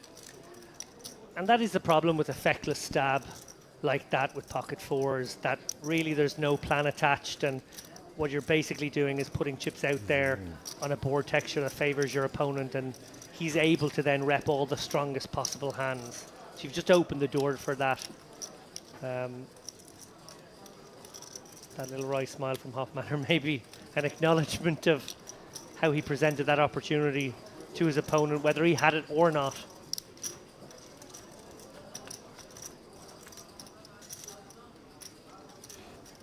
I like what I've seen from David Hu. Yeah. In spite of the fact that he is off of chip lead duties here.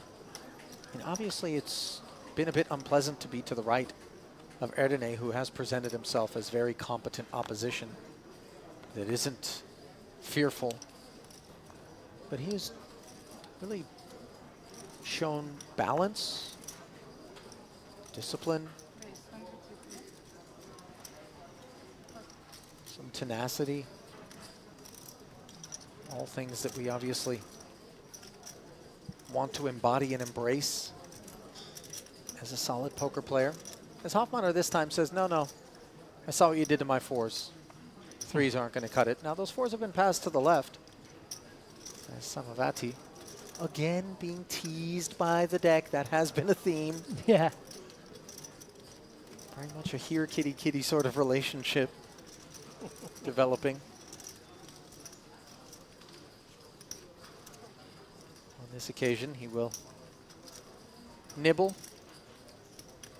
He's a flat caller. I feel like this is just another example of what we talked about earlier, where maybe set mining / board mining, navigating this shallow is just too difficult. Hands such as 4 is just so hard to realize your equity unless you hit a set, and that's just not going to happen very often. No, 1-4 went into the bin, but the case 4 now reveals itself, and the delightful reality is that it's a set of 4s that are going to find action. As who flops top pair, and again, we see him taking the unexpected line, checking. Yeah, I think it services you well in general to have some reasonable checkbacks here, so reasonably strong checkbacks in this spot. You're going to want to not weaken your checking range by it just always being give ups or check calls that aren't a queen X. Queen 6-4 doesn't really favor you as the under the gun +1 opener as much as it might the cutoff flatter. So putting a hand such as Queen 10 into that range is kind of nice. It sort of does a bit of pot control against the hands that are beating you and just offers that little bit of rope to the 7s through 9s that might take a stab now. Now remember, pot a go, we flop a set, we check raise. This time he flops, I flop a flush draw and check raise, right? And this time he approaches things differently with a stronger holding. Check calling, and now drawing dead. Checking once more, 880 in the middle. Yeah, I'm not sure if who is going to find a fold on turn or river here. I feel like he will find it in one of those spots unless he hits a queen or 10. And I think that's going to make a point about this set mine with 4s, is that if you can't stack your opponent when he flops top pair, then long term, how profitable is a play like this going to be? Now, in this instance, obviously, it's so lovely when you are sitting there with bottom set, unblocking all the big, you know, pair combinations that are out there. Worthy of note that a quarter pot sizing here on the turn, if it gets called, does set Samavati up for an SPR of 1 on the river. Full pot size bet. Could go north of that, obviously. 1/3, 1/2, and then make it a bit more tempting on the end in terms of the price being laid to who. We have to imagine would continue to anything in that range. Yeah, I would assume something more in the region of half pot, then he can do 2/3 pot. Is that right? Well, he's actually gone a little bigger. And is it maybe too big? As we do need to question what Samavati, whose table image has been snug, 460, flat called us with, and now has barreled at us twice. I made a prediction a moment ago that who was going to find a fold here on turn or river. Versus this sizing, it might well be turn. Well, it doesn't appear to be the case, though. As he does gather up the necessary tokens to pay admission for a river. Samavati has just never really gotten out of line here. Oh. Wow. Well. Payday. Yeah, you can scratch off all of what I was going to say. And that's courtesy of the fact that top 2 arrive on this river in a 2 million chip pot. It's going to prove to be a costly one. Just north of 0.5 SPR for Samavati here. Maybe who comes with the bet? One could understand it. Yeah, he'll be weighing up how often is it value versus hands that are looking to get to showdown. Yeah. Like maybe a queen jack is going to snap check back, wants to charge that hand. And note, this is a bit disgusting now for Samavati, David, as the diamonds are very much in our face. They are, but this is too much hand. Too much kit, as you'd like to say. You don't love it.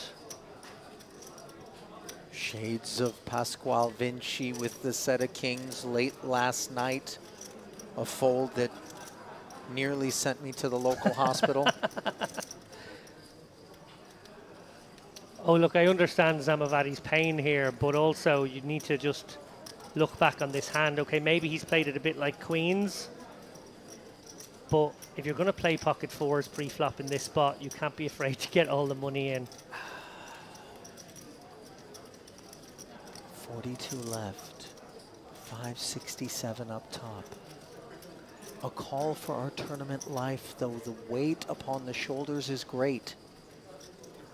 Who now thinks he's got the best hand and his opponent is in the agonies with king queen? There's no straight or flush out there Yeah. behaving in this way. Yeah, he's pretty sure his opponent has king queen and he's just hoping to get the cry call. He has no idea that he is the worst hand right now. In fact, he's absolutely certain. Yeah, that cry call will be tears of joy if it comes in once top two is revealed. But one cannot fault Samavati for experiencing all of this discomfort. David, courtesy of the max pressure line on the river here. Yeah. So long as he finds the call, I don't begrudge him this time in the tank, but this is going to seem like a bit of a nit roll to Hugh. Oh. No, surely not. He did pull a chip off the cards. That does clear a path for them to find the muck. Surely not, Ali.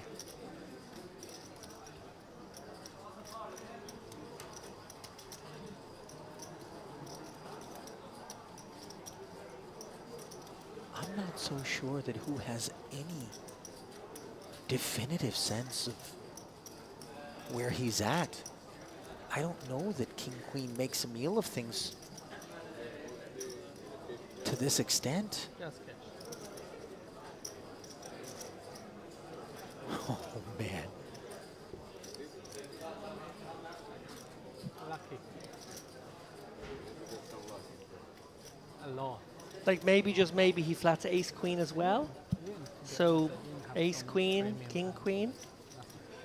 With maybe the ace of diamonds for a little bit of leverage. Yeah. Oh man. No, don't do it, Samavati. Don't do it. He doesn't want to. But he very well might.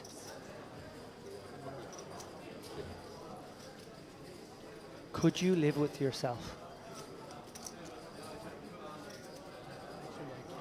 I promise you that my reaction to a fold here will come entirely in Farsi, so as to abscond the intensity of it.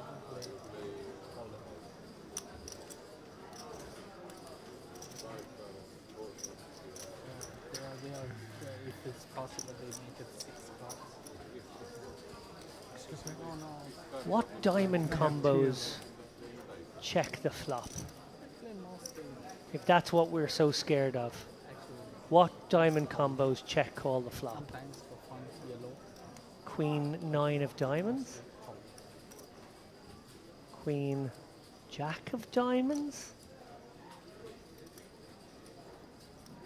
Ace 6 of diamonds? Not that many. 7, 8 of diamonds, not a thing. No! دستشو انداخت دور دیوید دستشو انداخت دور 3 تا 4 داشت. I promised you I would do it. Big bluff. He fold the set 6. Oh. Set 4, set 6. That was a 3.1 million chip stocking stuffer that just got returned to Santa Claus. Laughing table. And let us not overlook Mr. Lappin. What Mr. Who just accomplished. I know. Open book. By having the wherewithal to be the person to put it all in on the river there, that was simply incredible. Yeah, I think just assumed he would be reverse free rolling himself, not to put it in himself. Maybe felt like against that specific opponent he was up against value, had to pursue the value of his own on that wonderful river card. Didn't want to see a nervous queen jack or king queen knuckle it back, so thought I have to charge them, I have to make them pay. And then inexplicably that has turned into a bluff. You know, I sympathize though, David, only because, and I know you're going through the diamond combos, not to get mired down in that one. But as you zoom out to the macro of where we are, 42 left, 567 up top, the desire to fight on, and to be able to do so with still a somewhat serviceable stack, 12, 13, 14 bigs, and the sense that would he ever be bluffing?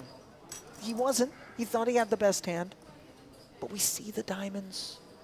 And it's right there in our face. Yeah. I am absolutely certain that you, me, and everybody out there listening has been guilty of overcooking it like that ourselves on many occasions across the span of our poker careers, both early on and more recently. That is fair. That is fair. We've all been there. But that really is the second straight evening on which I will lie down with a measure of sleeplessness, courtesy of a set finding the muck on the river. Very good, very good, very good. Boy, when that pot catches up to the stream and these gentlemen... Yeah, better than 7. I beat better than 7-4. Yeah, you beat them. 7-6. Get a look at what it's transpired. better That is going to leave some people breathless. And of course, the lack of oxygen will be most Please, you're not allowed to replete laugh about my hand. for Samavati. And producer Milbutas weighing in. He too took several minutes, by the way, to collect himself to the point where he could actually press the button and speak to us. He was gasping for air himself, clearly. I didn't have ace. Yeah, you didn't have none. But stepping in to say that yesterday's set of Kings fold cost him more REM cycles than he feels like this evening's set of fours fold, which he has more compassion for. Well, there was less of a story told. It was so innocuous last Yeah, correct. night. Correct. At least there was a story told Yeah. tonight. Not a problem to you, you know. And a really potent and eloquent one. Thank you, thank you. The man who has emerged as a bit of a Shakespeare here at the feature in David Who. Everybody will see them in half an hour. Took the quill to the ink and Solo card? really But you outperformed himself. you're seeing it directly. Yeah, Not and after. I like to be fair, you know. of I course. don't. I had 5 deuce of spades. So.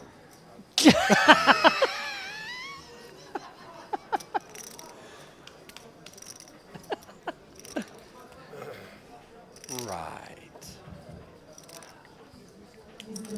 I think Gromov recognizing that it's going to be a fruitless pursuit to try to get any authentic information out of David there. Cheeky response. But oh my. That which those of you didn't see was the way in which I violently attacked David here in the booth right after that fold, grabbing both of his hands and violently shaking him.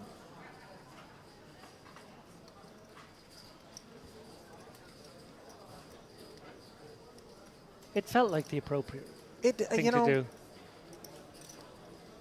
you dealt with it well. I think you recognized that you were just a proxy. As finally Gromov finds himself something to get involved with. Ace-queen suited, okay. I'll take it. Yeah, you see him nodding. bluff. I'm joking.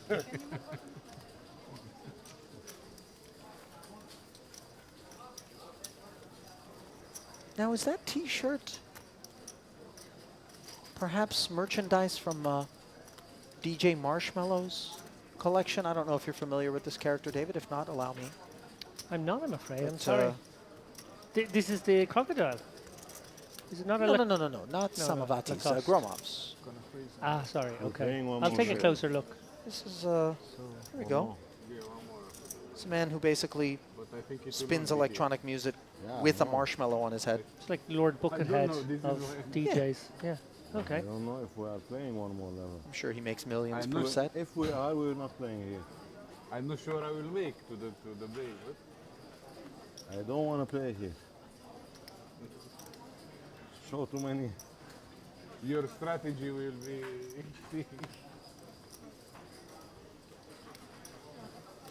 only the final table you want to play here. No? I have to.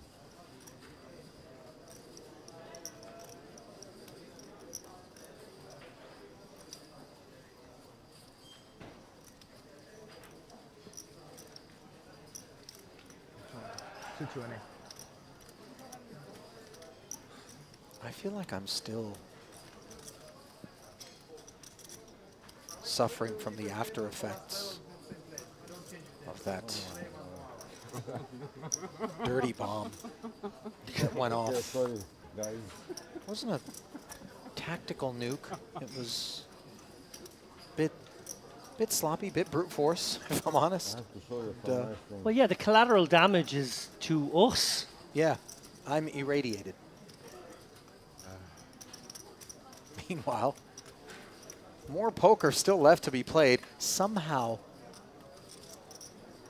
I lack confidence that it is going to be as impactful as that hand. But one never knows, especially when we have this cast of characters at the controls. Blind versus blind here. 7-5 suited, the pre-flop villain. Hoffmanner digging in with King Deuce offsuit, by the way. So when I will bust, I will Flopping bust himself right. second pair. Content to check Delay. back, keep things Delay, small, not and live. now Kings and Deuces will be quite a relief, but note that it is a second spade on the board, which now I can't lie. gives Erdene Bust the bases. the flush draw.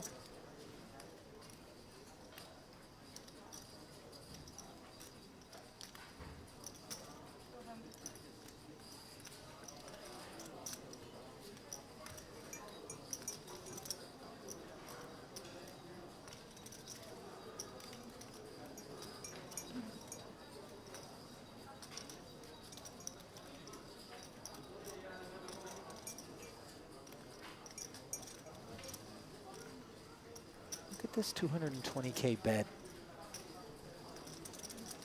Dictating the sizing into the 520. Hoffmanner just very mindful of the awkwardness of a pre-flop raise, check, then lead.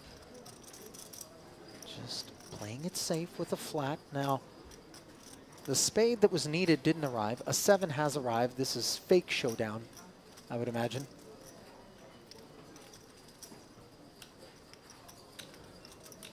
Yeah, I agree with that.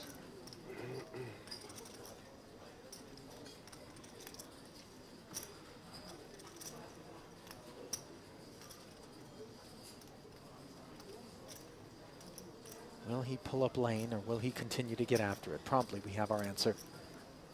And now with the check in front of us, and a very dry river card, 960 in the middle. Some comfort in pushing forward. 600K.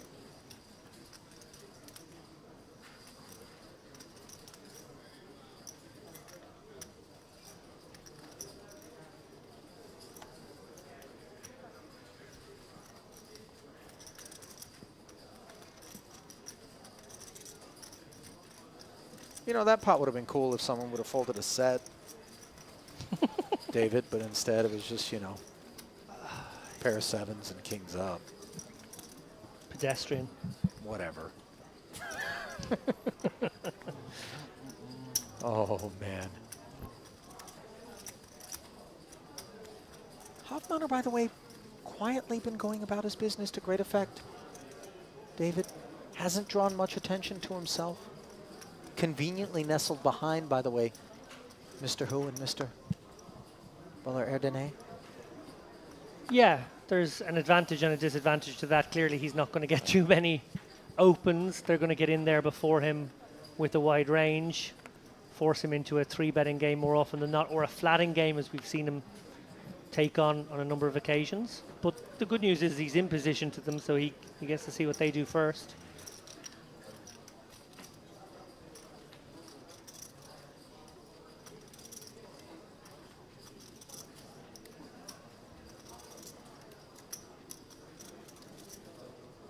Couple of 8s. 160.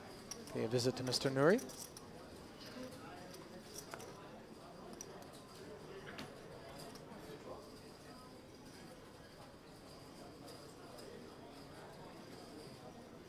The raise to 160.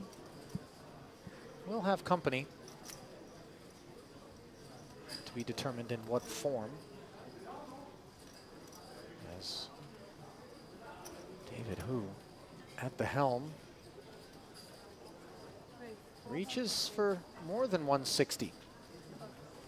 Precisely 3x. It's not one but 2 kings. Are going to find the muck behind him. Obviously is poor reality to be faced with when we have just the 2 overs. 1 queen as well. Yeah, tricky spot now for Nuri. He's got exactly that stack that is very leverageable by a 3-bet. That 30 big blind stack can always be lent into when they open. I'm sure Hu keenly aware of that and the reason he's chosen to 3-bet this king queen out. Also just a great candidate. Does make the call, but as you can see there, stack to pot ratio of just 2. Pocket 8s, navigatable but not easy.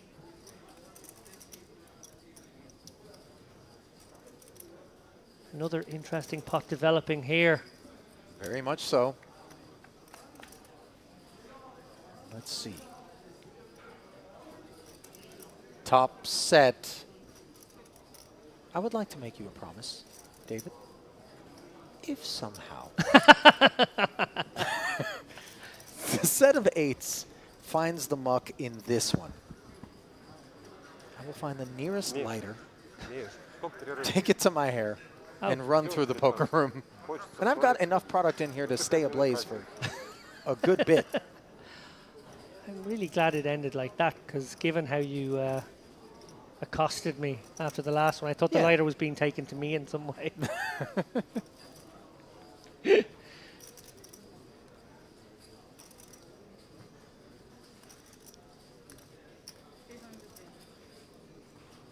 Ambition from this king-queen, which is very much feudal in nature, at least for the time being.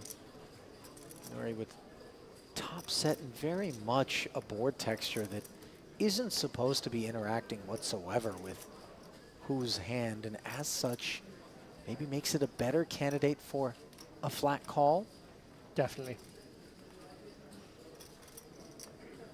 There will be maybe the ace-5 suited in there that has a goodie, something that could blindside you here, but most of the time you're just in incredible shape. Yeah, that hand specifically is the one that feels like it would be the lone threat, let's call it, to these 8s. Other than an overpair, now look at this ace of diamonds coming off. This is the kind of card that Hu could seek to represent.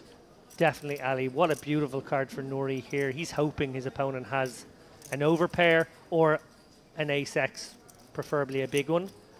And if you're Hu, well, you've just been given the gift of another card to represent. You initially were representing perhaps overpairs with some ace-x that were just doing an equity denial job.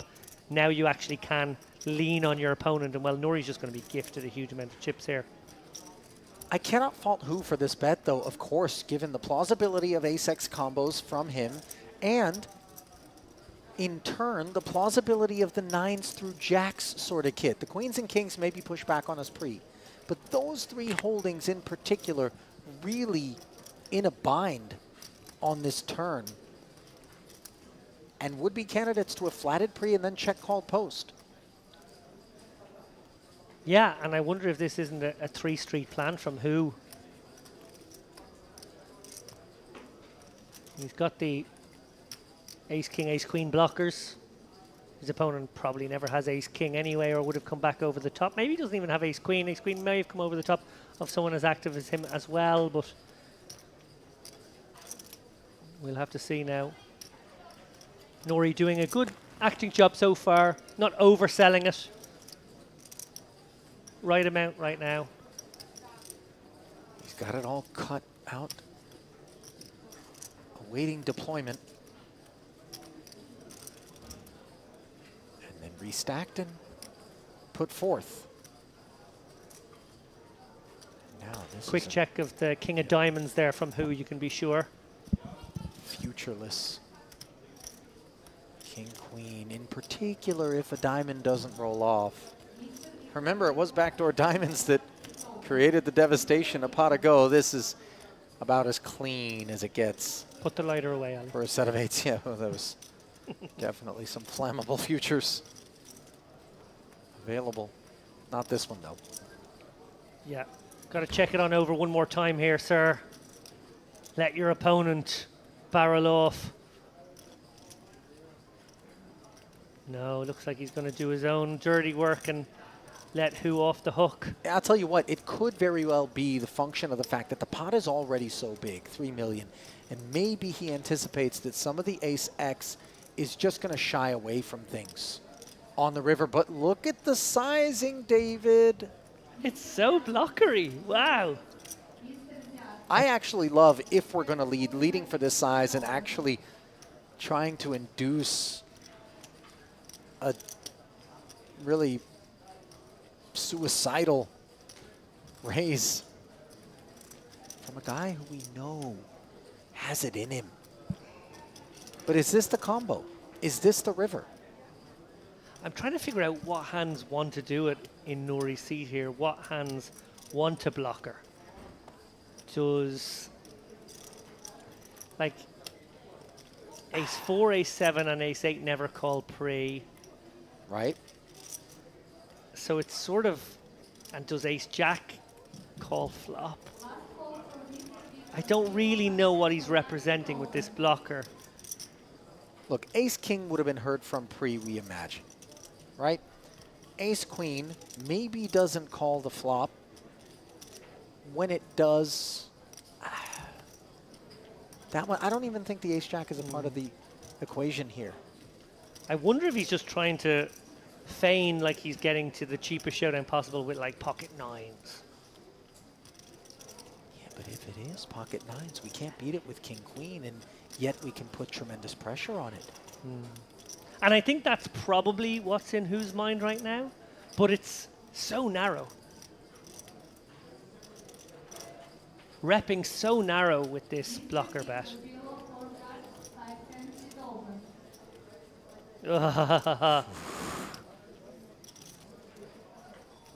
That was a very legitimate pause, and it wasn't associated with anything other than the idea that maybe heroism was going to be available to David Hu on yet another occasion, as we know it certainly would not have.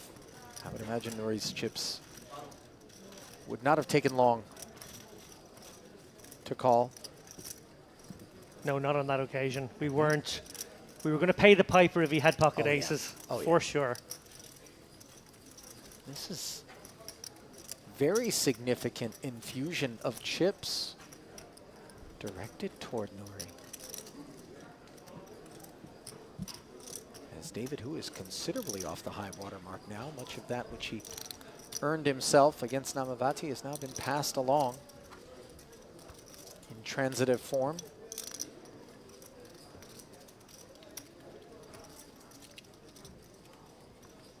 What do we have here? Joining the ruckus. No clue what he's missed. Oh, is that Yossi? Back here at the feature. Eluse.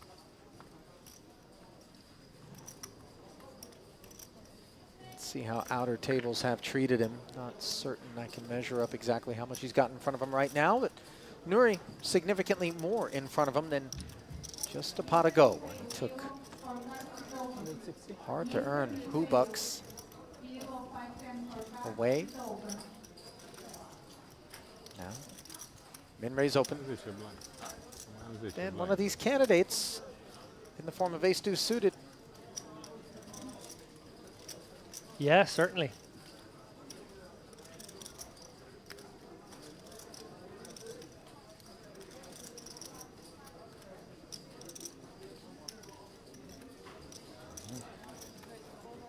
And it should get back to him. Will Nuri proceed in a similar fashion? Obviously the 8's playable on a good few many boards more than the 4's, but you just flopped a set, maybe you can flop another one.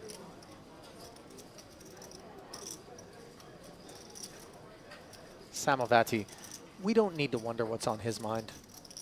David, right up until the point that the stream shows him, it's going to be, is that like now? Did I fold a winner or not? It feels right around that time.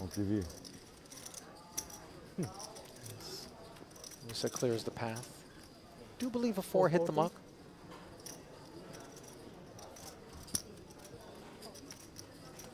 Let's flop a set one more time, he says.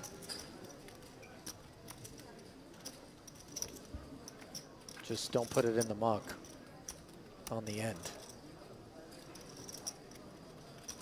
Queen, queen 3. Good texture. Yeah, I mentioned how maybe you have to navigate a few other boards when you call the 3-bet in these spots. Bowler Erdney obviously has backdoors. He's got the ace high, which could be good. He's got backdoor heart, backdoor wheel. Maybe comes with a 250 here, something small, 320 in this instance, and maybe Nuri has to be sticky now. Sort of as good a board as he maybe could have hoped for if he wasn't going to make his set.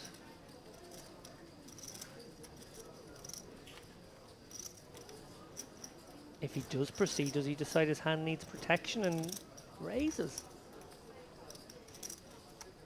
You do feel protected somewhat by the presence of a paired board here, that when you flat, your opponent will be deathly worried about you having some Queen X and maybe starts playing a bit more honestly, and that gets you to showdown. Spade draw is available. So it isn't only the Queen X, obviously, that would be associated with that line. And look at just how cozy Nuri is feeling with a big stack, which he does not hesitate to put to work. And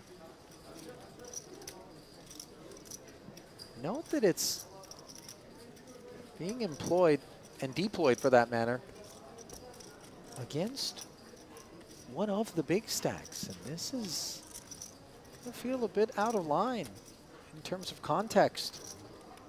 Yeah, and I wonder if Bowler Erdney is thinking to himself, well, wouldn't a queen just call? Isn't that what they would do? Isn't this a little bit suspect, maybe a flush draw? I only have ace high. Can I proceed with a call and try and outmaneuver my opponent if indeed that is the kind of hand I'm up against? Or could I click it back? Well, Nuri one more hand. Takes down another one. What a few moments he's just had. It's inspirational, obviously, for those who have been patiently waiting. And it's enviable for those with a front row seat on either side of them in Kosia and Gromov, who really haven't been able to do a whole heck of a lot here in this frame, which is not far from having the curtain drawn on it. What a fruitful level this has proved to be. Bravo. This is the highest start I got today. Yeah, no more hands. Break. Ordinary. No. No, it's okay. The winner plays after the 15 minutes break and she pays 5,000. She pays 5,000 for teaching music. Today no TV, only watch this in the night. No plans.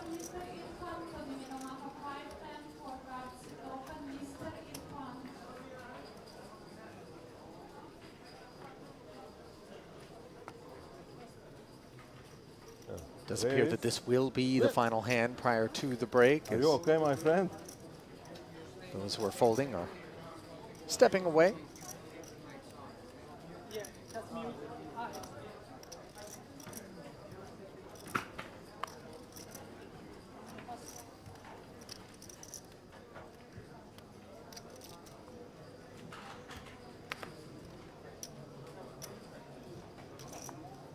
Take this. Take this. First walk. So a walk to the freshly arrived Elius.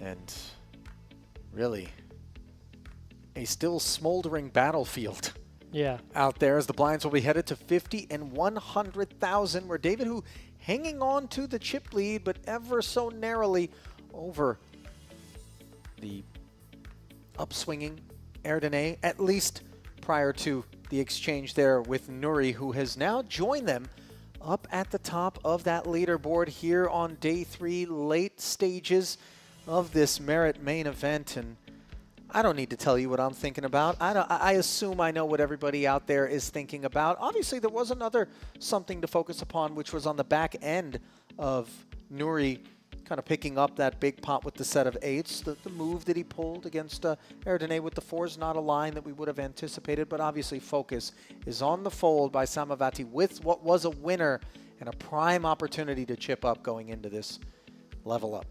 Yeah, this has been a bit of a ding-dong leveler too, it must be said. David, who is sort of the first cast member in what I thought was going to be a two-person story. He was active, he was circumspect, he was careful at times. He got into that interesting fight against Bowler Erdene, but then that hand you mentioned against Samavati, and then that other skirmish with Nuri at the end. Bowler Erdene, well, you said to me there wasn't much available information about him and maybe his merits and claims to greatness. Well, that evidence must surely exist because he's played far too well to be a newbie, in my opinion. Yeah. He's a stone-cold killer. However, having said all of that, and I didn't think we'd be saying that until right there at the end, we had a bit of a show stealer right at the death. We had a late surge from Nuri, who won those 2 huge pots, and I think that changed the complexion of this table. And as they go off now to one of the outer tables, they won't be on the feature table for the final frame, I think. Am I right about that? I believe so as well. TBD, maybe we keep them right where they are, given that obviously delightful complexion change as you brought up. We will know in just short order though, but is there a finishing thought beyond that? Yeah, I think they're going to carry that dynamic into that final hour wherever they happen to be. Sure. I think it's just created a new dynamic at the table. 3 very big stacks. Yes, of course, those very short ones. We're not giving them much love, but they didn't really get much love from the deck. Well, listen, if that last couple of levels and that frame are any indication, you're not going to want to go away. I don't care what time it is. We've got 1 more hour of coverage still to go here in day 3, and there might be plenty of fireworks available. So then, without further ado, we send you to the break along with the players, but we will return with that last hour. James Dempsey going to tag in for David Lappin, who I'm sure is going to be watching along with you prior to heading to bed. So then, stay close. We'll be back continuing coverage of day 3 after this.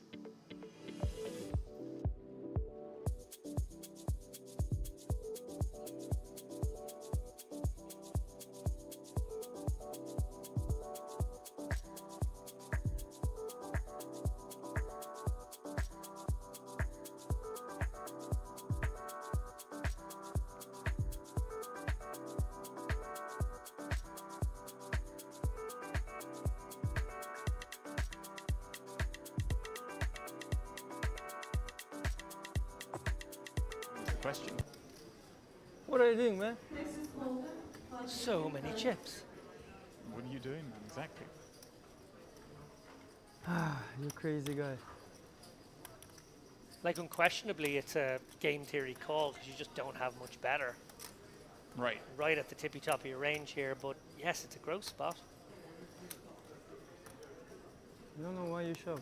Well, it's a range theory call, assuming your opponent has hands that aren't just overpairs, which obviously in this case we see is the case. And it's a monstrous pot, 2 million chips, where Doe needs to find any paint. Yeah, Kenar basically worked it out. He thought his opponent had Jack Queen rather than King Queen. It's much of a muchness. Obviously, Jack Queen would have a little bit more equity. King Queen is in slightly worse shape. Wow, what a huge first pot we have on this table. Kenar just the recipient of Ace King, Ace Queen. He gets it, right? Well, there we go. Well, maybe Stripe is surely a slightly over-aggressive misstep. Notices that you got the high armrest. Can be a little uncomfortable if you've never done it before because you're used to your normal positions. And then getting your cards into the box, all that stuff. And just feeling the pressure of the lights. Kenar's not feeling too much pressure. He flopped the top pair and got the whole chips. Well, he did do that. El Yakubi. Wow, number 1. That is number 1.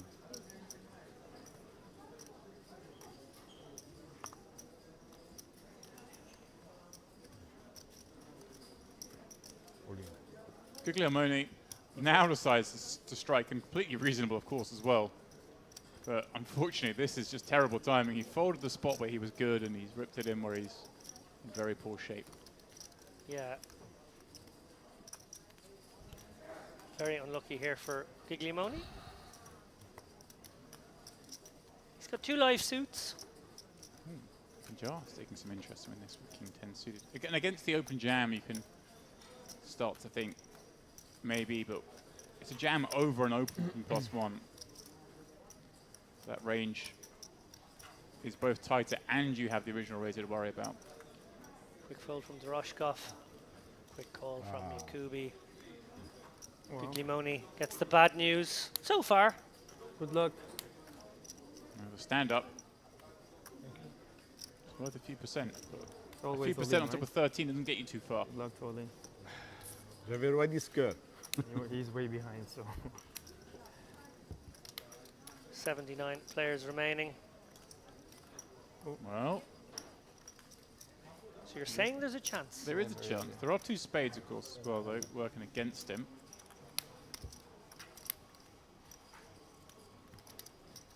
Five pure outs. 1 pull. Close. Game. No cigar. Yakubi. Je prends tout. Up to. Je prends tout, hein. Hein, je prends tout. Tu vois pas ces cartes, tu dis. 2 million plus now. T'as vu, je prends tout.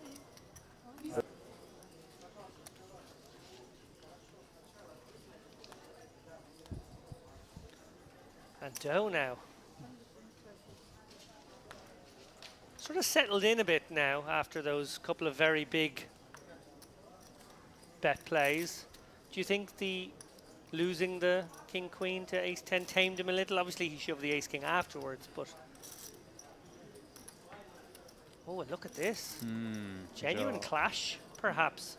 Yeah, quite an easy one for Hajar as well. There's 20 blinds. I don't think you get much decision other than to go for all of it. That's what he does. Now, presuming no hands wake up all the way around, Doe actually has an interesting spot here because how much lighter than 10s would Hajar go? Right. Are you expecting to see 7s and 8s? Probably not. 9s? Maybe. Yeah. That feels like the bottom all right. Quick call, though. Knows he's going to be up against that quite a lot and is happy to run it. I think that's fair. I think just about cool. Doe's showing a willingness to gamble as well, of course. He's not afraid of the big pots. I'm not surprised to see that. And he gets a very nice looking 4, 5, 6 flop. Up he stands. Yeah, gets him to his feet.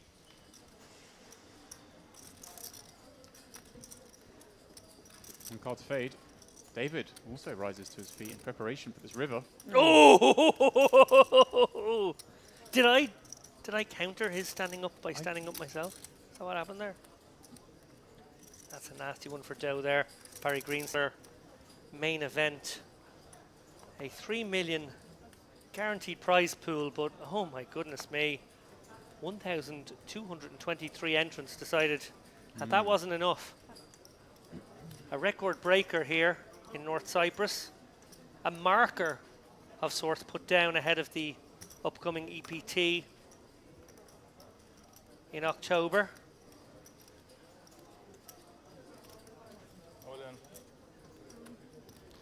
And Dow, well, he is in the mood to gamble here. Wants to get back all those lost chips. You might get this. You might get this through now. Obviously, Hajar has to worry about the opener, not just the jam. Heads up, I'm sure he would have been keen to give a spin, but this is difficult.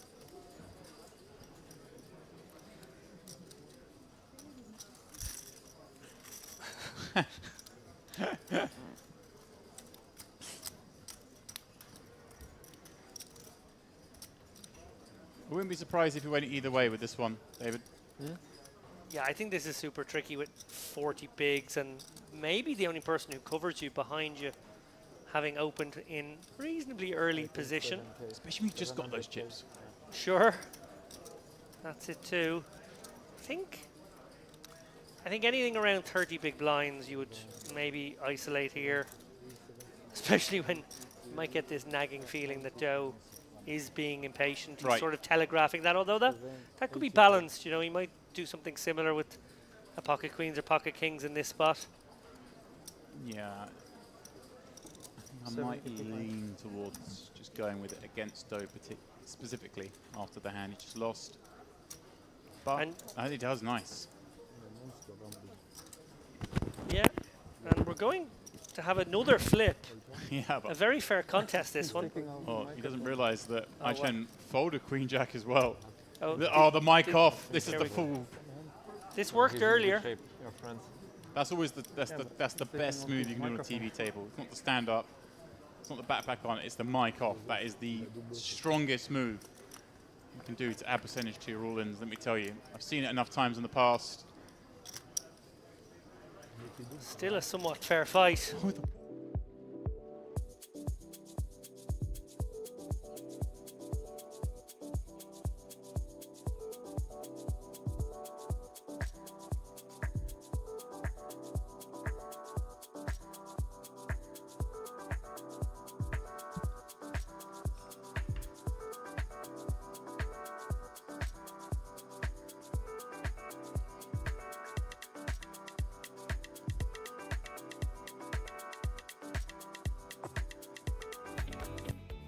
And welcome back to the desk, where we are still stunned at what we just saw over the course of the last frame. James Dempsey front and center now, and we are both delighted to advise you that we are going to follow through on this last hour-long level with the same cast of characters that gave us so much entertainment over the course of the past 2 hours. And there has been very much a dynamic shift out at this table, James, as we are going to have 3 stacks up at that 55-ish big blind range, and then we tailor and taper all the way down to the shortest of those stacks with the blinds at 50 and 100,000. And that is really quite the leap from 40-80, and it is very difficult to kind of stave off that sub 10 big blind reality when these things happen. There comes a time, Ali, where the blinds come for all men. There's no avoiding it. I mean, this structure is incredible, but 50, 100, a starting stack is now a big blind. Things do have to move as we try and wilt this field down to as few as possible before tomorrow. Listen, as much value as there is in the structures that are on offer here at the Merit Poker Room in each and every one of these series, there is eventually a time where we do have to come up with a winner, and obviously escalating blinds are the means by which we get there. They only happen once an hour, but now the jump's more significant, and there comes a time also, James, where David Hu comes for all men, as he did against Samavati in another folded set. You and I were in here for the set of kings yesterday, and here tonight. Come on, yes, we're not folding listen, more sets. Tell me this is a little different, this one. It was different, but how long have I been doing this? The better part of 2 decades. Never has a fold caused me to break out into Farsi. But I did it. And I actually grabbed David Lappin and shook him violently because I didn't know how else to process what we saw. It really had so much to it, and maybe more is in store as the sun has set long ago upon the Merritt Crystal Cove Hotel. In fact, we are closer to the sun rising than we are removed from its setting. I just find it hard to believe you've been doing this for 20 years, Ollie. I know. I can't quit it. It's just, and moments like that, by the way, are very much a reason why, because you think just when you've seen it all, you really haven't. And there is the landscape aforementioned with Hu, Erdene, and Nuri at the top three, then the big taper off. A better than 2-1 lead for all of them on Randy Hoffmanner and company as we work our way down to the shortest of stacks. So strap in, Mr. Dempsey. Ollie, I meant that as an insult. You have so much self-confidence that it didn't even land. No. And now I just feel like I'm not good enough. Yeah, well, see, that's a veteran way to process it. What did you have, James? And what you did should you embrace have? that feeling I've left you with. As Queen. we see an embrace of the two Oh, red jacks whoa, for David Hu and an ace king for Hoffmanner. It didn't take long for us to find an incendiary Your development bet here. didn't make any sense. No. Like the last time. The last I time. 3-bet, like queen, Nothing, turn. nothing. What a talk. I I had- like it. I had a better hand than you, for sure. But not so strong. By the way, something to be pointed out, James, as we play this level Definitely a better is hand than you. the fact that everybody on that break surely, another ace king, suited this time for Samavati. Was going to say they've all had a chance to go back and review the mystery pots, the ones that didn't get to showdown, to see what exactly everybody was working with. But look at this. Hoffmann just flat off 26 blinds with this ace king against who's open. Samavati loving life with ace king behind, but this surely therefore develops into three-way all-in the way it's played out. If Hoffmanner had jammed and then Samavati rejammed, okay, it's only 8.5 blinds. It was going in anyway. What am I talking about? But kind of crazy nonetheless. Unless he's laying this trap for one of these short stacks to jam behind.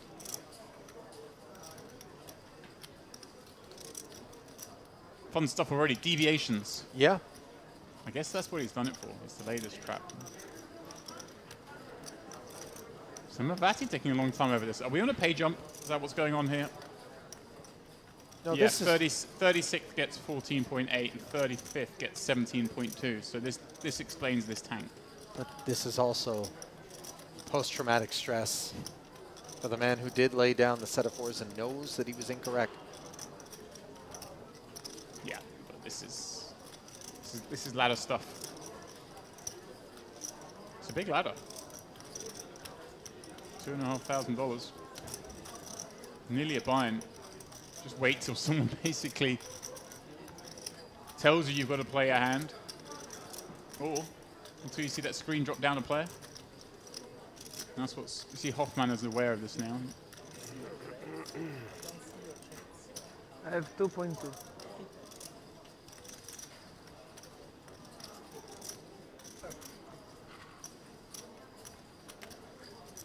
Well, I like it. He's going to leave a chip back to buy himself even more time. I was going to suggest that he will do this. I'm glad he has. So in comes the 3-bet to 750,000 from the ace-king suited. And this is going to have squeezy vibes from time to time. Yeah, it's obviously a hand. It's never getting through. How much you have? You might get through the have opener, 3 but whites? the player in between is always going to call. Well, here's the thing. Do the jacks react differently in the face of flat and then 3-bet than they would in the face of 3-bet and then jam?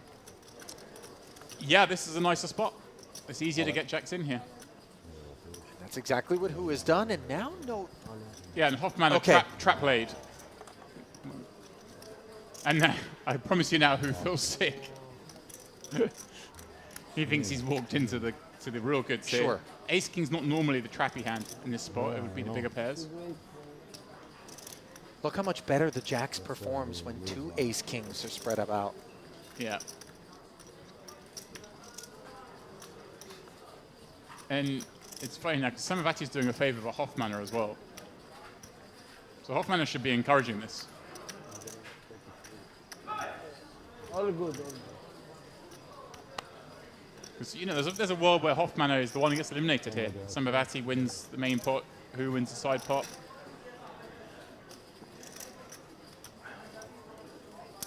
I will check. It's a money jam. Yeah. Yeah. That would require spades. Oh, I mean, before the cards are tabled. I mean, Sorry, guys. Take your time. No problem. We are happy. this is one of the reasons why you'll see some places introduce time banks once you're inside the money. or something. I didn't see the page. The thing is, everybody at the table is quite all right with Samavati taking his time here on account of the fact that everybody enjoys the pay jump if they manage Our to fact, we are secure lucky it. that we made. To be honest.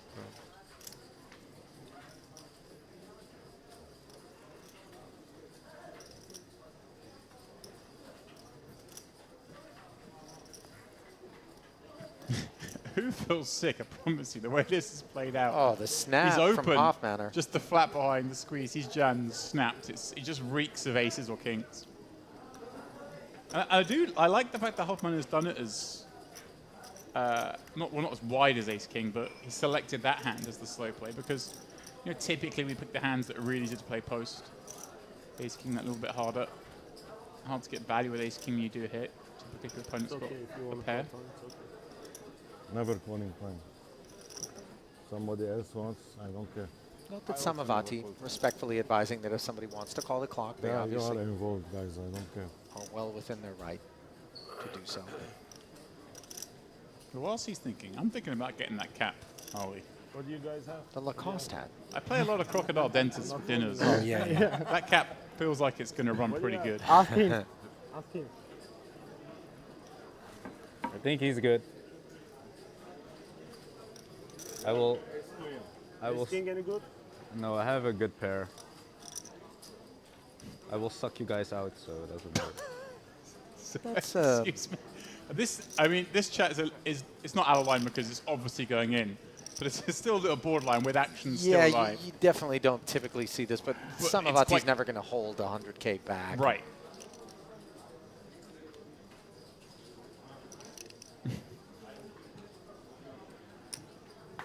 Such a specific setup This here. is a spot actually where the floor should just step in and put the clock on the player. Well, they've got to be aware that this is transpiring. There's 4 tables left. I mean, imagine they're aware. The players are walking around. There's reasonable and there's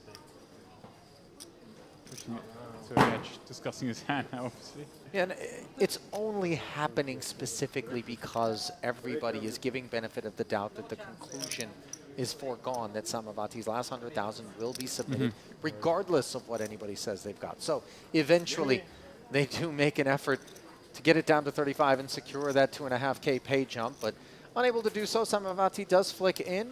Oh. Yeah, well, there's a floorman there. I wonder if that was what led to the eventual call as our screen still shows 36, although our stat obviously not the official one. The players have a screen. Ours is updated separately. Maybe So then, the side pot will be 3.5 million. That will be played between David Hu Anybody fold a jack? I have from both, King Jack. and Randy Hoffmanner. He did fold King Jack actually. I did see that King Jack folded. Oh, yikes! Now the jacks have removed the ace and king of diamonds from the available outs. This is a really good board, and now jacks have iced it. On the turn, the diamond rolls off, and not one but 2 ace kings are going to get showered at once. And that does mean, of course, James, that the bigger stack will be the one to pick up the pay jump, while the smaller one will take 36. That would be Samavati. Assuming there were 36 left, I think maybe it had jumped up to 35, but you're quite correct. Obviously, when 2 players bust out on the same table at the same hand, it does go based on chips. And look at the changes made there, Alex. Yeah, the complexion continuing to evolve here at the feature. as David who came into the prior frame as the chip leader, has reclaimed with conviction that honor, leaving behind Erdene and Nuri as what are now middling stacks with 34 left. On the heels of the double elimination, not to be overlooked, the very small stacks of Kosia and Dmitry Gromov, as they are both able to ladder. Yeah, you suggested to me that David Hu has been driving a bit of action. There'll be some stuff going on here. First hand I see, he knocked 2 players out. Wasn't false advertising, James. Really wasn't. Professional. That might be the longest hand I've ever seen take place, considering there are about 4 actions in it.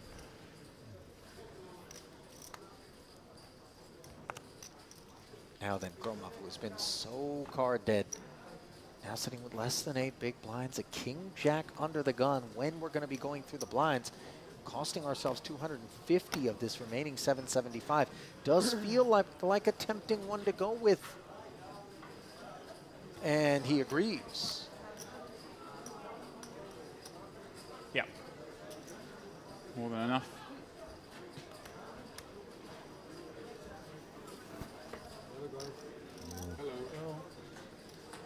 Yeah, this is always a benchmark level for me in any poker tournament when the big blinds are starting stacks, when you know you're getting into it.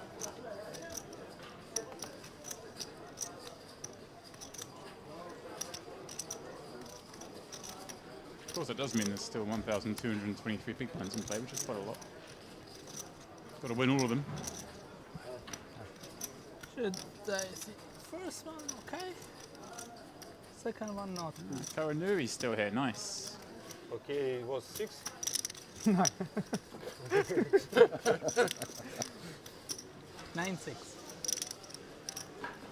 No, first card. Okay, it was 6. No, 9. Ah, 9. Okay. I thought pair of 9 I would call. This orbit will be free of charge. A hero call. Pair of 9 hero call. For Gromov. Did the caramel play, by the way, that does appear to be an individually wrapped candy that was also a part of the all-in. I had the 9. Does the winner get to eat the sweet? Is that how it works? I suppose if you do get showered, it would be a bit uncouth to reach out and pull the candy back. I saw actually during the main event, of course, I know you would have had eyes on. There was a card potential, a Lucky Omen that made it all the way to Dan Wyman's winner's picture, right? Yeah. He doesn't look like big fold. Never. Speaking of Lucky Omens, I have to notice I haven't seen. If I don't Buddha on the river, you shop. Well, James. Soundboard and then you went there, I'm Harley? considering it. Your lead. You have aces or? I had something very good. The Buddha that you speak of, which was given to me by Steve O'Dwyer in London. Sure, if you have for example, very much pair, you check alive and well. Granted, suffocating in my If I backpack. have ace king, ace queen, I would. Perhaps that's why the markets treated me as they did today. Queen, even ace jack. But I There he had king is. queen, so I had Yeah, to bet blocker. exactly. So. You have Buddha. to bluff, but Lucky I wasn't Buddha. sure. But you bet call the For river. those unaware, Harley has a very small River, a snap call. Excuse me? Buddha figurine. Okay. Very small pair for Erdene. 2 very small pairs. The slightly beyond smallest of raises to 225,000. Nuri will flat from the small. Now an ace-9 for Gromov in the big blind.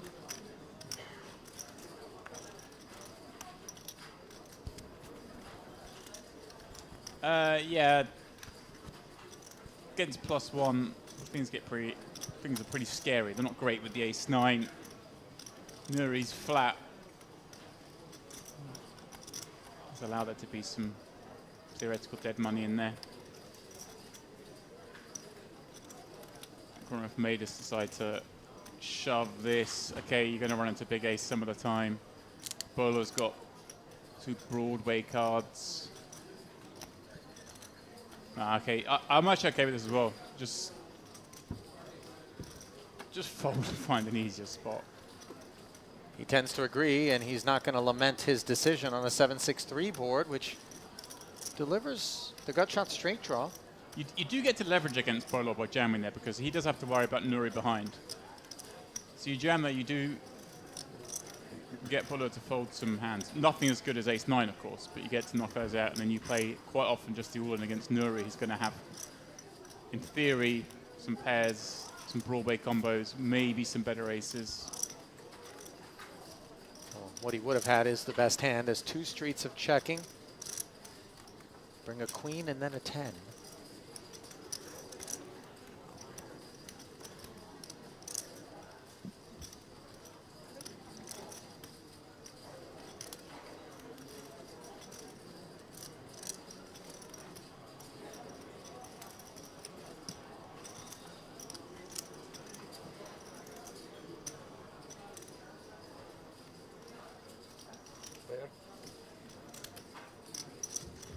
Yes?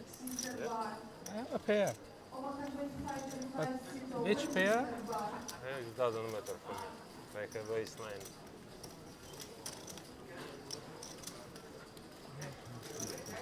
So Murray falling that one in. So you see all those red chips there in front of him. Those are the good ones. Yep. If he doesn't raise, I stack you. Very correctly identifying if the I win against you. deuces didn't open that pot, that the 5s would have stacked the ace-9.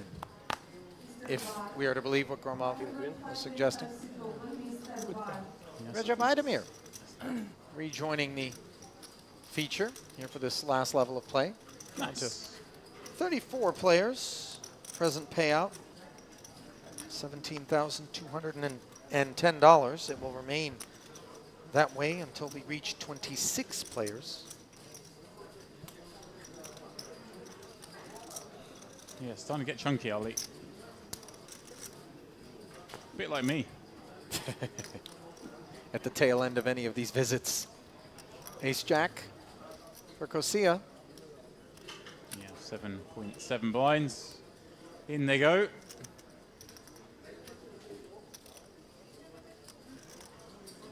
Touch of accounting. And neatly and politely comes the jam from the cutoff. Ace-9 suited now for Gromov. And this is actually a more attractive proposition for him against that cutoff jamming range. Ace-9 suited is comfortably ahead of that range and should see this go in. Not in reality, of course, as on this occasion it is dominated.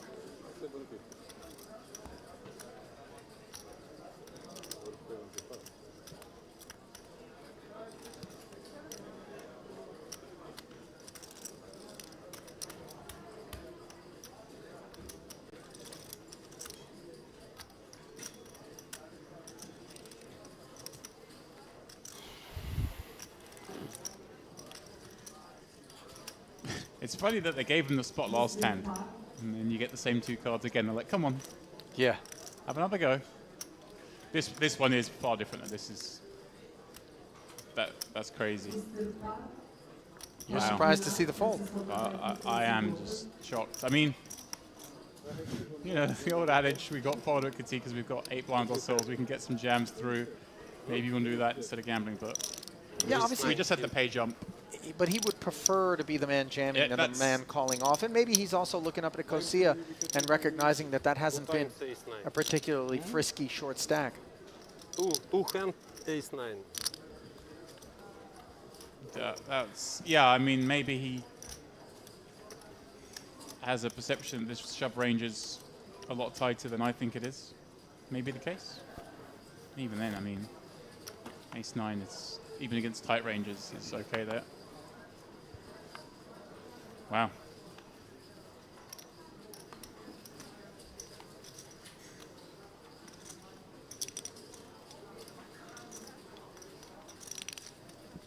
Very surprised.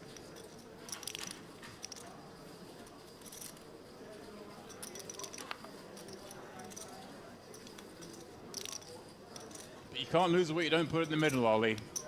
As I learned many years ago.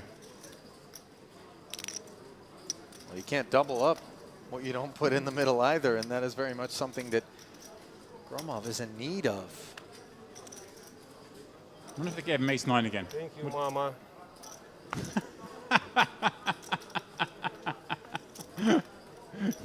you mama. 500. Amazing ace king. It's just brilliant.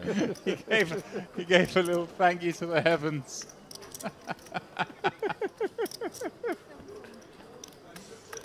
Fantastic. I, for one, would have loved it if the thank you to the heavens came with an absolutely dusty jam. Yeah, I thought it was going to be a little wider than that, but thank it was you, not Mama. honest. 9 deuce offsuit, jam from the button. Yeah. Guy looks down at King You're 10 a and very starts to think, no. loose-aggressive player, to be honest. Just kings, ace king, kings. There's some of the chat, Ali, suggesting that He's even Cookie more is aggressive than you. on the tight side. Yeah. Hence the ace-9 fold. Again, I'm coming in colder than you guys. Thank you. Fish, big fish. Yeah, like I said, it hasn't been a frisky short stack.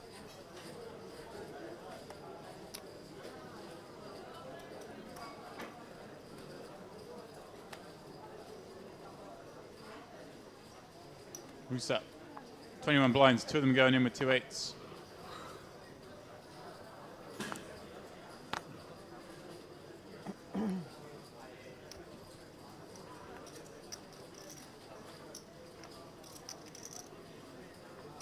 Nuri. 2 5s with 5.5. 2 million, yeah? Total? Oh, this is just very difficult to ever play the 2 5s here. You're not getting the odds to sort of hit a set. I believe this is Basil Musa's first involvement since his arrival at this feature table, which goes all the way back to the prior frame. And no sooner do his chips work their way toward the middle than he runs into the call, and now the brilliant spot for the 2 jacks of who. Yeah. The hand that he used to shower 2 at once.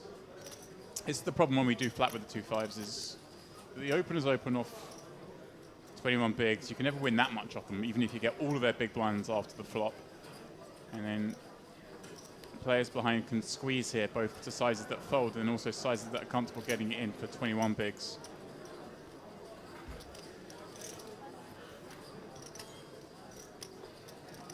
And Musa, yeah, he just got to fold the 8s, I think, after we open here. Don't think we really ever open 6s or 7s, maybe sometimes 7s depending on the table. 8s feels like the worst hand he's got here. Sure, you're flipping a lot, but the rest of the time, you goosed. But you told me David who's in there swashbuckling around.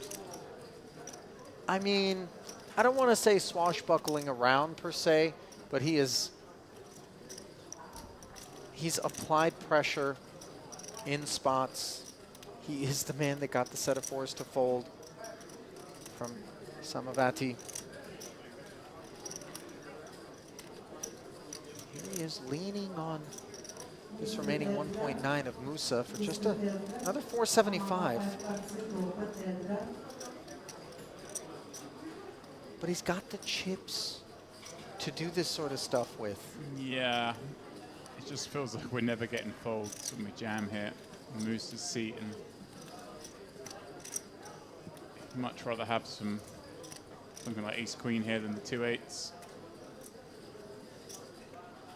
Make the stand with. You just don't open that many hands in this seat, and that's one of the worst ones you've opened with, so it's okay to let it go. Nuri just going to be squeezed out of the pot.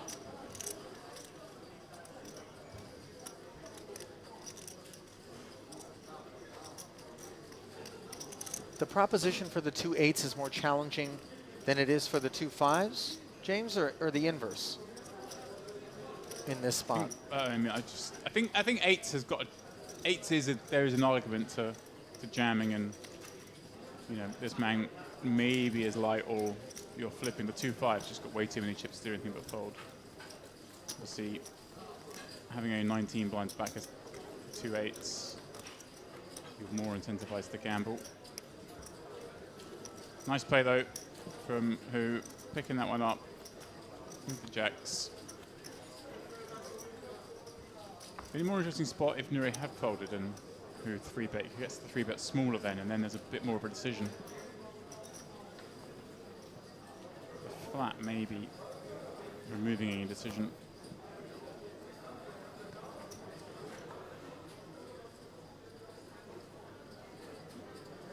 I'm enjoying this because we get to the point in the tournament now where I've seen quite a few of these guys already over the last couple of days. We saw they lose earlier. Building up a profile on some of these guys. Long day for them, aren't we? Yeah, we've kind of touched on how this is really the one that tests the stamina of the remaining field more so than any other. Is Gromov now with pocket aces, more tier 1 kit. But now with $1 million, yeah, it's just he's going to put... kind of fun. He's right on that borderline where he's going to make it look like he's just trying to sneak one through. Little mini raise. Hey, got aces. Why not? Well, Queen Jack wasn't interested from the button, so no action. Aces? For the I know. I believe somebody speculated that it was aces prior to it being revealed, and it wasn't Gromov. No, what did you have? The screen? Me? Jacks. Jacks. Jacks? Folded eights. Nice fold. I fold the set. I fold the set. I fold the straight. Jovial atmosphere at the end of the night. Nobody straight flush? Nice to see it. I think everybody's very desperate to let the stress of the situation as we close in on our final table give way to some levity, some relief, some relaxation, as they're going to have earned every bit of the sleep that awaits them. Could be too wound up, though, to get down right away, given that $567,000 is going to be going to one of these remaining 33 here in this record-breaking Merit Poker Retro Series main event. Nuri, ace-5 offsuit up front open. A little cheeky. Yeah, a little cheeky, just trying to reclaim some of those chips he lost a moment ago.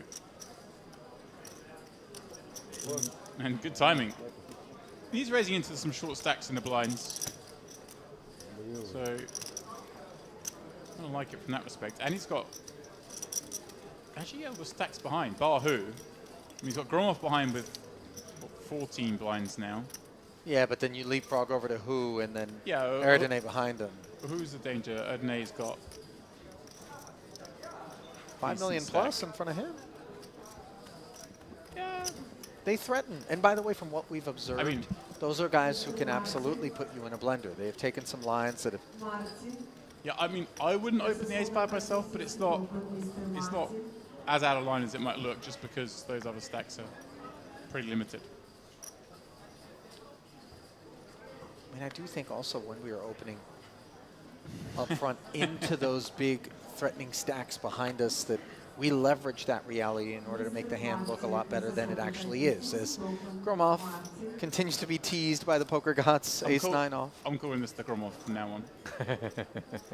Oh, wait a minute. Like, he just did this with aces, showed it, and now he's doing it with ace-9. Love this. I was thinking at the time, don't show the aces, but now he has showed them. It's fun to try and sneak another one through. He's shown that and ace-king. Yeah, but the ace-king's the jam. Tomorrow, I mean, right? this... Tomorrow is final day. But yeah, this is now fun. perhaps people thinking that he's deep enough to come with an open sizing, but not because he's going to be folding, but rather because he's actually looking for action. Let's see the response here from Yossi. Note whose blind he's going after as well. He's obviously got a perception this man's very tight, given he folded the ace-9 for 8. Probably until. And in turn, Kosea is going to have a perception that Gromov is tight, one that has been earned, and yet he looks at king, queen suited in the big.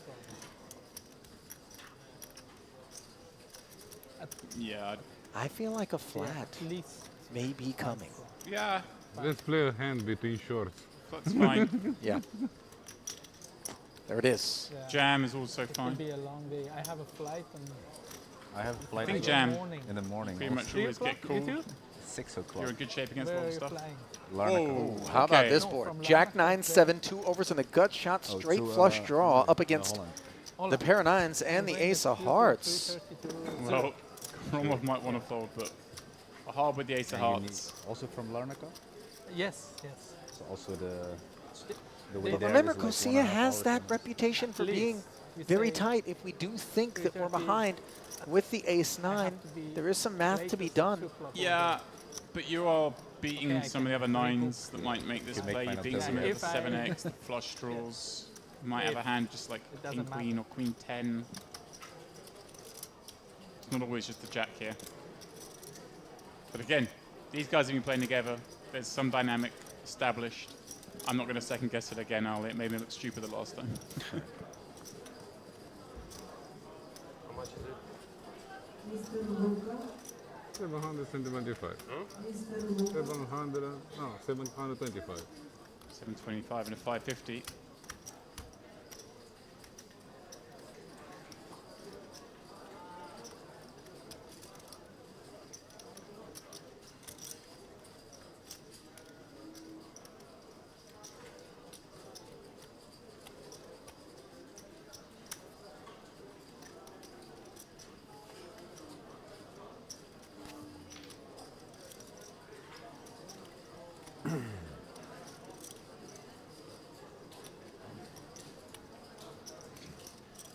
Romov's gonna, whatever happens,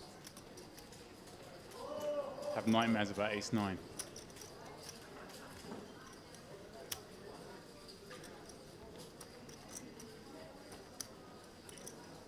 Wow, he lets it go. Show. Show. You pass? Yes. On that flop? I call. Late. I mean, a joke. I mean, Dream flop, dream. he was a dog with 2 to come. Yeah. Wow. Yeah, he has a I think he can live with it. monster hand on this flop. You didn't fold ace 5 hearts, ace. You didn't fold the nuts flush, right? Yeah, just one ace. The other one, Ace black of ace. heart. The other one, black of ace. Black ace. Would you go all in with my card with 6 Four. blinds? Of course. The flop, of course, I would. Fun stuff. I would check all in. Not. I'm with your hand. I'm just so confident. Yeah, this is But too many outs. Too many outs. He's played it perfectly the way he played it, 35, picking a 9 to fold. Better reflecting.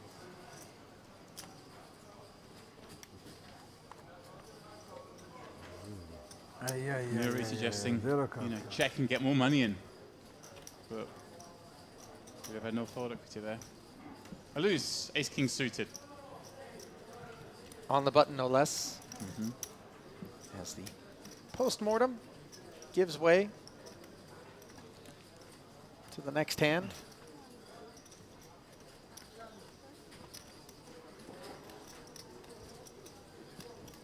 Mini raise and no takers. A couple of offsuit 7s.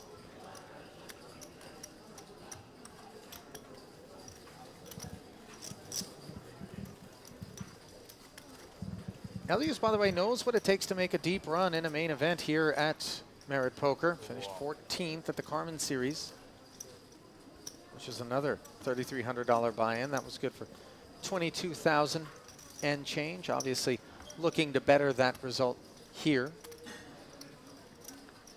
Yeah, that was a fun one. Maxime Chalot running out the winner.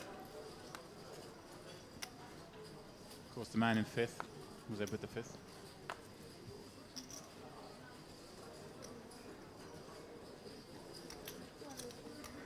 Let's see if any of these were in the mix. Obviously, recap, Idamir's, is it son, I believe, Davut? Yeah. Idamir was deep in that one as well. And Gromov, of course, was deep, came 21st last time out. One card, every time same. Down to the last 32 this time. Bro.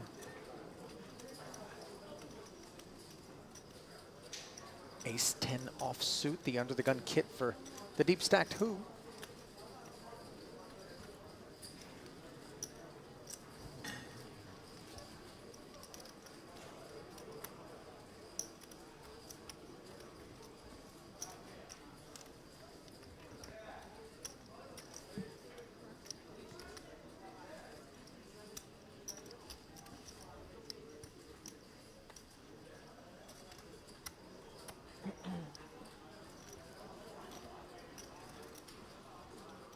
it's a spot there, assuming that there are 32 left, that we can peel with 6-7, just because we're so short. Reverse implied odds are lessened. We're up against the widest range at the table, albeit he is still opening from under the gun. But it may be that we're a little closer than our graphics suggest. Again, it's not the official number.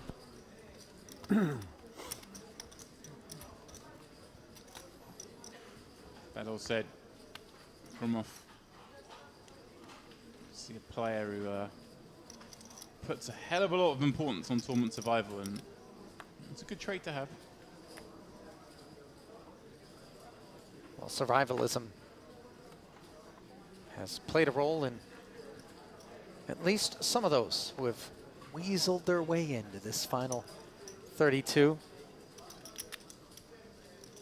Bobbing, weaving, tunneling.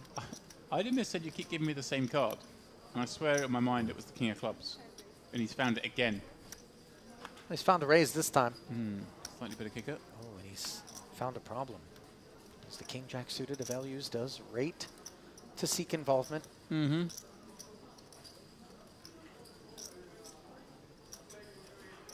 Yeah, I think anything but a call would be a little too much.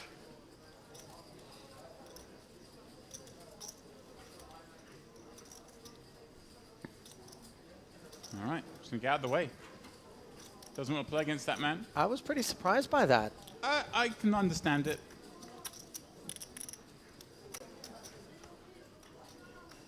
Walk us through the reasonings against. Just thinks up against a very solid range off Idemir opening up 19 bigs. There'll be some understanding. Some history between the two. It may feel Idemir. It's just going to be pretty tight here. Doesn't see a lot of upside. You can see, of course, if King 10 offsuit's in, then we should be calling with King Jack suited. But sometimes the very fact that a player is going to be tight allows us to maybe take one in position, and if that player does not improve on the flop, we expect there to be a more passive approach post-flop. Yeah, I mean, take a pot away, as we do see a lovely development for Idemir, who always was dominant against Hugh's King Deuce, which is absolutely missed this board. But go on, James. Yeah, again, I'd have been in myself, but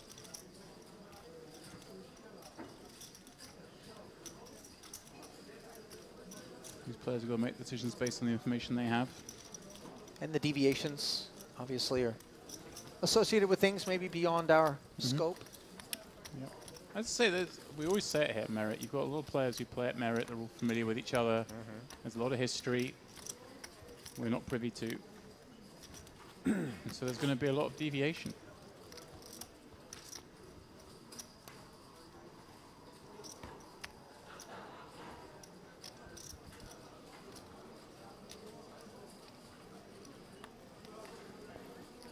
On that occasion, obviously, the dominant hand ended up in the muck, as perhaps credit for better kit than the King 10 was being given to Idemir, who now looks down at Ace-9 suited, the Gromov, as James has christened it. Yeah.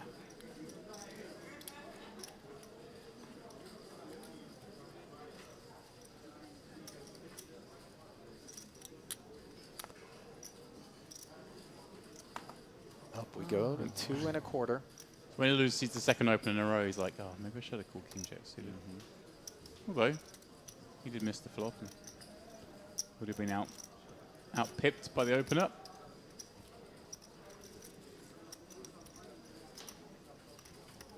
May as well be a factor of the fact that he was, in fact, somebody did mention, Idemir was opening with who in the big blind? The one who's just always going to call. It's not like he's opening to one of the short stacks in the big blind and therefore maybe has a slightly wider range. He's supposed to open a bit tighter into that player.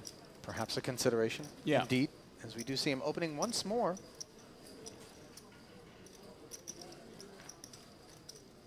And again, he's doing so into those 2 big stacks in the blinds. Yeah, much better hand to open with though this time. I like this sort of 23. Yeah. Those fuzzy feelings not shared by either of those blinds. Is Idemir cobbling away here? Yeah, it's one of these spots, that Ace-9, compared to early in the tournament, where say we're in that seat under the gun, you'd much rather have a hand like 9s and open, and the big blind average is like 50, 60 blinds. I like going to play a flop a lot. When we get down to 23 blinds, it's going to get around a lot. You're very unlikely to get peeled. Call. I want. So having an ace is actually really useful. No, I want to call. you block the 3-bet candidates. So although it's a much weaker hand than 9s, in these situations it's a bit more useful. But anyway, when we go it every time 250, I take 250, 1 round. 2 million. Take. 1.6. Okay. You take it. More. 175. You lose. His go Don't with 22 blinds. 2, 3, 4, 7. And 7 suited to aces. 25. I didn't miss big blind. He's going to go after it. Bravo. Not in an exceedingly aggressive manner, as it's just the min raise, and 2 red 9s for Kosia.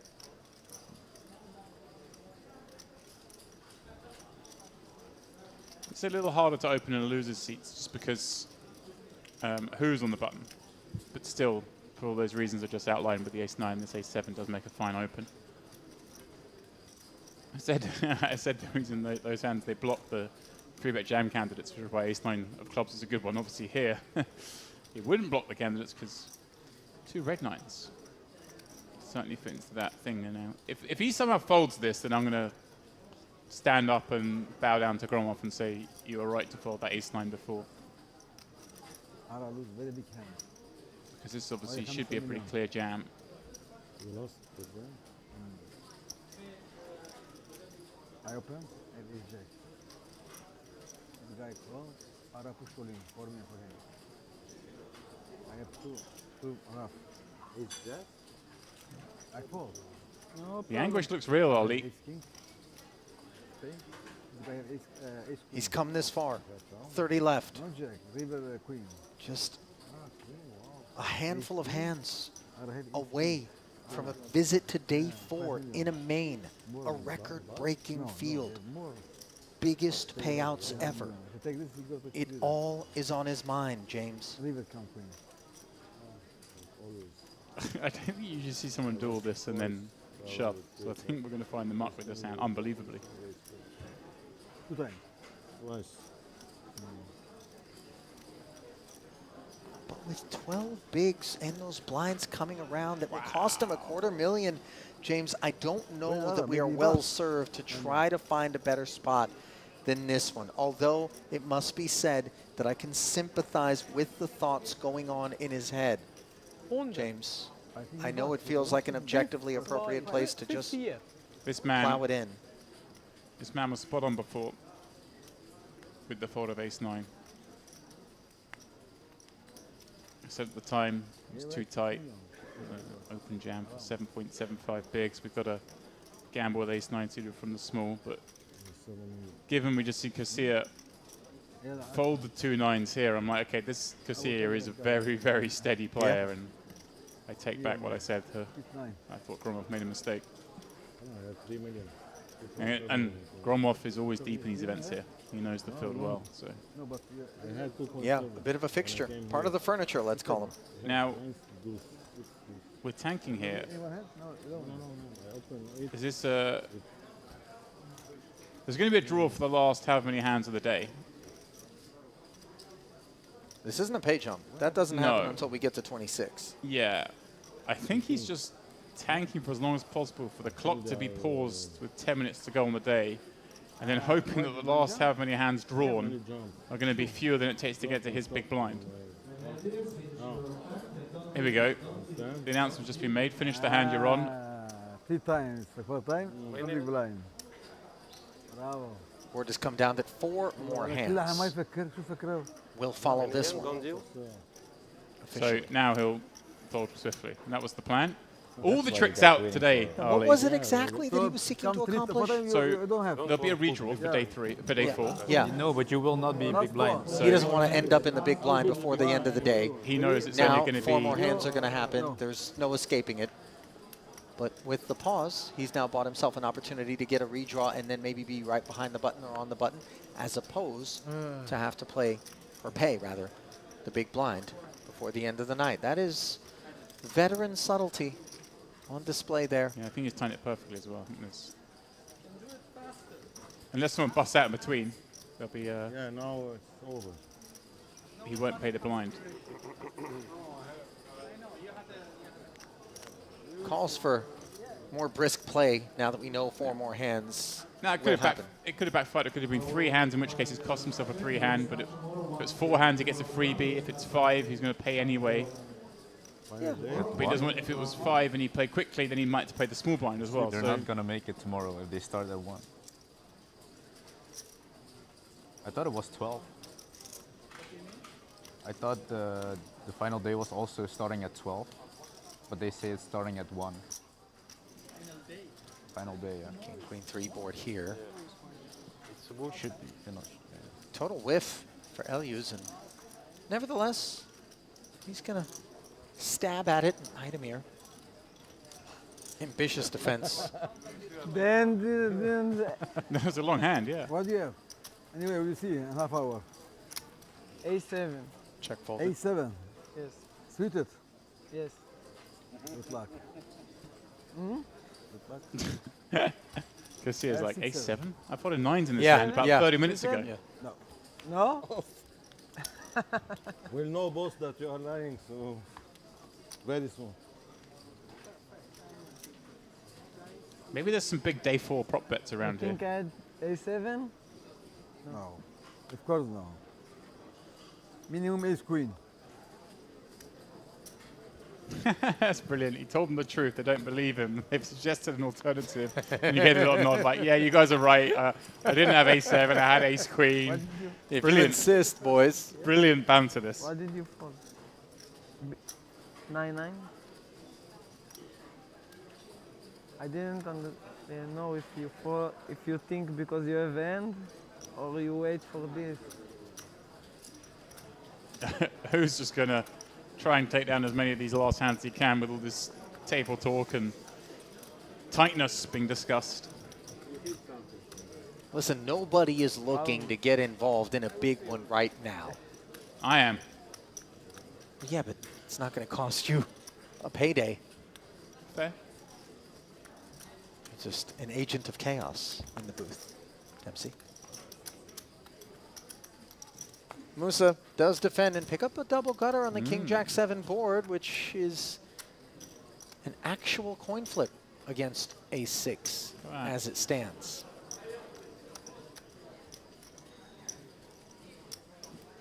Normally you might see the big stack attack this kind of flop, but who deciding that Musa doesn't get to bluff too often on the turn, so you can go for a delayed C-bet.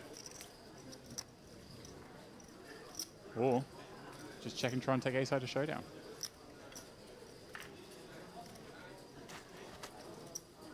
Yeah, and that's it. He knows he's not going to get bluffed too often, so just decides to try and take it to showdown and holds on. Hits the ace on the end, does who? I like how he played this hand. Kept it tidy. Yeah. No post-flop pursuits, although now it does seem like perhaps a sprinkling. Take it. 10 high. Running so bad. Got 2 free tugs. Mm-hmm. I have ace. Never improved. If you bet flop, you lose. That's why I checked.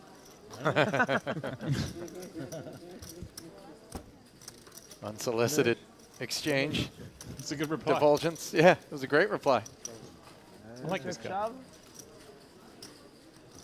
He is going to be a delight to watch 10-9, yeah? if he works his way into this final table, as he certainly has the stack and the chops. They've been playing for 14 hours. He looks like he's been playing for 14 minutes. Yeah. It's fresh as anything. That's a good point. He passed, for sure. It's like, what? Why are we stopping? Yeah. Let's just get it done tonight. That's a great point, James. I mean, maybe the chips make you feel good. Suddenly you got 9 million. Rejuvenating. You perk up a little Yeah, bit. a big stack, certainly. An elixir. Will leave you feeling a little bit more spry than having to nurse a short one. We're going to try and take advantage of the players who've all got one foot in the bag.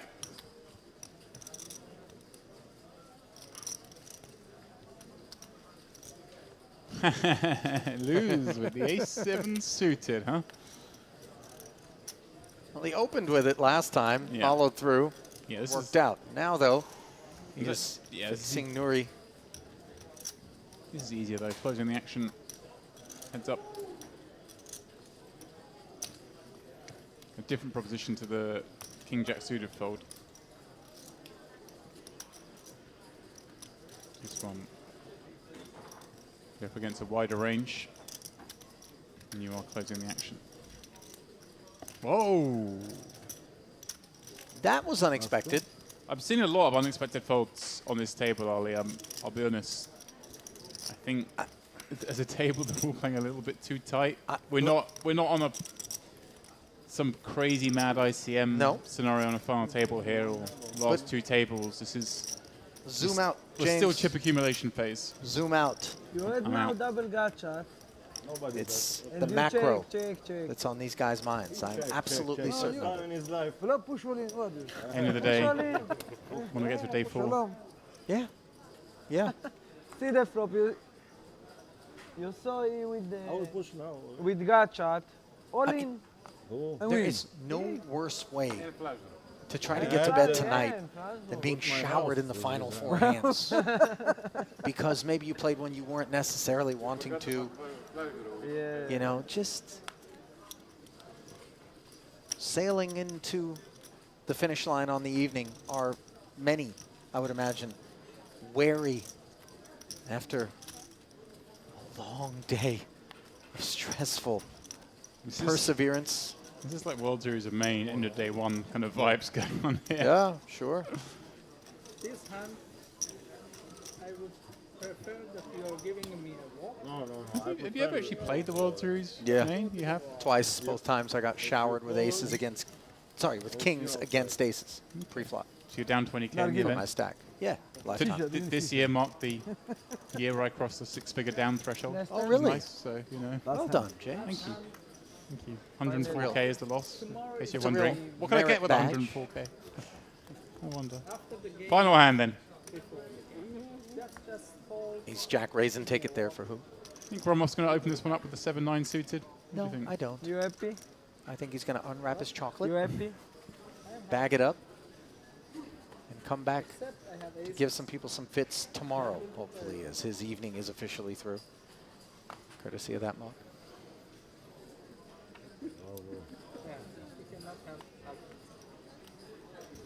The funny thing is, who's going to be opening up pretty wide? He's had ace, jack, and 9. Wait a minute. Now, this is a man I don't think it's going to be quite in that camp. He's far more experienced. He's going to play the hand he's been dealt, whether it's the last hand of the day or the first hand of the day. Agreed. And against the widest range, like 22 blinds, we just get to pile it in here. Especially, it's going to be a super wide range, the way that all these players are talking about how they're going to make the end of the day, how they're bagging, all the folds they're making. I hope he just doesn't get caught up in the conversation and caught up in the idea. And does revert to how I know he plays, because I've seen this man play a lot of poker. There we go. Here we go.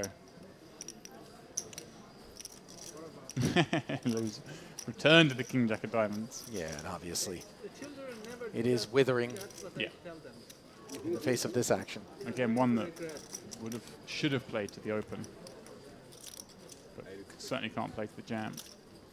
Now it's and come back around to who, by the way, James? And I mean, another 1.9, yeah, 22 blinds is a lot. 2.2? You're just not ever seeing 7s here.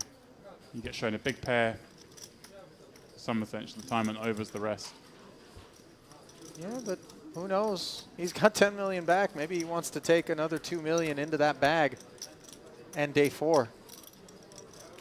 Wouldn't be the craziest call I've seen. 2. It's frustrating because he's going to be raising with so many bad hands. 9.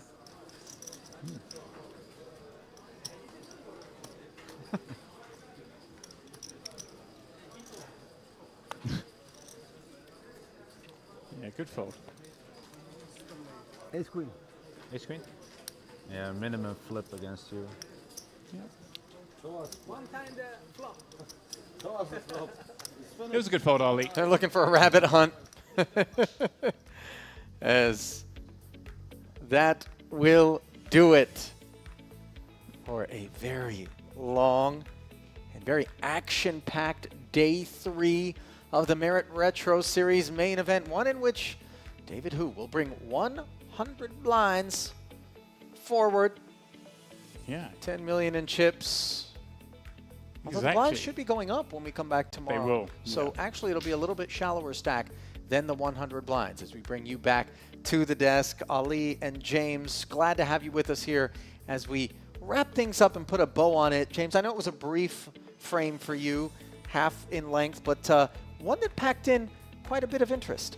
Yeah, interest being the thing. Maybe not so much action, but a lot of interest. We saw the first hand take about 10 minutes with players aware of these ladder spots, and then I saw a series of, well, at first I thought too tight a fold, but then realized they weren't too tight. But then we did see some perhaps too tight folds, but understandable. It's the end of a very long day. Yep. Players will take their chance tomorrow with more ladders to come. And it isn't the last time that we're going to be seeing things that maybe are unexpected in terms of taking it in a vacuum and placing it out onto other streams or outside the borders of Merit Poker in particular, but there is something in the air, something in the water, if you will, and something of $567,000. It's going to be going to one of these final 29 players. So then, we are bagging it up. We will come back, and the stream will begin at 2 p.m. local time tomorrow. We certainly hope that you'll be joining us for that one, as you don't want to leave yourself with a cliffhanger. Come back, see us, as so much talent still remains here, and a champion will be crowned. So then, on behalf of our entire team here at Merit Poker, James, David, and yours truly, Ali Najad, I say good night, and we hope to see you tomorrow, 2 o'clock local time, for the finale. See ya.